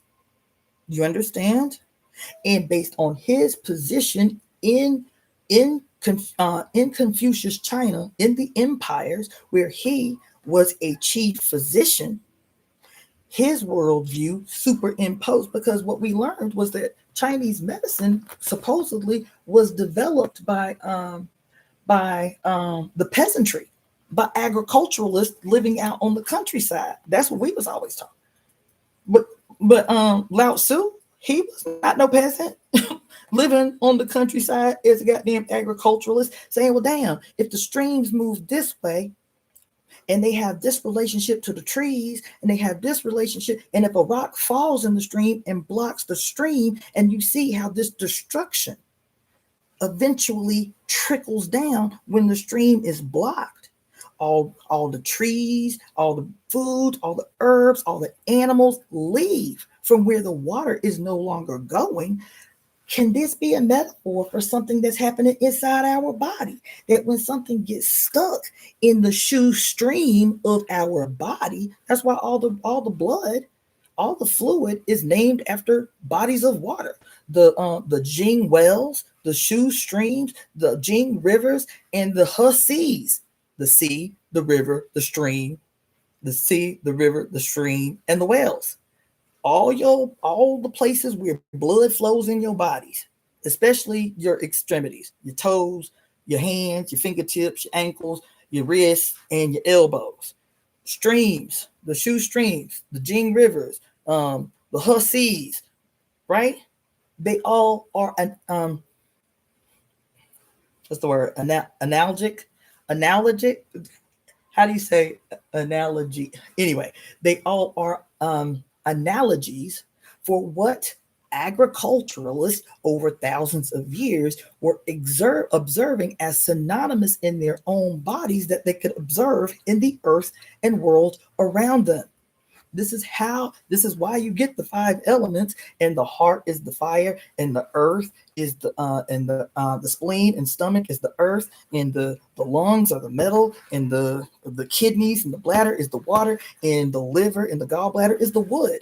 It is because when you learn the theory, they behave in their relationship to each other exactly the same way, whether they are in a harmonious relationship or whether there is some disharmony or some lack of communication between them. And then just like in the earth around you, you will see a trickle down effect that becomes identifiable, perceptible disease based on these disharmonies. Something blocks the water element. Something blocks the water element, and it is the water that is keeping the fire just burning enough that it doesn't blaze out of control, but just hot enough that it stimulates the whole kingdom. You see what I'm saying? It's the water element that is the mother to the wood element. And so if something is blocking the water element, not only can it not keep the fire from blazing out of control, but it can't nurture the sun, which is the wood. And so you have weak wood. You have weak wood. You have a tree that doesn't grow high and vibrant, meaning you don't have vision because the wood can be seen in the eyes. The aspirations of the wood show in the eyes. It's metaphor, right? So it sounds poetic, right? But it is science. What if something is blocking the water that cannot nurture the wood, you may see it in a person's eyes. They may have eyes that are constantly red no matter what they do, or because they have too much fire in the wood element because there's not enough water to cool and nurture. They may have yellow eyes, depending upon something happening in the earth element, the spleen and stomach, that will cause the liver to show as yellow in the eyes. So so even when I know this seems deep and unrelated, but it is absolutely related, because when I talk to you about them talking about the mother's curse, you feel me, and how the mother's curse is responsible for all death and all life, why would we be uncomfortable with that? When I told you the story about the dream that I woke up from, and I was like, I don't want to say this to people because I know how women are going to respond. And women responded exactly how I would have responded. Like, how you blaming women for what is happening in the world? Well, how you blaming women for all the brigandage in the world? How? It's not about blame. It is about us wanting to know the true origin of what it is that is happening right now in the world, and accepting that there is no such thing as blame and fault. That if this is a representation of the entire universe, the mother in her destructive and her generative aspect at the beginning of all things, and that if this is the universe, right? And I told you 2 hours ago that everything, this is our logo. I ain't gonna pull it down, but this is our logo. The cosmic egg, the primordial mother surrounding the egg that, quote, becomes the Big Bang Theory and the entire universe spills out of it, right? That in that beginning, everything that ever would be already existed within the cosmic egg. That's why, man. That's why I chose the cosmic egg, my interpretation of the cosmic egg. That's why I chose the cosmic egg and the Ouroboros, the serpent that surrounds the cosmic egg. The egg, this is Aramaic. These little squigglies in here, this is Aramaic. In this Aramaic cosmic egg is all the numbers 0 through 9, and all the Aramaic letters, meaning everything necessary for creation already existed. It's no different than the Fool card in the tarot, or the seed card in our tarot, or the seed of any tree. The seed is this big. What is it? What your Bible say? If you have faith, if you have faith, the size of a mustard seed, doopty doopty doop. You think it was some prophet that said that?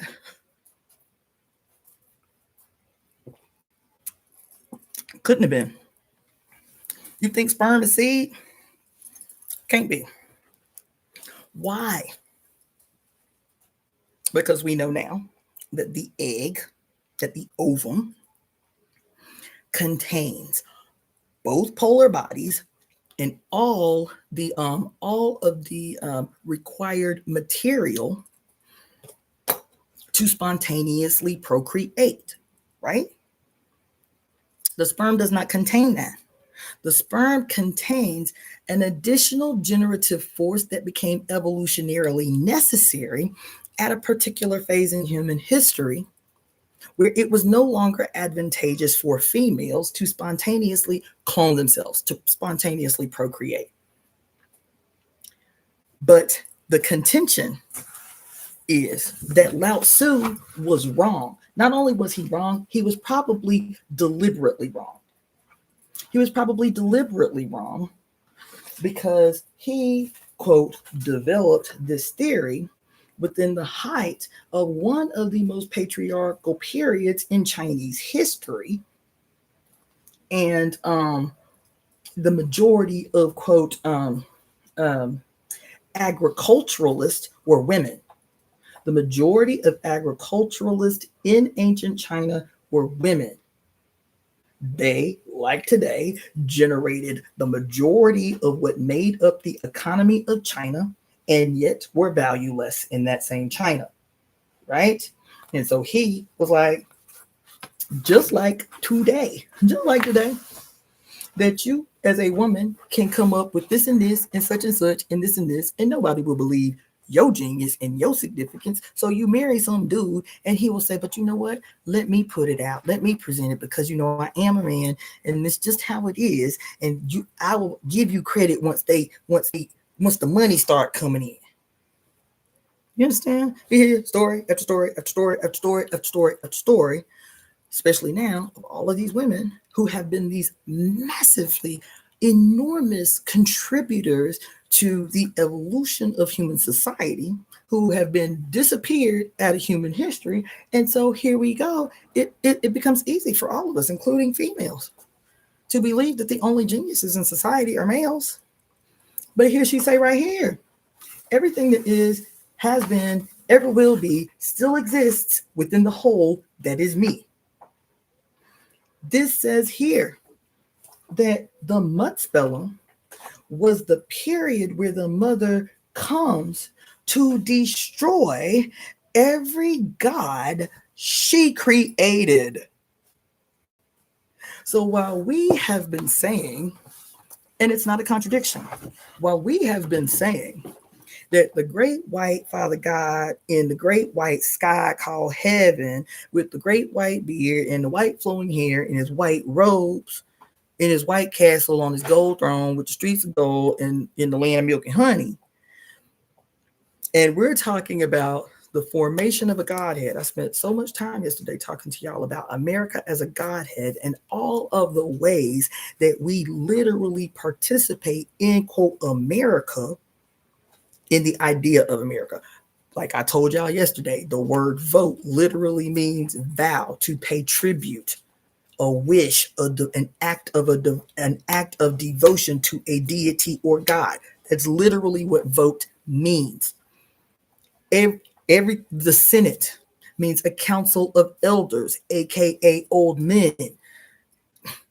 Right? I went through the whole etymology and how everything this thing has been structured to ensure that even if we are good atheists who do not believe in God or spirits or anything like that, we are participating in an ongoing ritual of an erected Godhead that we contribute to. When we talked about, because Barbara Moore talks about it in The Great Cosmic Mother, this whole idea of the formation of the Godhead, where Jesus says it because he was a thief. Jesus says, where two or more are gathered, there I will be. And then she talks about in The Great Cosmic Mother how this is outright taken from what ancient people understood, observed kinesthetically, that when they get together in prayer or song or dance around the fire, something emerges when they get to this point of what she called divine ecstasy, where you're either singing together or you're chanting together or you're dancing together around the fire together, and something emerges from the three of you as individuals that becomes one among you, bigger than each of you, but it is a reciprocal relationship. You generate the Godhead, and the Godhead in return stimulates you. Does that sound crazy? It sounds like metaphor, don't it? It sounds like ooga booga, don't it? Well, there are too many studies now that tell us through taking blood, through measuring markers in the blood, through putting people, men, women, children, in circles together, in squares together, and measuring the blood right before and right after, sitting just in a circle talking. They ain't even doing ceremony. Sitting in a circle talking, sitting in a square talking, and measuring the different markers in the blood just by sitting in space together. They would have them journaling, they would have them talking, and then pinprick their finger before, pinprick their finger just after, to see how their blood changes when they are in group together. So was this just some make-believe woo-woo that our ancestors just came up with? We can't have it both ways. That's my personal position. And the reason I'm saying that, there's a multiplicity of, because my head is reeling right now.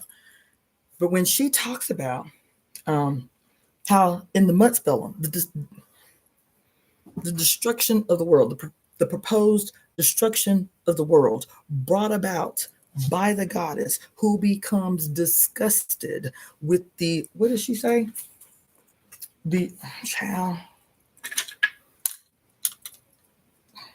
who becomes let's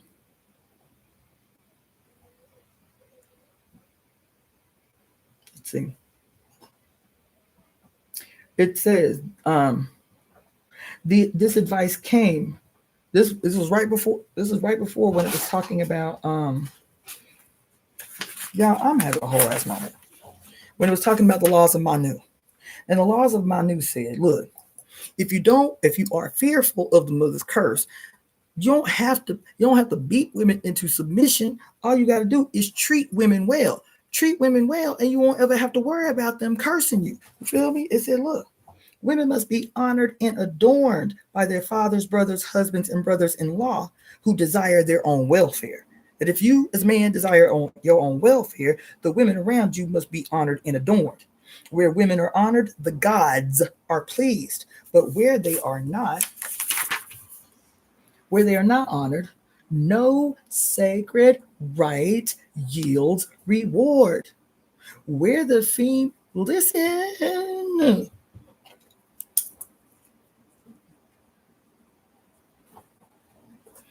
where the female relations live in grief, the family soon wholly perishes. But that family where they are not unhappy ever prospers. The houses on which female relations, not being duly honored, pronounce a curse, perish completely as if destroyed by magic. This advice came from the place Northern Aryans called Mudspellum, the home of the mother's curse in the hot lands of the South. Oh man, where was that? In the hot lands of the South. According to Scandinavian prophecy of doomsday, the Mudspell would fall upon the violent patriarchal gods who ignored ancient tribal bonds and rules of morality and instituted cruel warfare. The result of the mother's curse would be the death of all gods, their Godadoomerang, or the going into the shadow. Thus it seemed the mother's word of destruction meant the end of the world. Christian Gnostics had their own version of it, and those Christian Gnostics said the same thing. Christian Gnostic writings reveal the same belief in a world-destroying curse from a great mother disgusted with the cruel behavior of the God she created. In her anger, the goddess would send a great power from the place, quote, where the firmament of woman is situated. The Gnostic equivalent of Mudspellum. Then she will drive out the gods of chaos, whom she had created together with the first father. She will cast them down to the abyss. They will be wiped out by their own injustice. Myths, in general, suggest that the mother's curse was the necessary instrument of destruction for any god, even a savior's son, most of whom were solemnly cursed before immolation. Since a mother's curse was immutable, no guilt accrued to the executioner who carried. Child, what the fuck did we just read last night? Oh my God. What chapter was it in the Bible we just read last night? Jeremiah 16? Isn't this saying the same thing? No guilt accrued. As a matter of fact, it was Jeremiah 16. It was something else where it said, not only do you not go and warn the wicked of their ways, because I have already judged them. But what? They are judged. Death is imminent, but their blood I require by your hand. What is this saying right here? No guilt accrued to the executioners who carry out the sacrificial killings in ancient dramas of death and resurrection. Then it talks here about the spell that is cast, I guess, to like harmonize, which is the Queen of Shades and the Mother of the World Egg, which is called what? Divine twins. Divine twins. Is this literal? What does it mean when Ephi says, child, I'm having a whole moment. What does it mean when it says Eph and Ephi? That the E, I mean Aj, control the Oyinbo. Child. What does it mean? When I was reading this book to y'all some time ago, the examination workbook that I'm supposed to be studying out of, man, when talking to you about the explanation of the harmony of opposites represented in yin-yang theory, what did it say? Particularly about the feminine and masculine aspect of yin and yang. What did it say? It said, the theories of yin and yang, opposition. Everything in nature has two aspects: a motive force of all change, development, and decay. And according to the book, The Web That Has No Weaver, the explanation of this opposition concept is the aggressive spouse versus the passive spouse. For one to be aggressive, the other must be passive. Come on, hold on. Child, what is you doing? These little cats they done got their legs well up under them. What does that mean in this aspect? Because again, yang is always destructive in nature, only mitigated by a strong, vibrant, healthy, generative mother. So this just said that the only way, in order for yang or a partner to be, quote, aggressive, the requirement is that the other spouse, presumably the wife, must be passive, must become passive in order for the yang to become aggressive, or the other partner to become aggressive. Let me try to draw that quick in a way that you can understand, because it's still just metaphor, y'all. Okay, but metaphor plays out in the real world. Let me see if I can draw it on here. So same yin yang,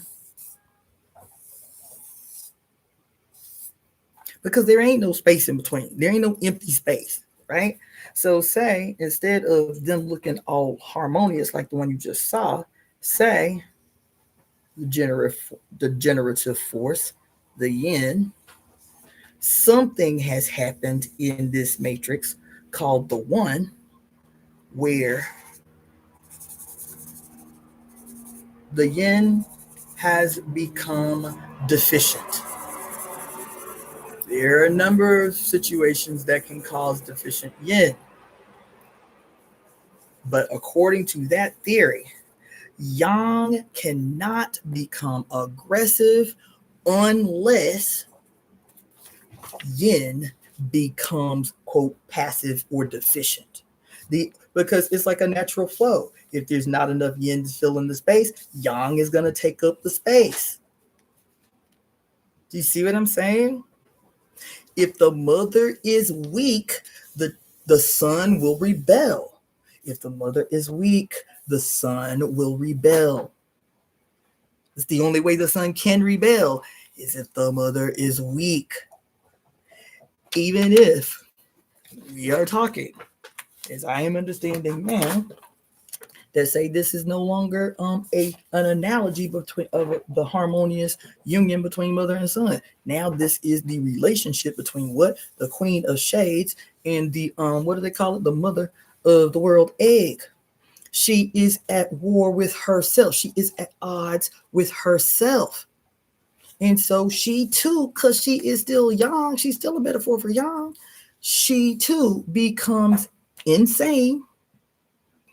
She too becomes consumed with madness, because this is the way I explained it to you, even when it was son and mother.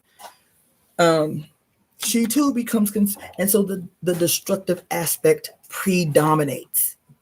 It becomes dominant instead of harmonious, and that the only resolution for this, still based on treatment by the harmony of opposites, is the emboldening, the what we call it, the nurturing and fortification. Nurture. Wait a minute. It is nurture. It is the nurturing and tonification of the mother, the strengthening of the mother. That you must strengthen the mother. That the weak mother trying to stage a opposition, quote, against the son is not going to work. She needs what she needs to become strengthened, to become fortified, to become nurtured, so that in her nurturing, she's not staging an aggression against herself. She's not staging an aggression with the son, right? She is strengthening, nurturing, tonifying herself, whether that's metaphorically, whether that's through nutrients. The yang will automatically adjust for her self-healing, right? So that's one thing. The other thing is this is still happening within the self. Even if you kept it as the metaphor that I've been teaching y'all all this time, the harmonious union between the mother and the son. Keep it that way. Keep it simple. Who is the son? If we constantly say here in the Temple of Evolutionary Emergence, mommy and I are one, mommy and I are one, mommy and I are one, mommy and I are one, mommy and I are one, mommy and I are one. If we keep saying that, what does it mean? Like, what does it mean literally? What does it mean metaphorically? What does it mean socially? What does it mean cosmically? What does it mean? What does it mean? When you hear quantum physicists talk about how there's actually no separation between anything that exists, that if you look at a human being down to the molecular level, there's still all this vast space that we can't articulate and understand. So there must be something smaller. That's where you get the metaphorical quirk, because the only thing that they're capable of seeing right this moment is the atoms, right? Or the neutrons and the protons and the electrons that make up the atoms, right? They can't see past that. But there's still all this space, even between them. And so quantum physicists will say there's really no such thing as separation. That's a scientific way of saying mommy and I are one. So even though there is an individuation between the you that you are and the I am, what am I telling you all the time? Each and every single solitary one of us is her. We are what? We are the peculiar, and we are the perfectly peculiar expression of the mother's will made a material force. Her experiencing herself in this peculiar personification that is us, meaning that we are necessary to this experience that the one is having within itself. That's what it means. So you can say that is spiritual, but there is a very scientific way to explain spiritual phenomena. and vice versa for that matter. Because are science and spirit separate? Is philosophy and religion separate?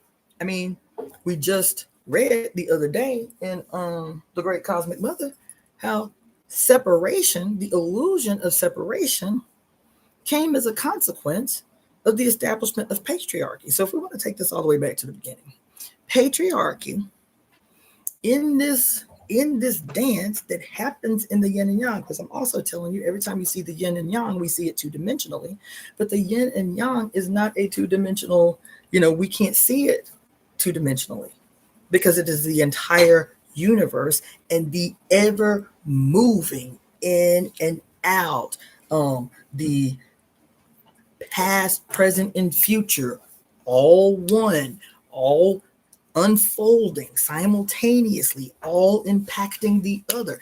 There is no such thing as the past. The past is ever present.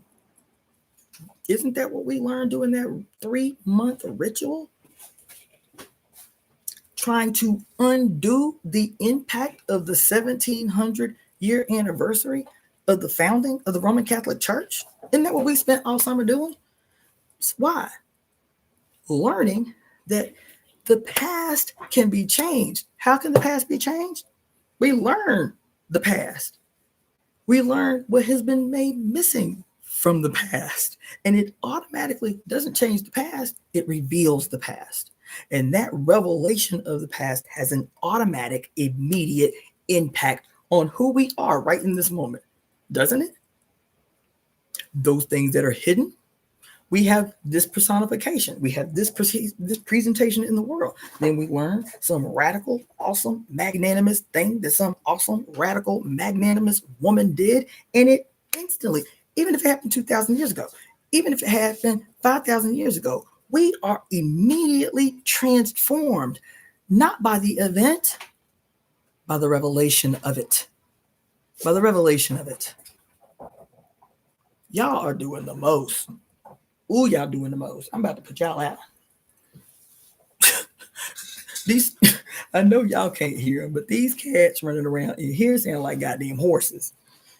Child. I hope y'all rock with me, because when I go back to this thing that I learned and couldn't sit with, this thing that she's talking about here about the destruction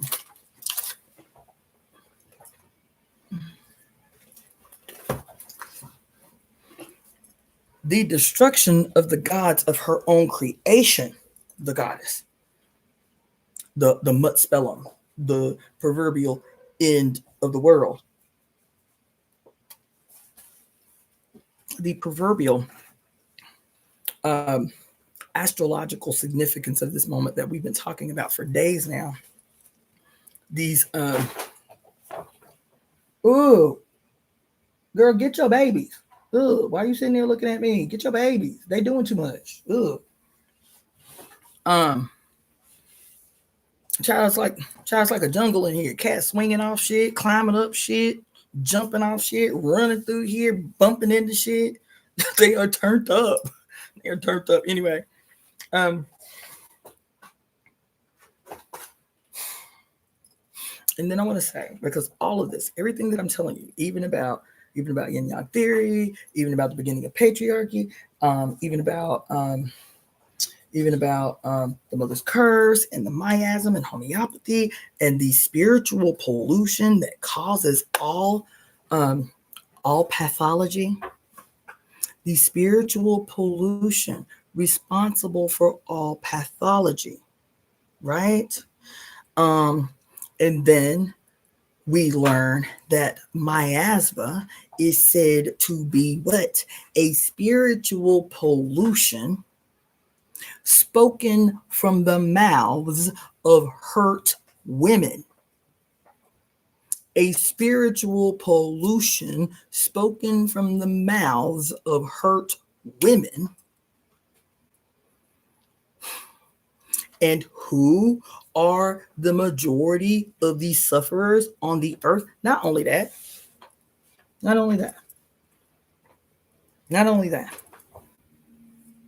Not only that.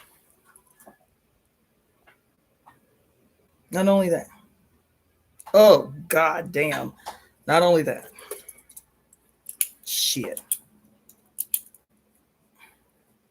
Listen. I gotta work this shit out. Damn. Oh my god. Y'all. What if so in E5, since we was talking about the EME, in E5, everybody born with a uterus, whether they have children or they don't, whether they want children or don't, because of what the womb represents, every person born with a uterus is considered EIME. But EIME isn't just about those living.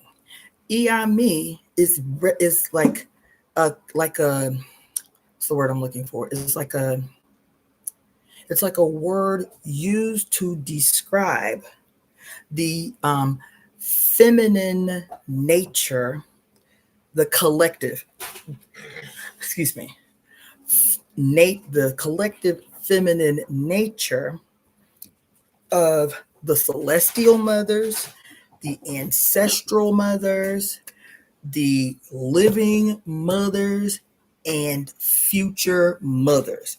When we talk about EIME, we are talking about the feminine personification of creation. Okay? And this is the aspect of the mothers that is the loving, that is the nurturing, that is, again, the birth and life giving. Not only birth and life giving, life sustaining, right? When we say the word EIME-IJ, the IJ is the aspect of those same loving mothers where that love still exists, but that aspect of the mothers that is the punisher.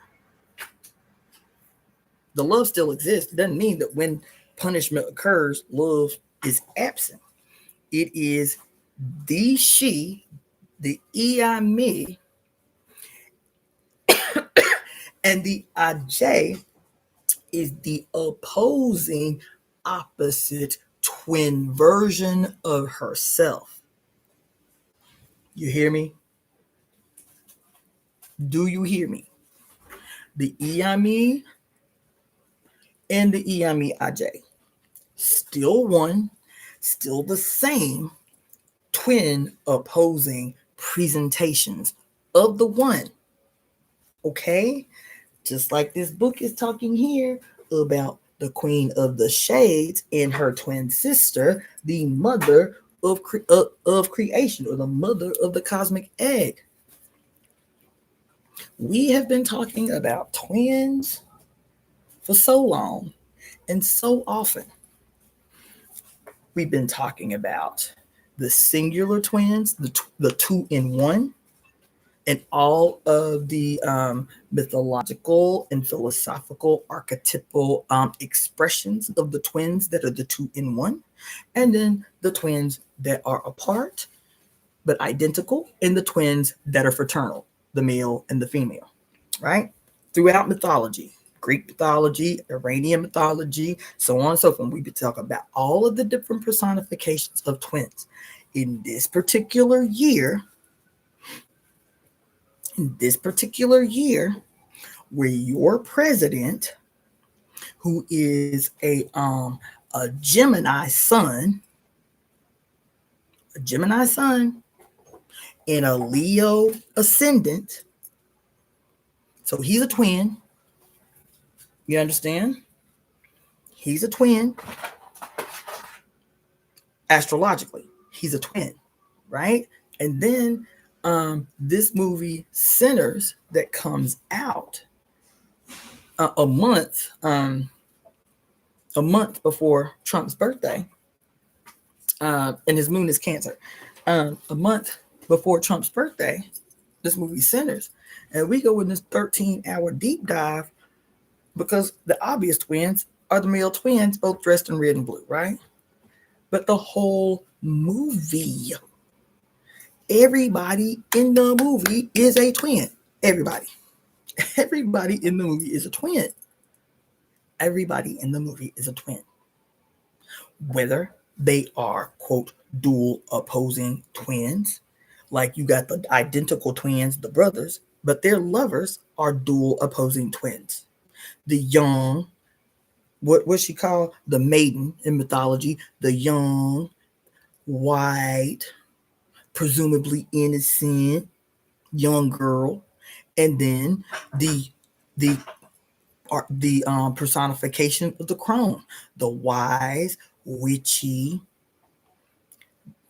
jolly, big, like voluptuous, dark skinned lover of the brother. They are twins. The Remick and the young boy that the movie centered around, the young blues playing boy, I forget his name. They twins. Dual opposing twins. He's ancient, the white boy Remick. He's ancient in his age. So I've heard some people say, like adjusting for where he say he from a little, that he was about 500 years old. And this young boy, even in his church, his father, the preacher, the whole church was white. I'm talking about actually white. The church itself was white. All the people in the church dressed in white. He jet black, his father, dressed in. This is twin. This is twin energy. All throughout the movie, I was like, damn, why? All of a sudden, all this twin energy. Then I do a little Google search, and I was like, how many movies are there about twins? And in this year, 2025, boy, stop. 11 movies released this year about twins. 11 movies released about twins. When I say they be playing in your face, they are communicating something to each other that we have been chronically missing, right? And so I got on this deep dive. And then you remember I was telling you about the dude, what's his name? Astrology Report. When he did the interview with the dude, it was a Vedic astrologer. But even with the Vedic astrology, he is very controversial because his interpretation of Vedic astrology, he's like, people aren't going to be comfortable with this, but based on my calculations, we're not in the age of Aquarius. We're actually in the age of Gemini. And my mind was blown. I was like, wait. Like what? Like what does that even mean? Because you remember me telling you, I kept saying when I was doing a lot of reading out of the Bible to you. I kept saying, I feel like we got to be reading this book backwards. I feel like we got to be reading this book backwards. I feel like we're missing something because we take the book, we take the book and we take the book in based on how it was given to us, and we don't ever deviate. I was like, well, we got to read this motherfucker backwards. We got to start with the Revelations and go all the way back. Well, if you start with the book of Revelations and work your way back through the book to Genesis with the presumption that Genesis is the last book of the Bible, what would be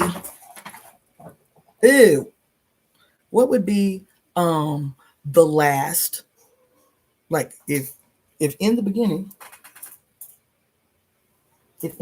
was the actual end, because the book, the Bible, is the metaphorical movement of, quote, God's chosen people through four ages. In the beginning, Garden of Eden, this is the age of Taurus. Then the age of Aries, then the age of Taurus, the age of Aries, the age of Pisces, and Revelation supposedly representing the coming of the age of Aquarius. That's the whole Bible. From the beginning to the end is this group of people, supposedly God's chosen people, told through their perspective of their move, their lines move through three astrological ages, and no, Taurus, Aries, four. Taurus, Aries, Pisces, and predicting their transition into the fourth age, which is the age of Aquarius, right? And this move in this book through these ages is based on our prescribed presumption of the precession of the equinoxes, which has us move through, has our Earth move through this galaxy in the opposing position from our annual move through the zodiacal signs. So when we move through the zodiacal houses annually, we are moving counterclockwise. And so when we are moving through the through the houses of the precession of the equinoxes, which is an age every 2165 years, right? We are moving clockwise through the galaxy. We're moving in the opposite direction, right? So this is how the Bible is written. This presumption that we are moving through the annual houses, that takes us 375 days, right? We're moving through the annual houses counterclockwise, and we're moving clockwise through the ages, the what they call the great year, which takes about 25,000 years. Okay, but based on this guy saying, I think we are actually entering into the age of Gemini and not the age of Aquarius, would mean that we have been taught, would presume that we have been taught the precession of the equinoxes backwards.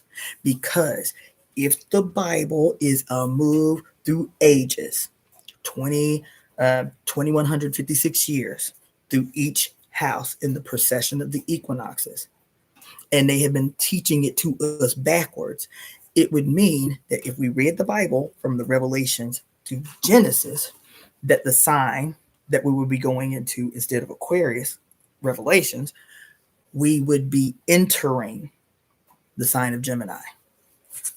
You see? If we were, I can't even see that because it's light. Yeah. So,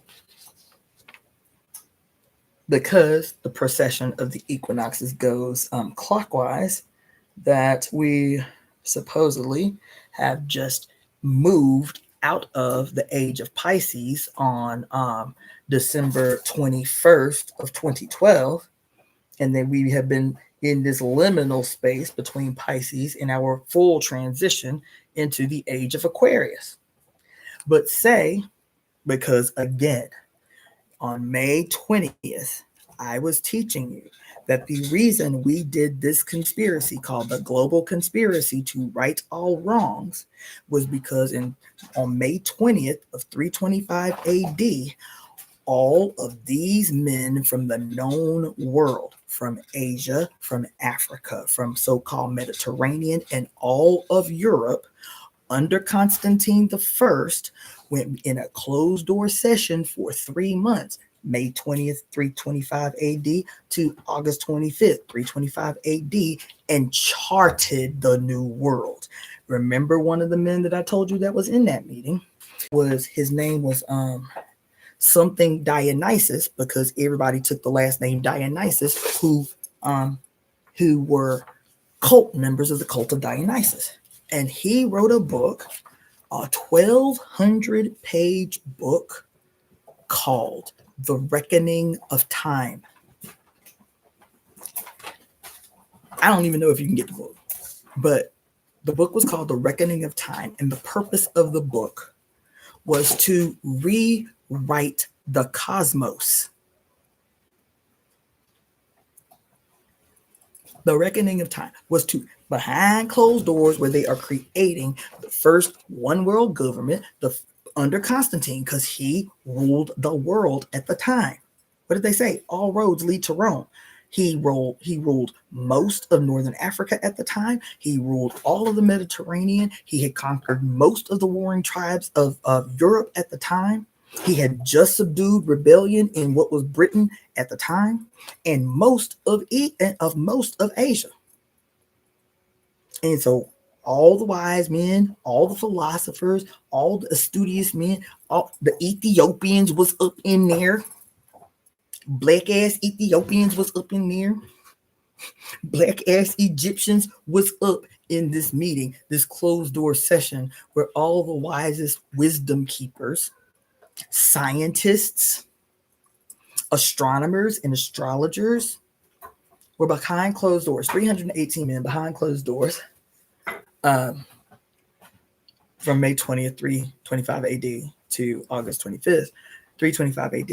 So here we are always complaining about our Greco-Roman perspective of astrology, but that's not the only thing wrong with modern astrology. Modern astrology has not only been feeding us the mythologies of Greece and Rome, it has been teaching us, based on what happened behind closed doors in this meeting, how they want us to see the stars, our relationship to heaven, our relationship to the planets around us, and if they can manipulate the archetypes superimposed on the constellations and the planets and mythologies associated with them, then they can control the society using those same familiar archetypes. And by controlling the society, they can control our actual bodies, our actual flesh. And I'm not just talking about colonization and enslavement. I'm talking about that shit that exists that makes us all sick. Stress, fear, trauma, all of those things that make us sick. Where do they come from? This split in the one, this split, this division that occurred in the one. The other thing is what if this story from the Odu of, quote, the Iyami Aj being the controllers of Oyimbo and can use Oyimbo to punish. What if it's not that at all? What if what that was attempting to articulate? Because the other thing is we have a hard time, because we've learned so much that that this is the most modern humanity has ever been. Look at all these inventions and creation and scientific breakthroughs, that this is the apex of humanity, that everything else, they say it all the time, like how people who was just savages built these pyramids, how these Mayan people just built these it must have been aliens, because nobody else was sophisticated enough to build these pyramids, these great ancient buildings in Indonesia. And what did they know about the Fibonacci sequence in ancient Thailand? How they built this building based on the Fibonacci sequence, and they was just savages playing with sticks and bones. How they do that? What has been hidden in plain sight is that our ancestors were deeply profound scientists, and the language through which they communicated their scientific and mathematical observations was poetry. It was the hardest thing for me to learn in Chinese medicine school. It was poetic. It was spiritual language, because there had not yet been this division between spirit and science, this division between astronomy and astrology, this division between, quote, arts and crafts. It had not yet existed. And so what we are seeing with everything that is constantly being revealed is a very deeply profound, mathematically precise, scientifically excellent humanity. I heard another astrologer, a white astrologer. He was like, the wool has been pulled over our eyes. He said, I call what we have been living in since the so-called Enlightenment is the great darkening. That's what he called it. The great darkening from the Enlightenment to present day. He said this has been the great darkening. Because we can't believe anything that we've ever been told or learned. This is the great darkening. I said, God damn, right? And so every day, something new is being revealed. And it fucks with our head because we have learned the entire world.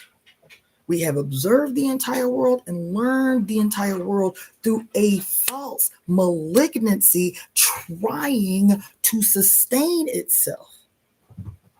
No different than the single cell that becomes malignant and wants to reproduce itself at its own expense.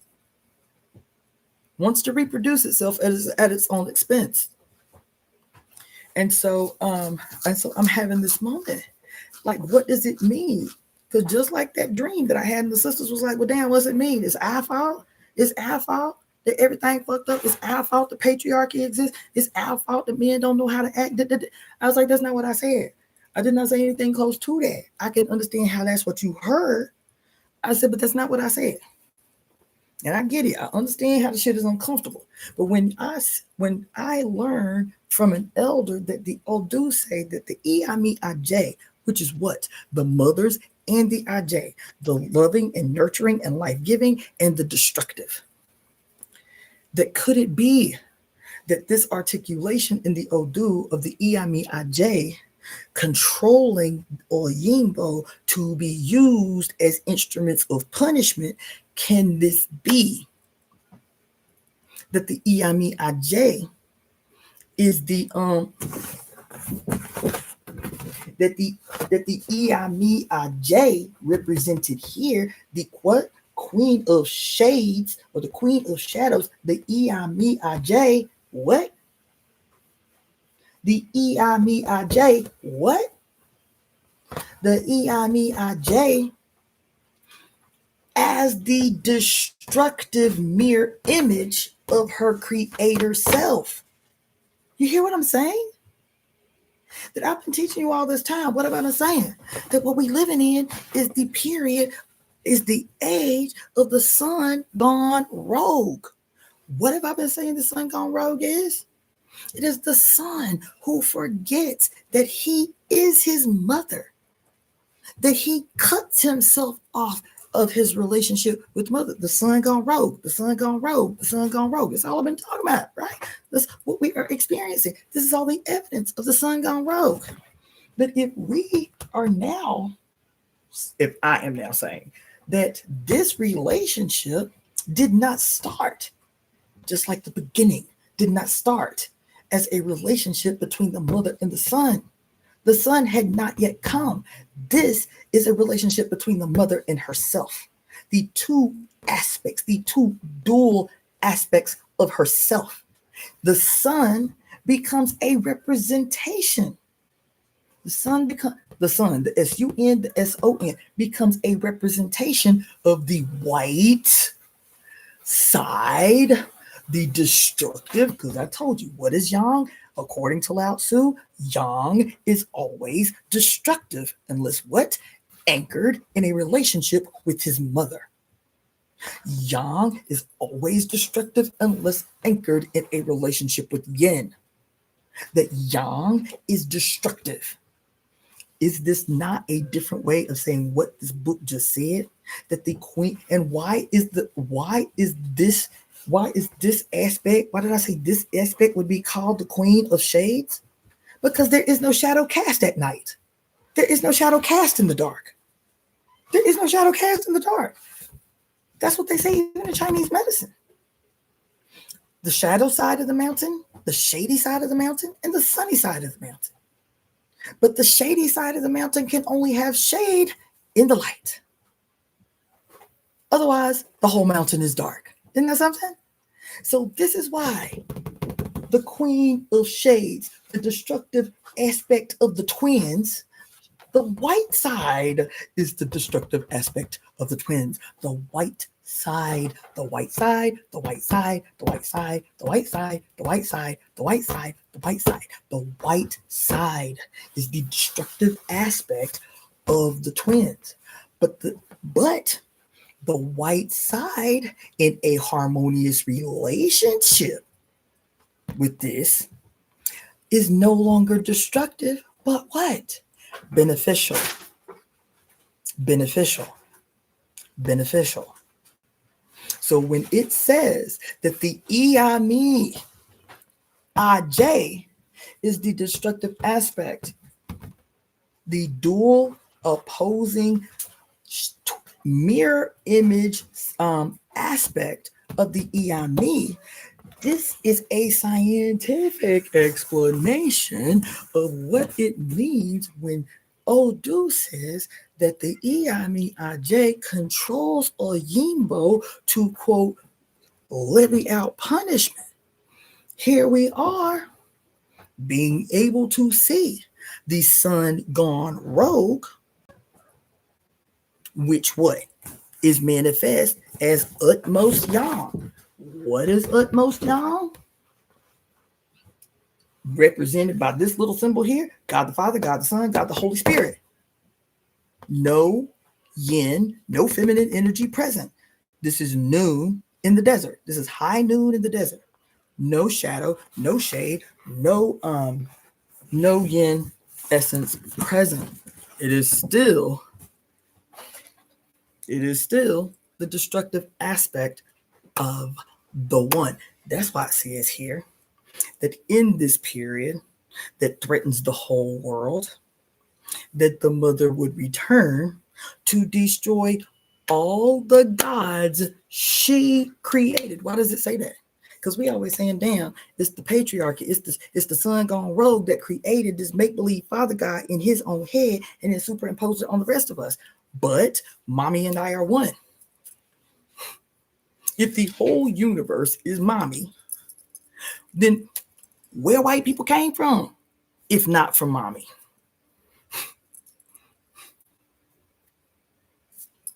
Do you understand what I'm saying? Who are white people if not a part of mommy? Do you understand what I'm saying? And if this is the case, if she is the one and we are living within her and as a part of her as the, quote, dual, mutually opposing sides of an illness, of a disharmony taking place within her, that is only when the mother aspect becomes strengthened and tonified and emboldened and courageous, because what does Shango say? That the only cure for fear is courageous action. That once you doesn't mean that fear doesn't exist.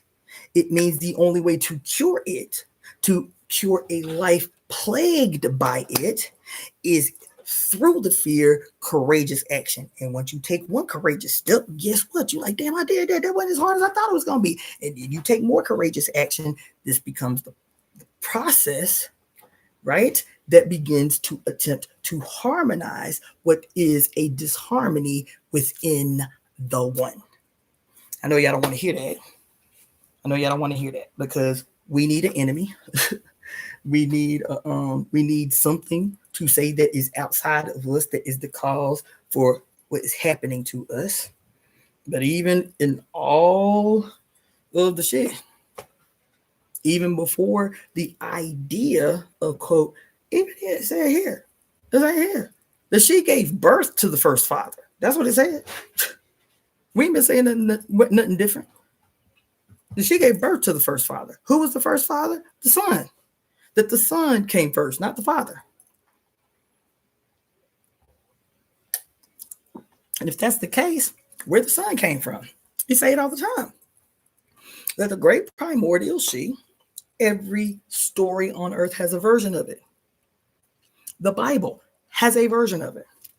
The great primordial she, that at some juncture turns in on herself. They usually talk about a serpent in her belly. Turns in on herself and gives birth to the first son. This is a poetic way to explain a scientific phenomenon. The transition, the very slow, intentional, scientifically specific parthenogenesis that is a part of the evolutionary process. And I'm not talking about Darwinian evolution. I am talking about the mother's ever-present, witnessable with your own eyes evolutionary process. Living entities of every kind, from plant-like hell, from microbes on, constantly in its relationship and its dance with the earth, adjusting to the environment. As she changes, we change. As she changes, we adjust. That's what evolution is. Our cells change. That's what blood types are.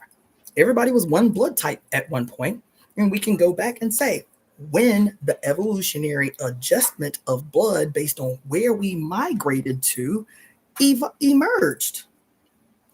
So everything is science, everything is math, and everything is spirit, and everything is philosophy, and there is no separation.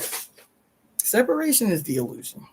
There are a multiplicity of ways to communicate the same thing. So whether you choose to communicate an observable phenomena scientifically, or whether you choose to communicate that observable phenomena philosophically or spiritually, it is a multiplicity of different ways to communicate the very same thing, which is spiritual and scientific and philosophical and mathematical and social. It's just different languages that we are communicating with based on how we witness phenomena, based on the collective of experiences that we have to use to explain our observation of that phenomenon. It doesn't make one less significant or less important. Hierarchies were created by the sickness that we currently exist in. It's a multiplicity of ways of communicating the same thing, and all are valid. So this was mostly me working out some very serious things that I have to now like kind of try to organize in a way that makes more sense. But I still needed to talk them out loud so that I can come back and weave them together in a way that is not so seemingly all over the place. And what I'm going to end on is the title of this live, which I told you the first title was YouTube wouldn't have it. And they was like, you can't say whore. And then I was like, okay, what about harlot? And they was like, no, you can't say harlot neither. Not if you want to get paid, bitch. So I had to change the title to Welcome the Holy of Holies, right? And the reason I was going to call it Welcome the Holy Whore, y'all are going to laugh, but this is actually how I'm going to leave you. I was, through a comment, taken back to a video that I did, I don't know, 3 years ago, maybe 3 summers ago, something like that. And the name of it, if you guys want to go back to it, was called Resurrecting Sacred Prostitution. Resurrecting Sacred Prostitution. That was the name of the video, Resurrecting Sacred Prostitution. So I went back and listened to this whole video because it's an old video. And the only reason I go back to old videos is because one of y'all will comment on it and be like, holy shit. And so I'm like, damn, let me go back. Maybe there's something for me today. And there was. And so much of what we walk through. Thank you so much, by the way, for those of you who helped me by searching the etymologies for those things so that I can keep a kind of rhythm when I go back and try to write all this stuff together. But so much, even though it doesn't seem related, so much of what we covered tonight actually is related to why I was going to call the title Welcome the Holy Whore. So I was listening to this video that I did about 3 years ago called Resurrecting Sacred Prostitution, which was primarily be reading from the Women's Encyclopedia of Myths and Secrets by Barbara Walker. And even when I was doing the read, I was like, oh my God, just breakthrough after breakthrough, mind blown after mind blown. And for the longest time, so the temple just turned 3 years old yesterday, right? And for the longest time, y'all been asking me, what do we call you? What do we call you? I was like, I don't know yet. I haven't figured it out yet. The whole idea of a priest or a high priest, it just never resonated with my spirit. You feel me?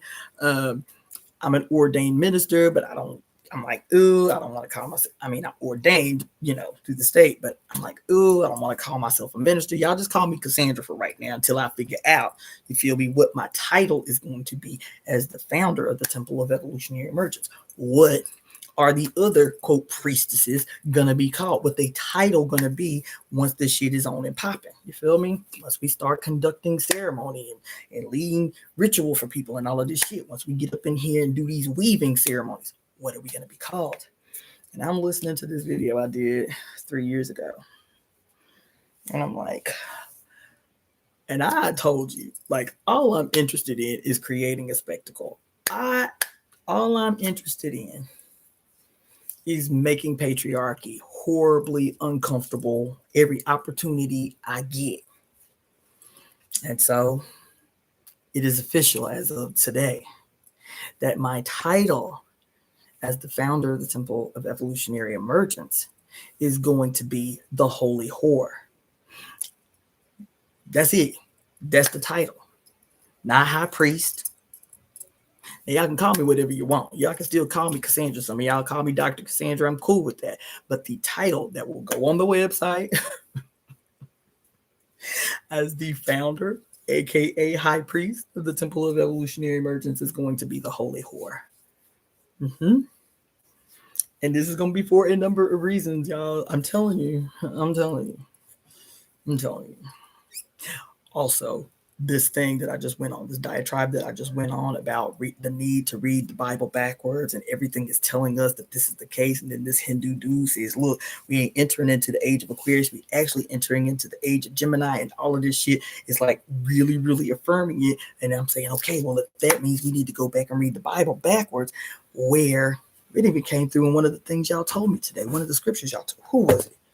It was a scripture. The one that y'all told me in reference, I think it was you, Yolanda, in reference to the miasma. And you said Isaiah 13:1. I was like, damn, I got to go back through that, because that particular scripture was talking about the oracle of Babylon. I was like, oh shit. That was one of the reasons I chose the title, The Holy Whore, was because this video that I saw today that I did 3 years ago was talking about all of the mentions of the whore of Babylon, not in the Revelations, in the Old Testament. Reference after reference after reference after reference of the whore of Babylon as the original chief goddess of the what we now call the Hebrews, that before, quote, Yahweh supposedly took over the tradition and killed his wife off, that the Hebrews who before they was Hebrews, they was Canaanites. And before they were Canaanites, they, as the worshipers of the whore of Babylon, were called Horites. Horites. Horites. So the mention of the whore of Babylon all through the Old Testament, I was like, oh shit. So I'm going to read this Revelations again and what it has to say about the whore of Babylon, because I haven't told you my position about the whore of Babylon. Go back and read it. What is it? 12, Revelation 12, I think Revelation 12:6. It talks about the whore of Babylon. I'm like, the whore of Babylon is Oyah. The whore of Babylon is Oyah. Literally, word for word, verbatim, the whore of Babylon is Oyah. And if Oyah is an astrological event, the archetype of Oyah is describing an astrological event. Or Yah as the husband, as the wife, as the divine. What do they call her? They don't call her divine androgyny. They call her the bearded lady. Or Yah as the bearded lady, and her husband Shango, aka Aquarius, aka Aquarius, or Yah, aka Pluto, in this very strategic moment in human history that has the ability to change everything, right? And they literally describe her word for word. The colors, the beast that she rides on, the goblet of gold with gems around it, carrying the iniquities of the nations.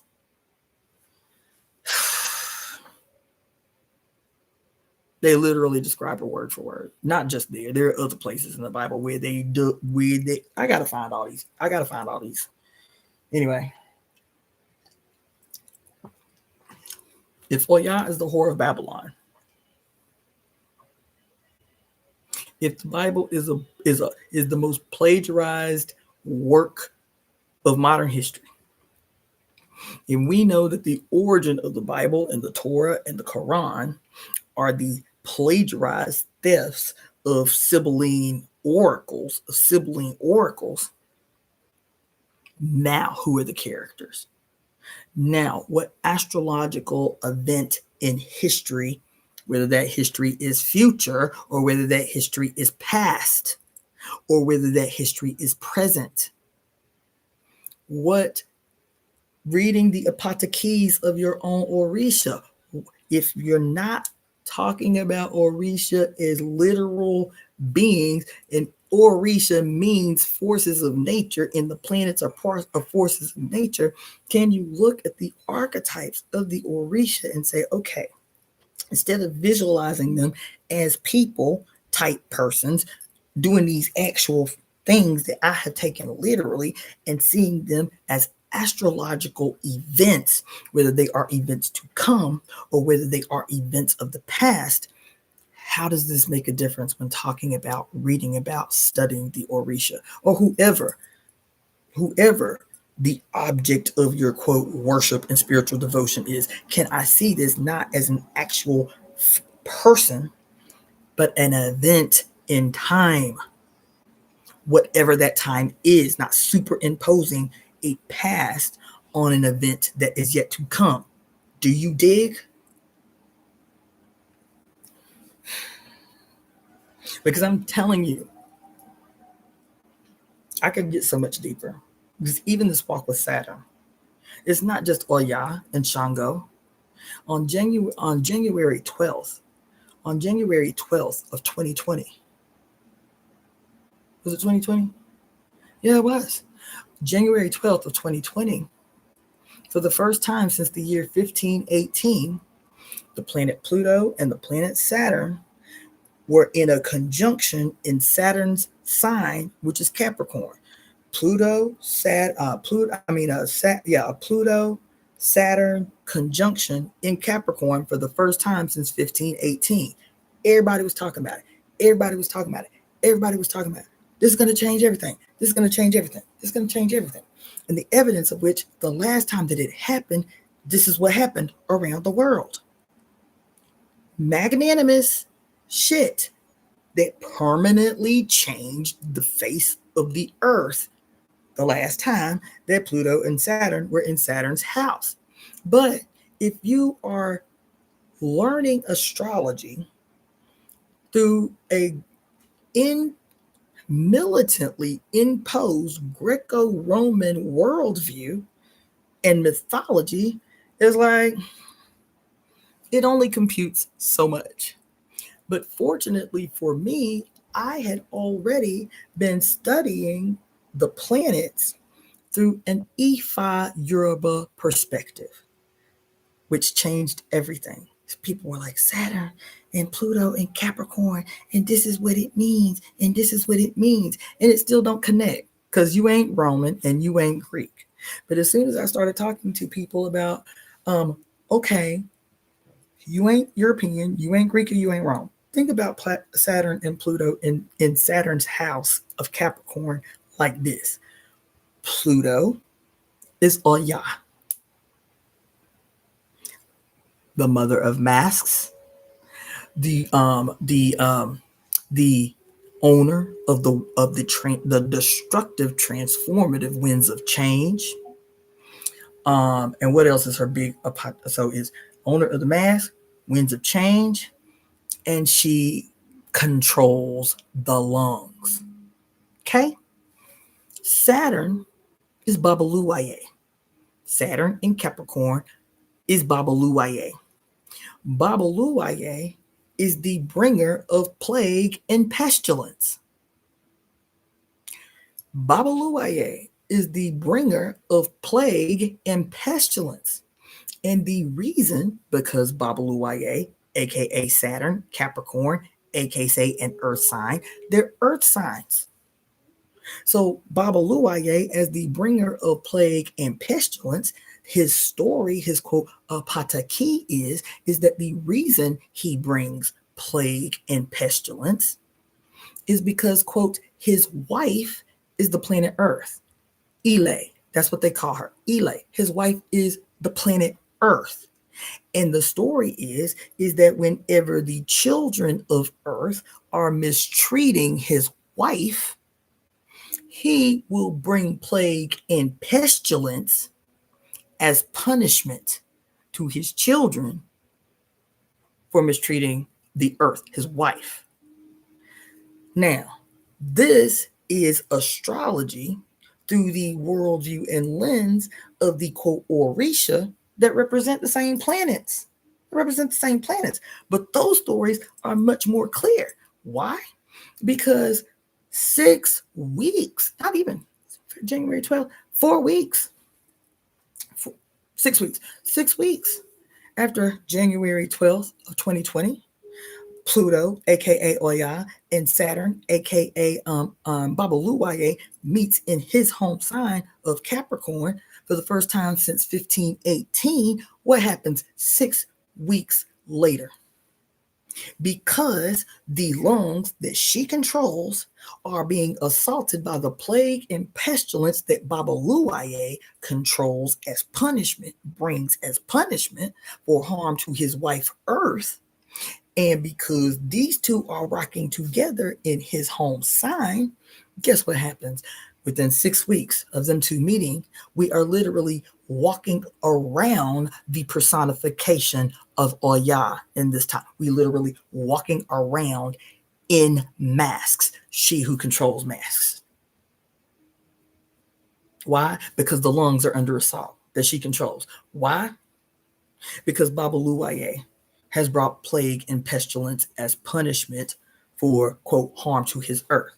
Now listen, I want to remind you, even though I am talking about these entities that you see as people walking around in your head, these are still metaphors for astrological events. Pluto and Saturn in Saturn's home sign of Capricorn is an astrological event personified, anthropomorphized to explain to future beings the possibilities that have been witnessed in the past. And that the next time these planets come into proximity with one another over a cyclical, mathematically precise period of time, we have observed that these are the possibilities and probabilities that come as a consequence of the interaction of these planets in these houses during this period with Earth as the center. These are the things to be on the lookout for. These are the potentials. These are the stories that we tell because you respond to archetypes in your mind's eye. But because you have been imposed, a archetype has been imposed on you that your cells and your spirit and your ancestral memory don't relate to, you can't even get from astrology what you need to get from it. And so as soon as that event started happening, I was like, damn. And then we literally walking around for 2 years the personification of Oya's entry into her place, posted up on the throne of revolutionary transformation. Because them 2 years we was in the mask as mandate, and 2 years after this event, what happened?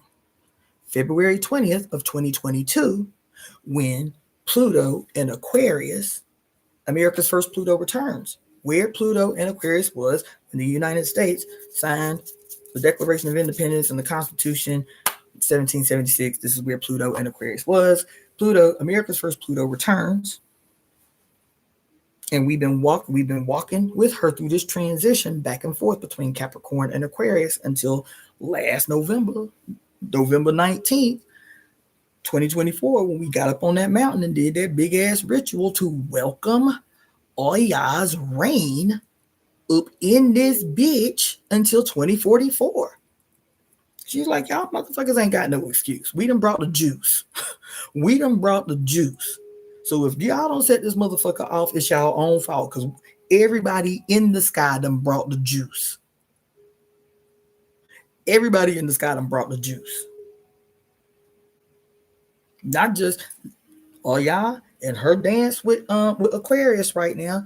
Pluto in Aquarius, Oya and Shango, the divine revolutionary couple, they posted up till 2044. Every other major astrological and astronomical occurrence that's already big and once in a millennium, once in a lifetime event is still happening within the context of this already transformative event in human history. This year, more than any other ever.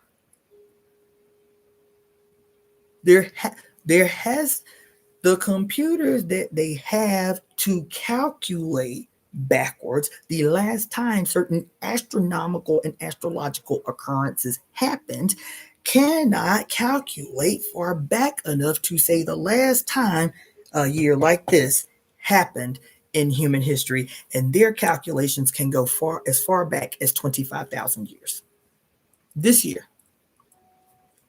So while y'all up in here debating, protesting, you know what I'm saying, boycotting, doing everything on the terms set for you by your owners, by your bosses, by your former slaveholders, by your imprisoners, by this malignancy seeking to save itself. You aren't coming up with anything new, anything radical. Uranus, man. Because we talk about Aquarius, Oya, and Shango, Pluto in Aquarius, but what is Aquarius's planet? It's Uranus. What have I been talking about? What have I been obsessing about? Uranus. Why? Because Shango is known for what?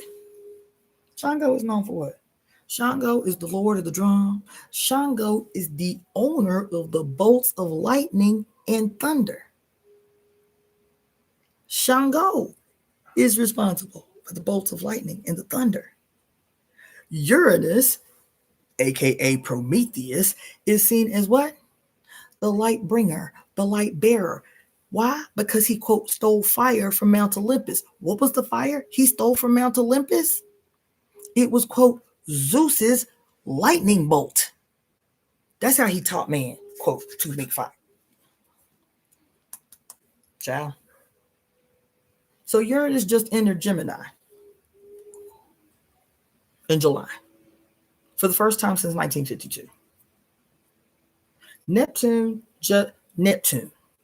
who is who? Neptune, who is in Ifa tradition, is Olokun. Not really, but okay.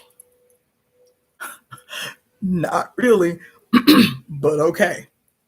Why do I say not really, but okay?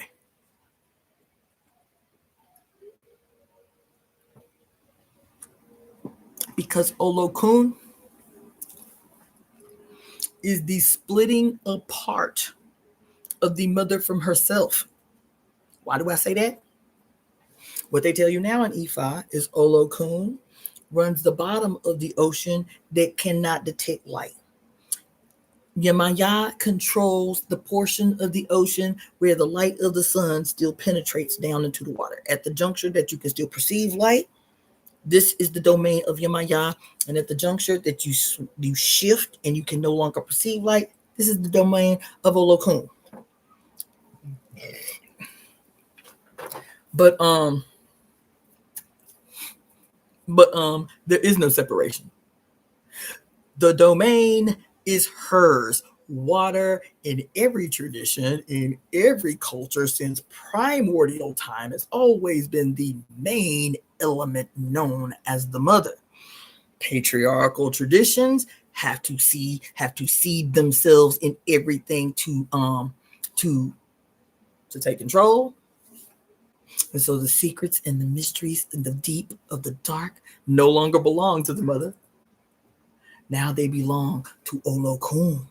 The secrets, the mysteries hidden in the dark now become the domain of Olokun, aka Neptune, aka Poseidon, the owner, the holder, the keeper of the trident. So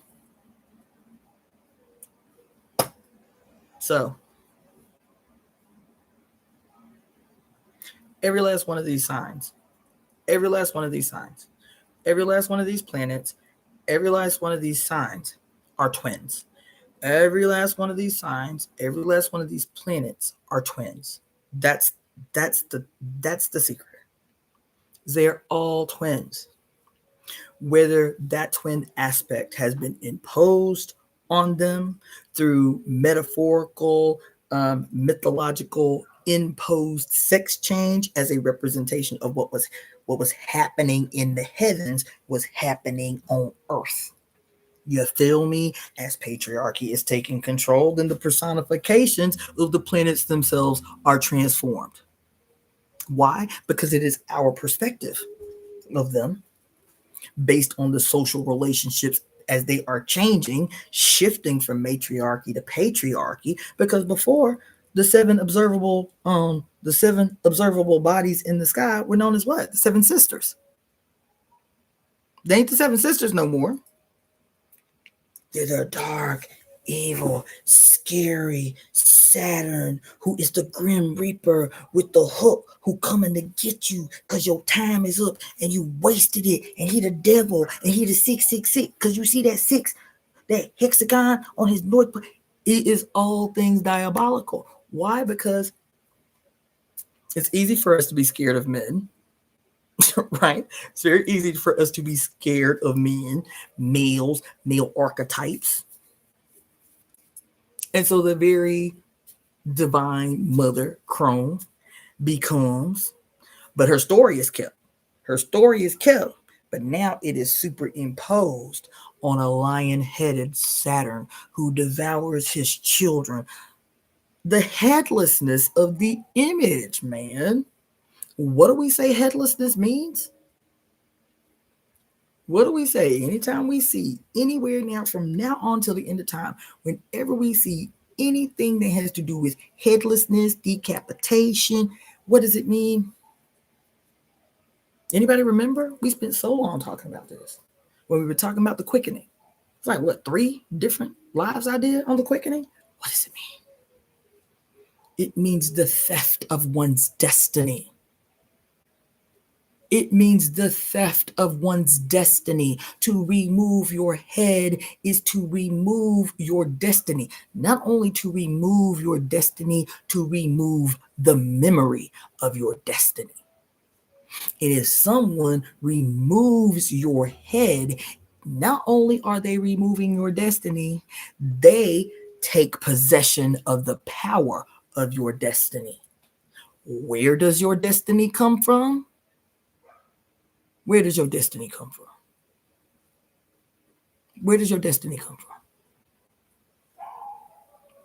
Your destiny comes from your mother. You are crowned, literally, by your mother when you peek your previously invisible head out of her body by climbing out of her primordial water and blood. when she takes her voice and speaks your name over your head, consecrating your destiny. Your destiny comes from your mother. So every time you see anything about decapitation, beheading, knighting, siring, any of that shit, you are looking at a primordial ritual of the patriarchy decapitating, removing your destiny to superimpose its own malignancy on you.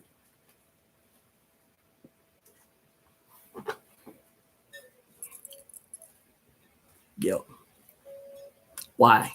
Why do I say that? Because going back to Saturn,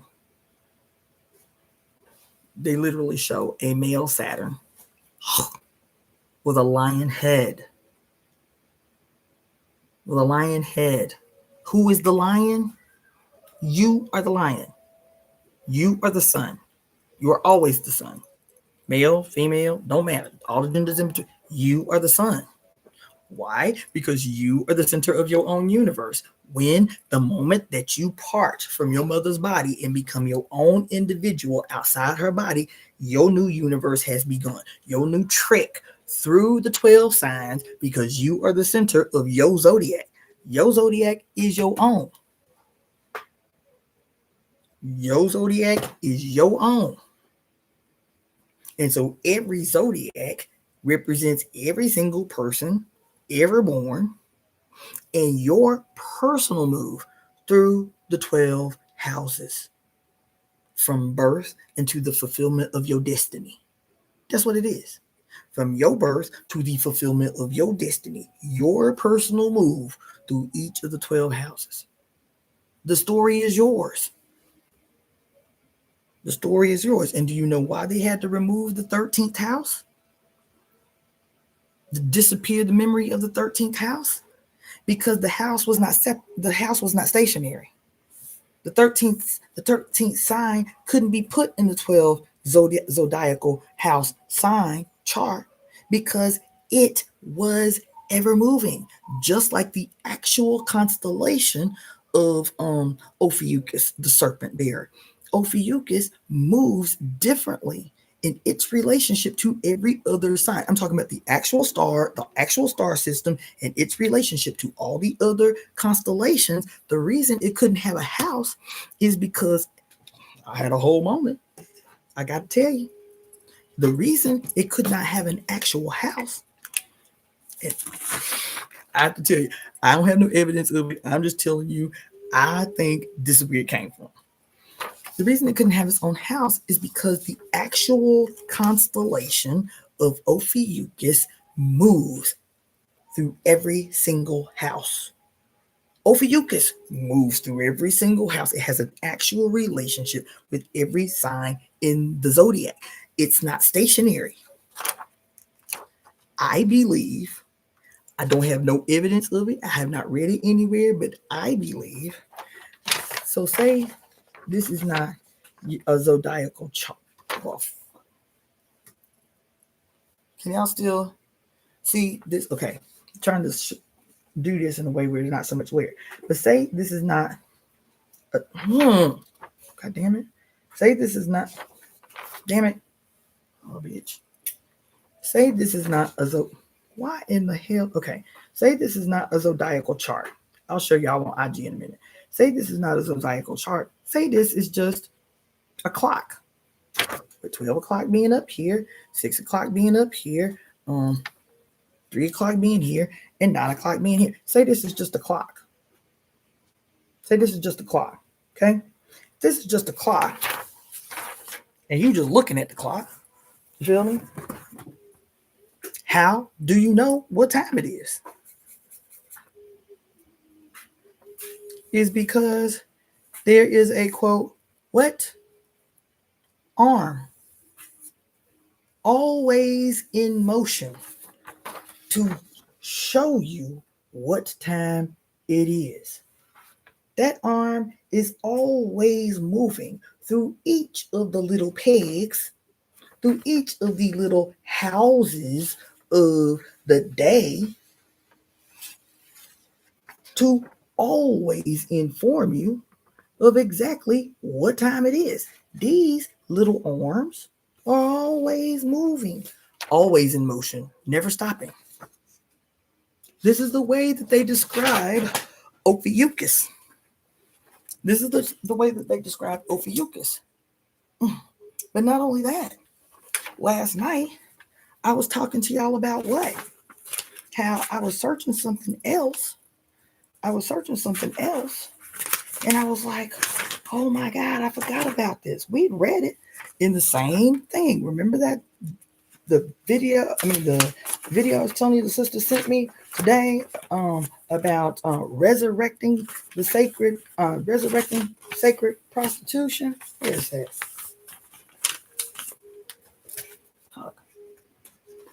God damn it. Resurrecting sacred nope, that's not it. God damn it. I got notes everywhere. Is that it? What did I do with it? Ooh, I'm gonna find it because it's important.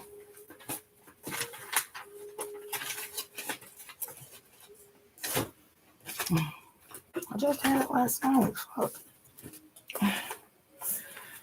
I told y'all I got up this morning. These cats had tap danced over everything. Hold on. That's the muses. I'm about to blow y'all mind. And I haven't seen this nowhere, but when I was sitting here obsessing over Ophiuchus for like a week, I was like, oh my God.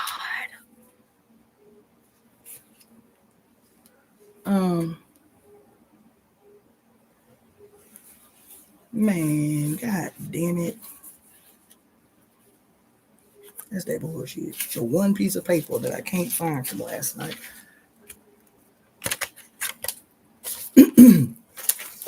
Son of a bitch.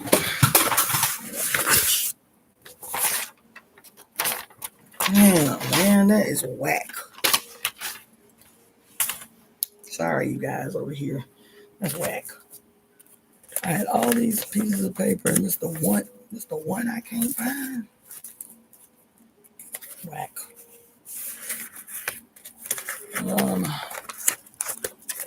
Damn it.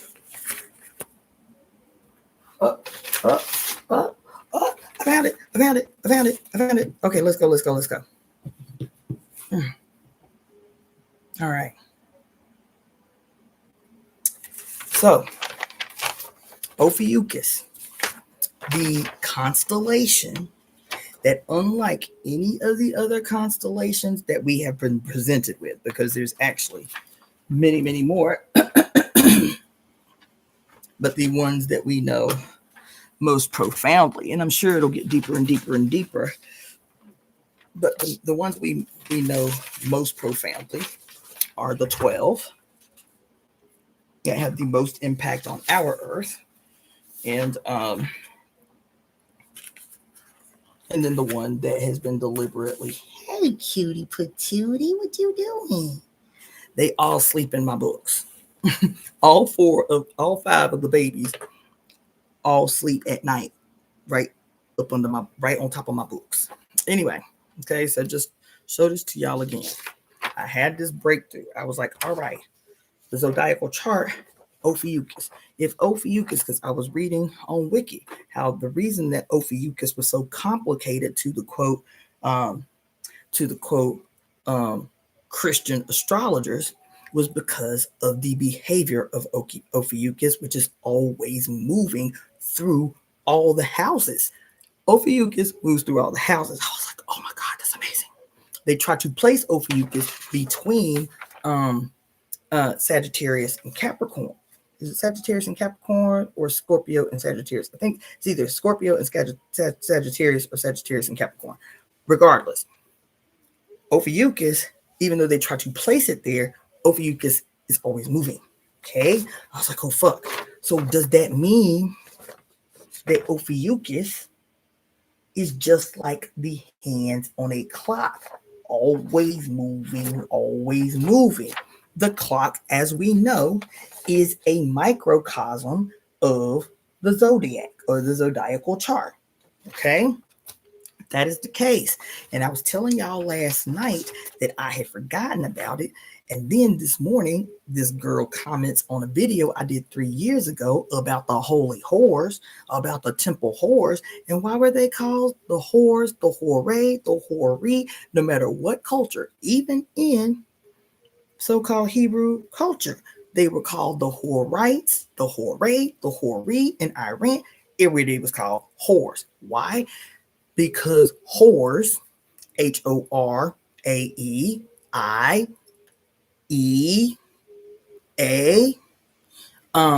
or the modern day WHORE, same thing, because the temple whores or the temple hore or the temple harlots, they were prostitutes. They were sacred prostitutes, holy harlots, right? But they weren't just, quote, they weren't defined just by their activities as holy harlots. What were they responsible for? They were the keepers of the hours of the day. That's why time is synonymous with whore. Whore becomes Hour. Hour. Whore becomes synonymous with hour because whores kept the hours of the day, the 12 hours of the day. What were their names? Oh, this is not my opinion. This is what their names was. This was the names of the goddess that ruled each hour of the day. What was their names? Hold on. Let's see. They were actually called the Sisters of Destiny. Do you know what the word Hora means? Hora. Do y'all remember what the word Hora means? Hora. The correct moment. Hora means, etymologically, Hora means the correct moment. The correct moment. The first hour was sunrise. Her name was Anatolia. The second goddess, Agwe, is first light. Musea or Musia, the hour of music. Gymnasia, the hour of exercise.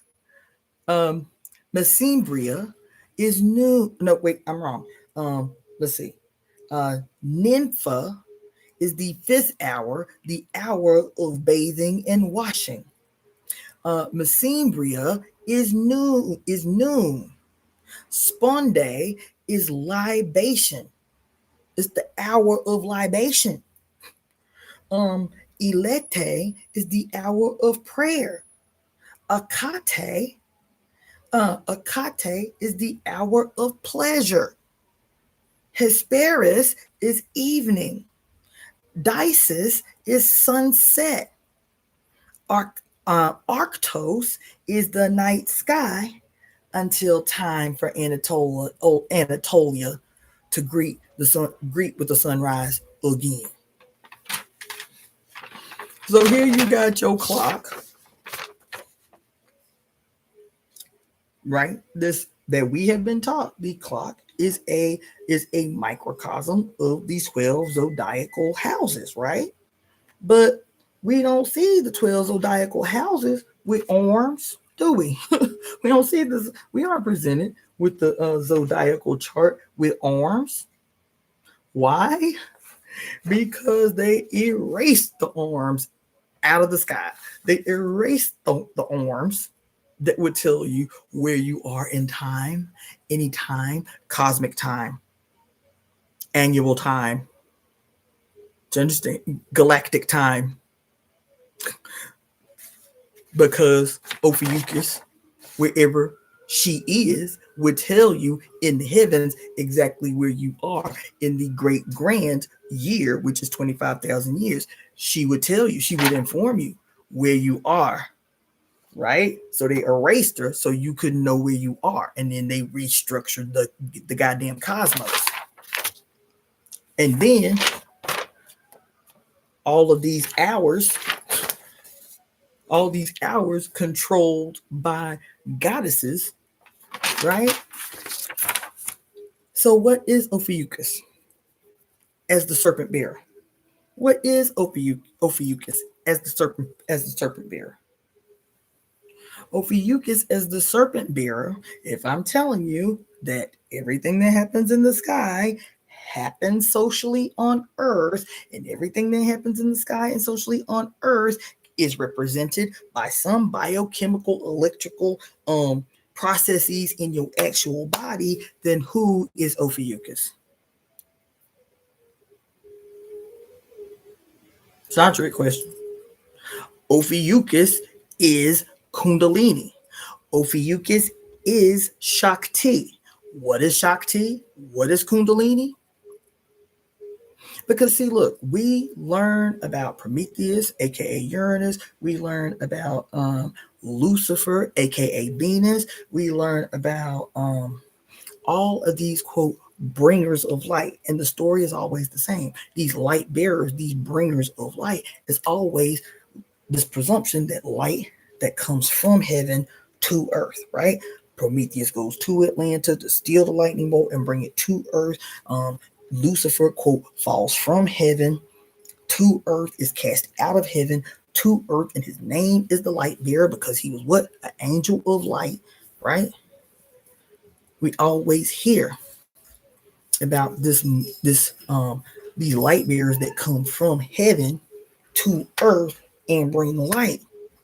But Ophiuchus, the serpent, Ophiuchus, the Shakti, Ophiuchus, the Kundalini, right? When we read about the Kundalini, when we learn about the Kundalini, we say what? That the Kundalini is a serpent in a sleeping coil, waiting to what? Spring up the spine and come through your forehead. You feel me? And once you see the serpent come through your forehead, that's how you know that a person is enlightened, because the serpent is the light bringer. The serpent is the light bringer. The serpent is the light bringer, is the light bearer that comes up, brings light from the surface up, from the earth up. Both are true. Why? If I'm telling you that the zodiac is a representation of you, you are the center of your universe. You, okay? This first house here is when your ass is born.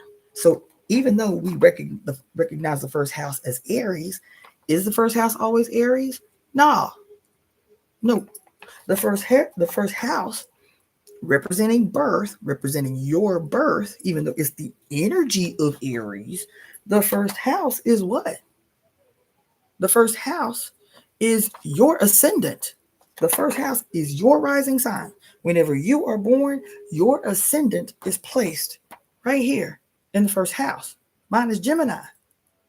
It's the energy of Aries. Why? Because Aries wasn't always a warrior. The energy of Aries represented by the first house is you as an effervescent baby, newborn, with no mistakes, no flaws, and representing all possibilities. All possibilities, no mistakes, brand new, all possibilities. That is why your ascendant is placed here, where metaphorically Aries would be. And then your chart shifts based on whatever your ascendant is. See what I'm saying? You see what I'm saying? And so, if that's the case, this is you, this is your universe. That's why it's not stagnant, it's not stuck. This is your universe. What is it that propels you through each of these signs of your own universe? It's that little serpent in your spine that's always motivating you to do, to learn, to be.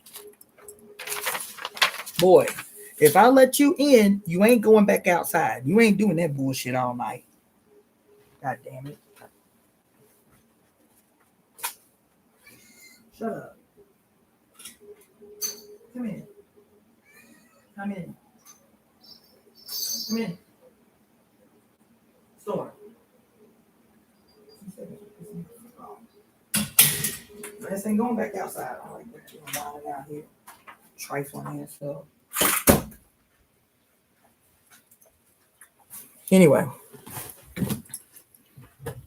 so your Ophi. So if this represents you, then where your Ophiuchus? Who your Ophiuchus? Who your Ophiuchus? Your Ophiuchus is Shakti. What is Shakti? Shakti is the Kundalini. Why is it called Shakti? Because Kundalini is always female. It is always feminine. It is the goddess that exists within each and every one of us. That's why she's always seen as dual serpents, because she too is the mirror image of herself, her dark side and her light side. Going up your spine. If you don't want me to be metaphorical, your Kundalini that rises from the earth up to the head is just as profound as the light bearer in yourself that provides the very first enlightenment. What's your very first enlightenment? Why does all the light bearers? Because y'all are all light bearers. Y'all are all light bearers. Did you know that? Did you know that every last one of you are the light bearer? Not only that, oh shit. Not only that, not only are all of you the light bearers, all of you are the light bearers. All of you are Lucifer. All of you are what's the all the bad stuff? Y'all are all Lucifer. Y'all are all the light bearers, right? Y'all are all Prometheus. And y'all are all, quote, what Christians call the devil. You feel me? Y'all are all the serpent. You feel me? Not only that, guess what? Y'all are all the Christ. Y'all are all the Christ. What's the difference? He who fall, the quote, light bearer that is cast out of heaven and is cast down to earth. Who that is? What they talking about? That's you. Why? What did I tell you in traditional Chinese medicine? They call the uterus. They call the uterus heaven. Then they started calling the uterus what? The lower palace. The lower palace. The palace that houses the emperor that is to come. Who's the emperor? You. Why are you the emperor? Because you all have a heart. What's the emperor? The heart. Why the heart called the emperor? Because the heart governs your entire physiology, including your head, including your mind, including your consciousness, including your concept of who you are. Your heart, as the emperor, governs your entire universe. It's your center. And so the lower palace, as a matter of fact, all that you have, all that you are, right? So say we got 23 chromosomes from my mama, 23 chromosomes from my daddy, and this is the 46 chromosomes that we need to become a human, right? The way the Chinese talk about that is they say you get half your essence from your mama, half your essence from your daddy, and this becomes your, quote, genetic inheritance. Half your essence from your mama, half your essence from your daddy. This is your genetic inheritance.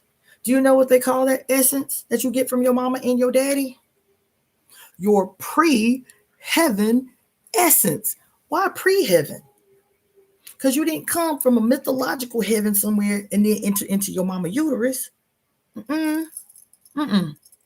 Your pre-heaven essence is the genetic code housed in both your mama and your daddy. The 26 chromosomes from your mama, the 26 chromosomes from your daddy, and all of their contributors, and pre-heaven because your parents already exist. And when they genetic pool comes together in the dance between the ovum and the sperm, and she opens up and allows the one she wants to come in, when when he comes in, when that little sperm comes in, and it is fertilized in the uterus. Uterus is heaven. That's why pre-heaven.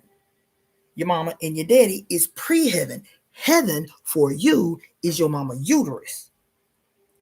So when the story says that this light, the angel of light, is in heaven with God, your mama God. Your mama is God. So when it says that Lucifer was God's favorite, you little Lucifer, you little Lucifer. Why? Guess why? Because your ancestors were scientists. What did your ancestors always say? That when the egg and the sperm come together, what did they call it? The spark of life. That's what they used to call it. And it's all these hundreds and thousands of years later that scientists with little microscopes witnessing the fertilizing of an egg by the sperm. And at the moment that the sperm breaks through, there is a visible spark of light. Light bearer, light bringer. There's a visible spark of light under these little microscopes. How your ancestors know that if they weren't scientists, y'all? Did they deduce it through metaphor? How do they know that if they weren't scientists? They called it the spark of life when the egg meets sperm. Feel me? And so when the egg meets sperm, marked by a spark of light, you become the little Lucifer, the little light bearer in your mama's uterus, which is heaven, and you are her favorite because they ain't typically but one of you in there at a time. There ain't but one of you in there at a time. You feel me? Then what happens?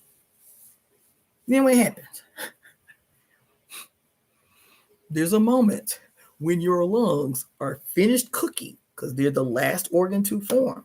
When your lungs finish cooking, you, what is the word, man?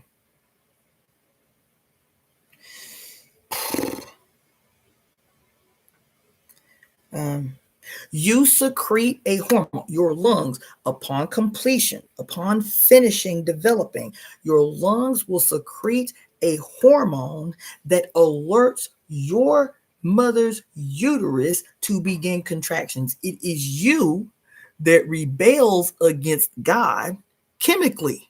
You rebel against God chemically, and in response, because of the contractions, God expels her favorite from heaven and cast him down to earth. Why cast him down to earth? Because ancient women didn't deliver babies on their fucking back. They were standing up in the squatting position with two midwives holding their arms to hold them up, and then one midwife under to catch the baby before it hit the ground. Am I going too far? Am I deducing too much? Boy, you on my nerves. You on my nerves. You ain't getting up there because you on my nerves. No. Hold on. Big ass head. No. You trying to come in too?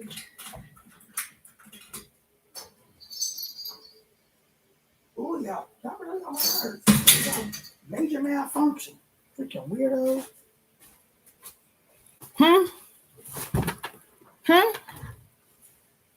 That's why I keep telling y'all, man. Whatever you read, whatever story, whatever metaphor, whatever mythology, it's still about you.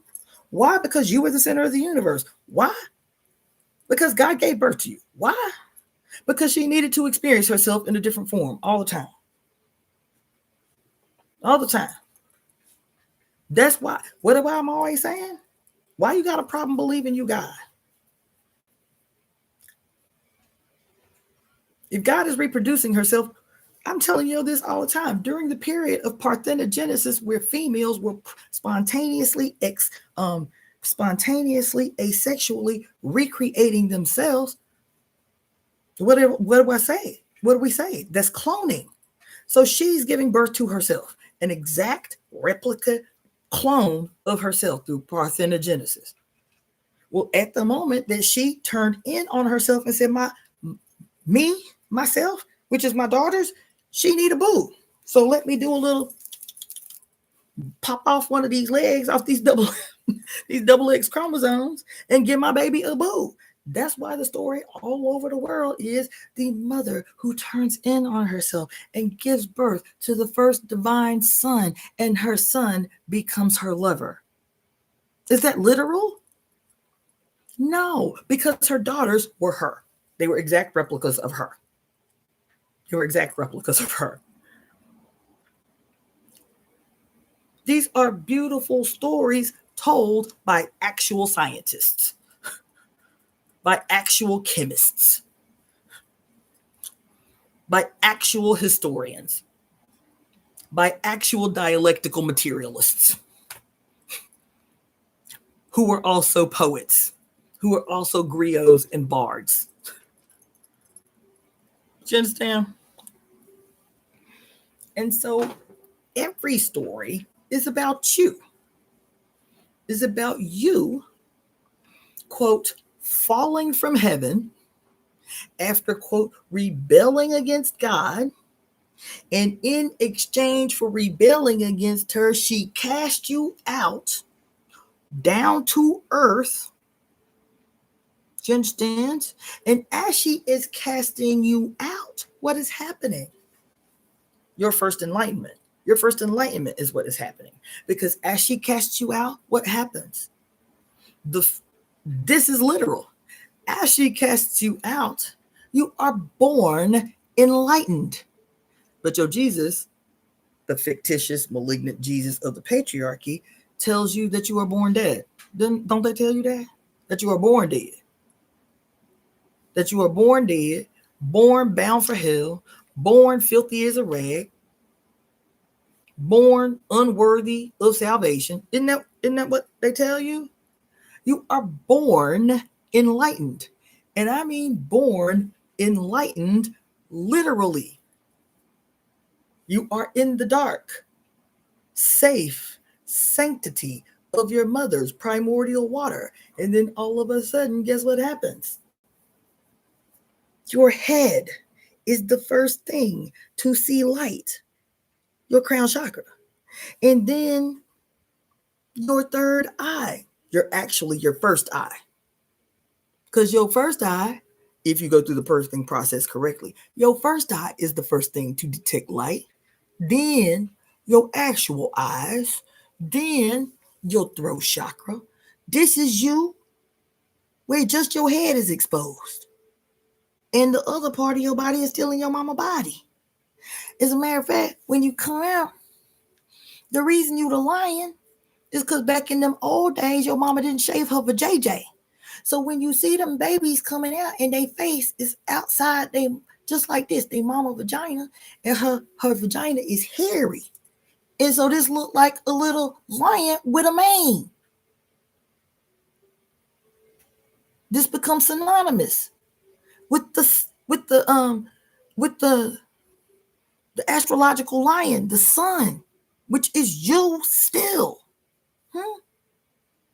So then your face is enlightened, and your throat chakra is enlightened, and your heart chakra is enlightened, and your solar plexus is enlightened, and your from the top to the bottom.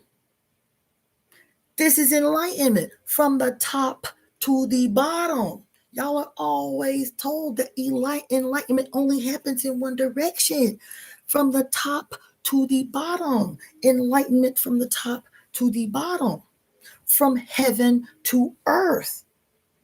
So how do you reach enlightenment when you are on earth? From earth to heaven. This is the Kundalini. This is the serpent. This is the world tree.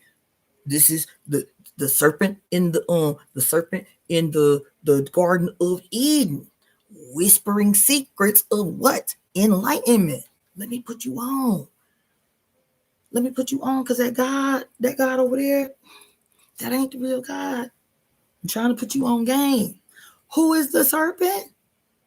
It's Shakti. It is the God within you that allows you to experience perpetual enlightenment after your first enlightenment. Your first enlightenment is your birth.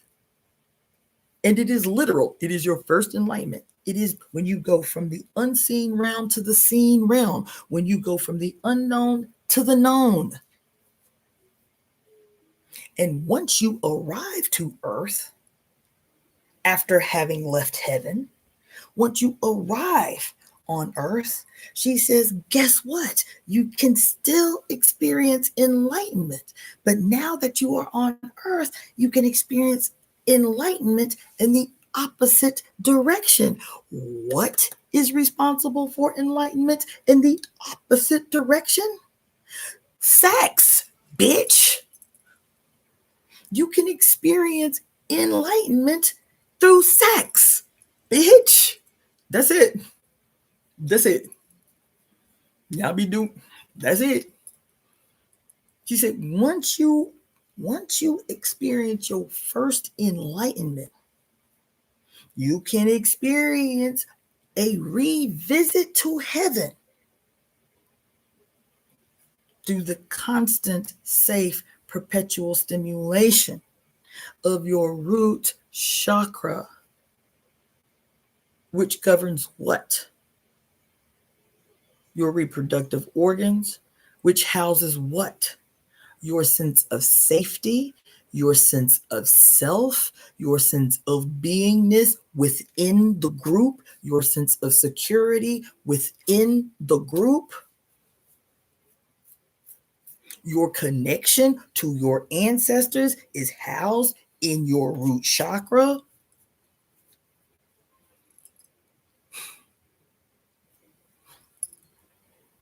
So,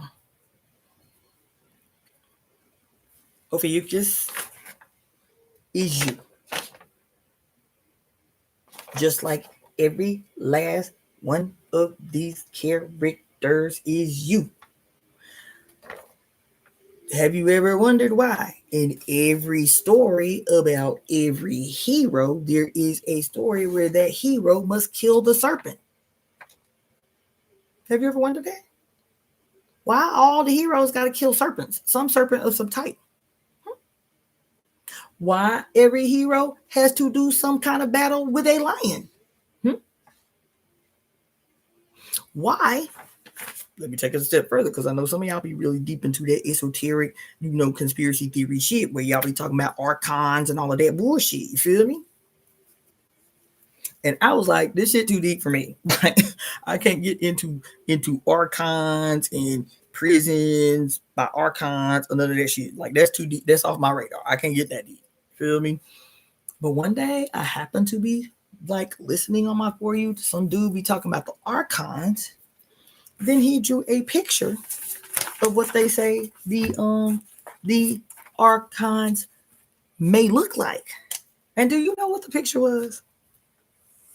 I was like, oh, god damn. Am I going to have to go into this shit? It just always sounded like esoteric woo-woo to me. I said, am I going to have to go into this shit?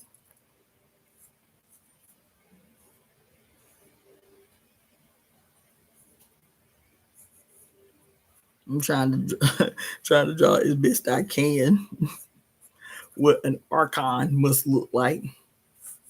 But you'll get the gist.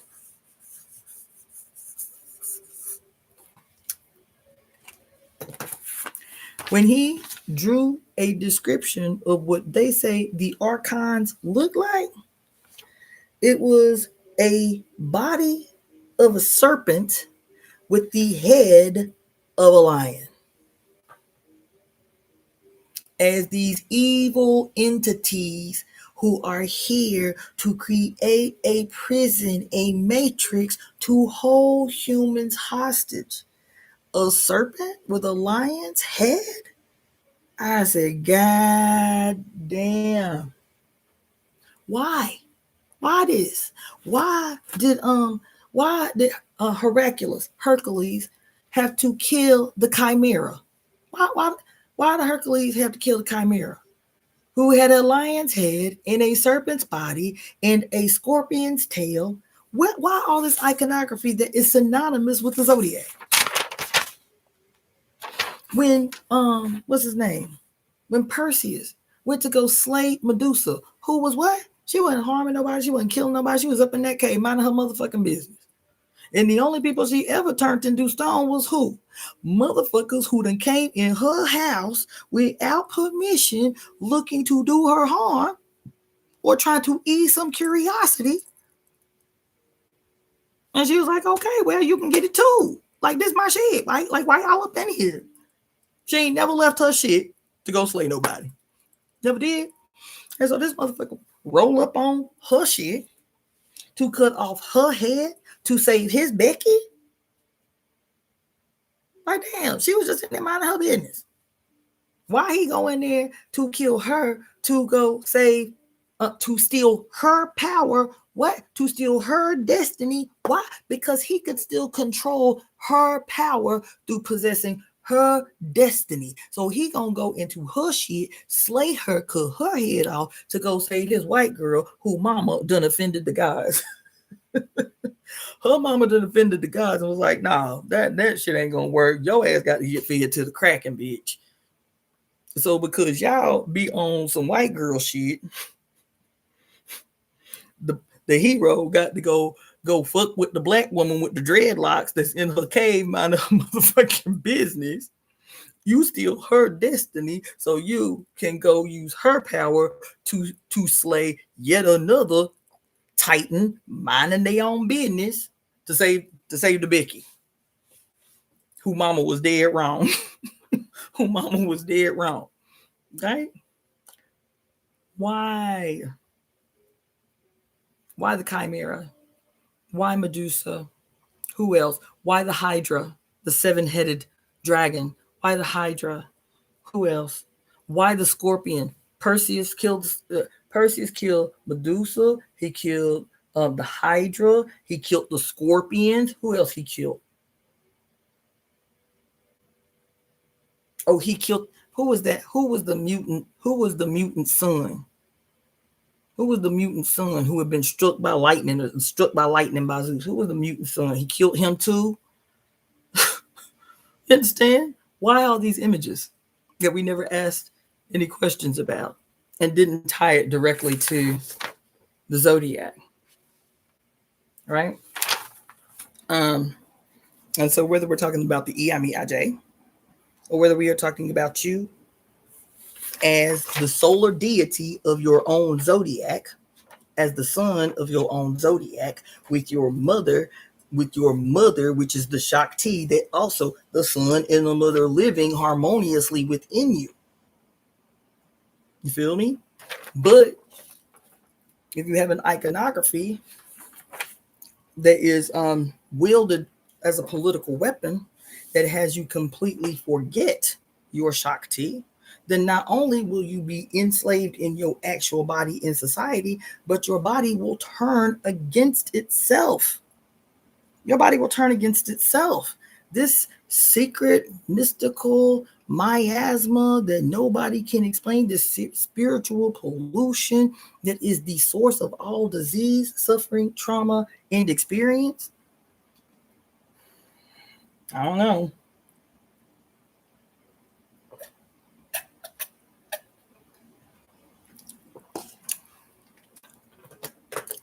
Am I going too far?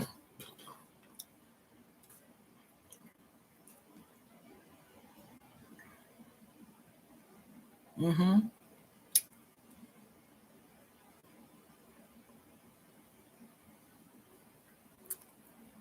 As to explain that yeah. What's up, fatty? What's up, boy? You so fine. Why? I don't. The big ones want to sleep on my purses and my book bags. The little ones want to sleep on the books. What's up, girl? What you want? Me, what? Why me, what? Anyway, I needed to walk this out. I needed to walk this out loud because I can sit and study and write, but when I walk it out loud, shit starts to connect. Shit starts to connect. Mm-hmm. Thank you for walking with me. Thank you, Claudia Ankra, for the donation. So I guess I'm going to get up out of here now that it's 1:11 a.m. We'll get up out of here. I will encourage you again to those of you who are on IG, if you want to make a donation, because I dropped a lot on y'all tonight. I dropped college level, profound interventions, divine interventions, and breakthroughs in real time as I'm working it out in real time. I dropped college level knowledge. I dropped secret society level knowledge up on y'all tonight as I'm walking through this shit. And so I will call on you to make contributions and donations to the Temple of Evolutionary Emergence. I will call on you to support the GoFundMe so that I can consolidate the startup capital, one, to secure my life while I dig deeper into these studies, while I am doing those two main things that I mentioned 6 hours ago, which is one, finally building an actual location for the Temple of Evolutionary Emergence, and two, waging this spectacle of a campaign that does a multiplicity of things, exposes the deliberate bureaucracy that is Los Angeles County government, while exposing the greater community to the work of the Temple of Evolutionary Emergence. And I got to start writing. I need to write. And so I cannot eke out time to write when from day to day I don't know if I'm gonna have a goddamn place to live. You feel me? So these are the things that have to happen. Support the GoFundMe, support the Etsy store, which is daughterofthefates.etsy.com, which is awesome radical stuff on my Etsy store.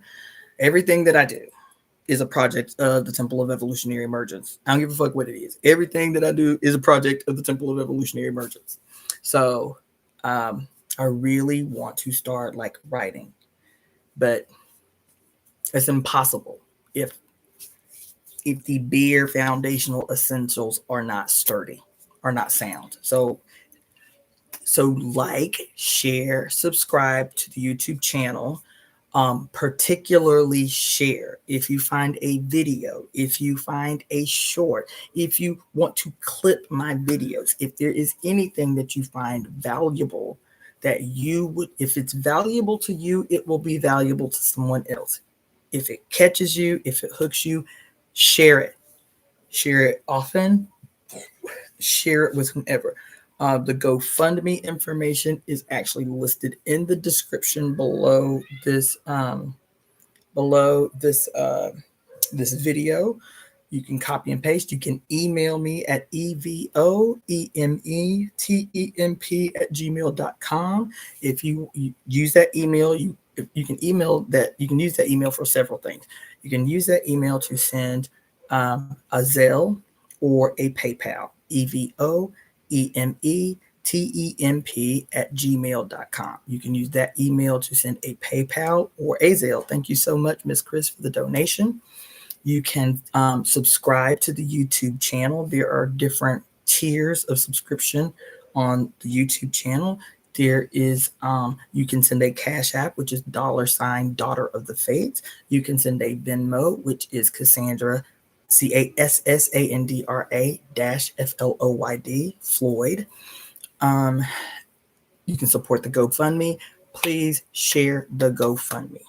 There is somebody in this community. There is somebody somewhere who is going to help us fulfill this goal. I'm certain of it. So share the GoFundMe far and wide. Okay. And then also share my videos. I have about 900 videos, literally college level teaching videos. I don't care what nobody says.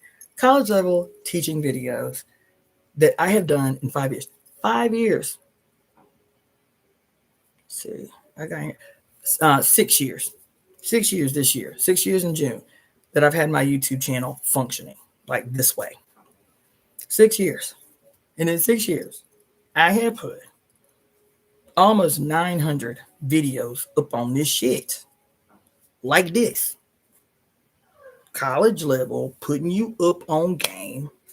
And I'm gonna tell you, nobody, this channel is, I monetize, but I'm completely suppressed in the algorithm because I refuse to self-censor. I refuse to self-censor. If you want me to self-censor, I will. But I would prefer to be able to speak and engage freely, and y'all share my shit. See what I'm saying? When y'all share my shit, it still gets out without a reliance on the algorithm and the suppression of it, because I won't self-censor. See what I'm saying?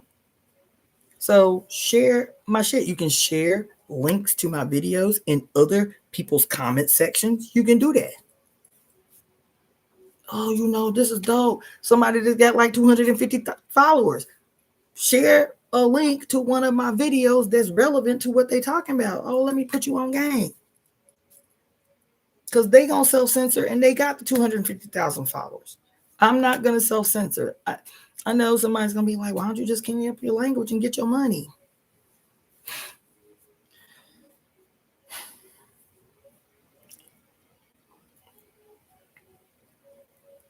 Feel me? I wouldn't have to do that. If something touches you, y'all laid up in here with me for almost 7 hours now. Y'all laid up in here with me for 7 hours. There must be something of value that has captured your attention for this period of time. And so something in these 7 hours will capture somebody else's attention. I am calling on you to be equal participants and disseminators of this very valuable information that will will people into a genuinely integrated relationship with the mother, not some superficial over the air bullshit. An integrated, fully embodied, scientific, mathematical, spiritual relationship with the mother. And we can set this shit off. Share my shit. I'm not going to clean up my language. I'm a 50-year-old grown up recognizing that censorship is a weapon of our opposition. And while I need to get paid, I know that we can manipulate the algorithm ourselves. I'm certain of it. But that requires for you to share my shit. I'm going to say that a million times. Share my shit. I know there ain't no goddamn way in here. Y'all laid up on here for 7 hours and then find nothing of value up in here with this breakthrough I just had. That I know good and damn well you ain't heard nowhere else. I know good and damn well you ain't heard nowhere else. You feel me? So share my shit.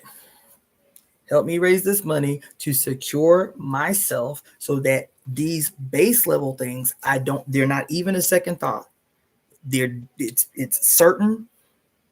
The foundation is certain. And as soon as the foundation is certain, it frees up this to focus, to solve problems, to tap into the mysteries. What did we talk about all day yesterday? These scientists talking about we got 13 generations of genetic information that we can tap into only when what? The social and physical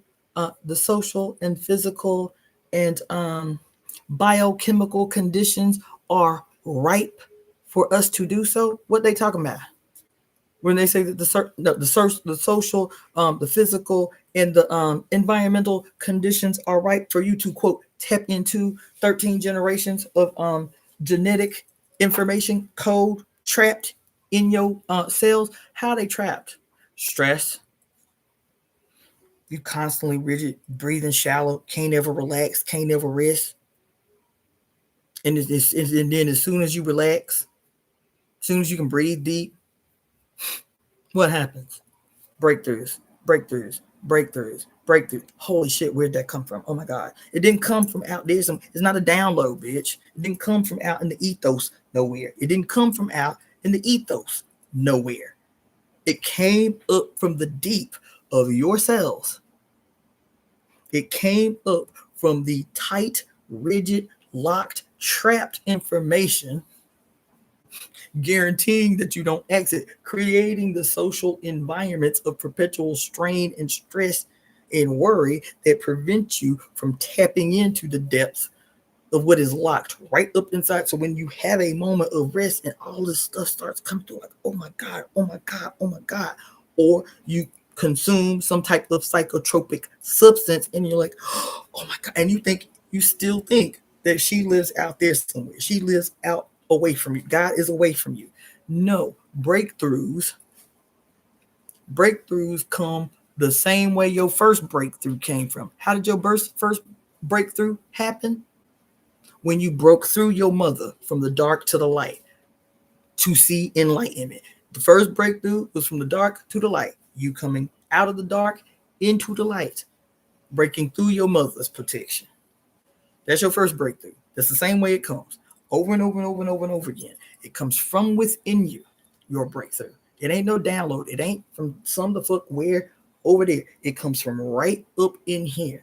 13 generations on two sides. What do they say? There's approximately 3.2 million human beings of contributors, genetic contributors in their life experiences, in their learning, in their epiphanies, in their ecstatic moments and their traumatic moments. That's everything they experienced, saw, witnessed, did, you have access to, according to the scientists, but only if the social, environmental, and physical, aka biochemical and electrical conditions are right for you to tap into them. So, I guess that's all I have to say.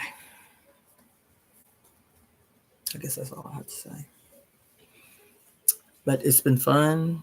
This is my bag. I could do this. Yeah, I know I can do this because I think the longest live I've ever done straight through was 13 hours.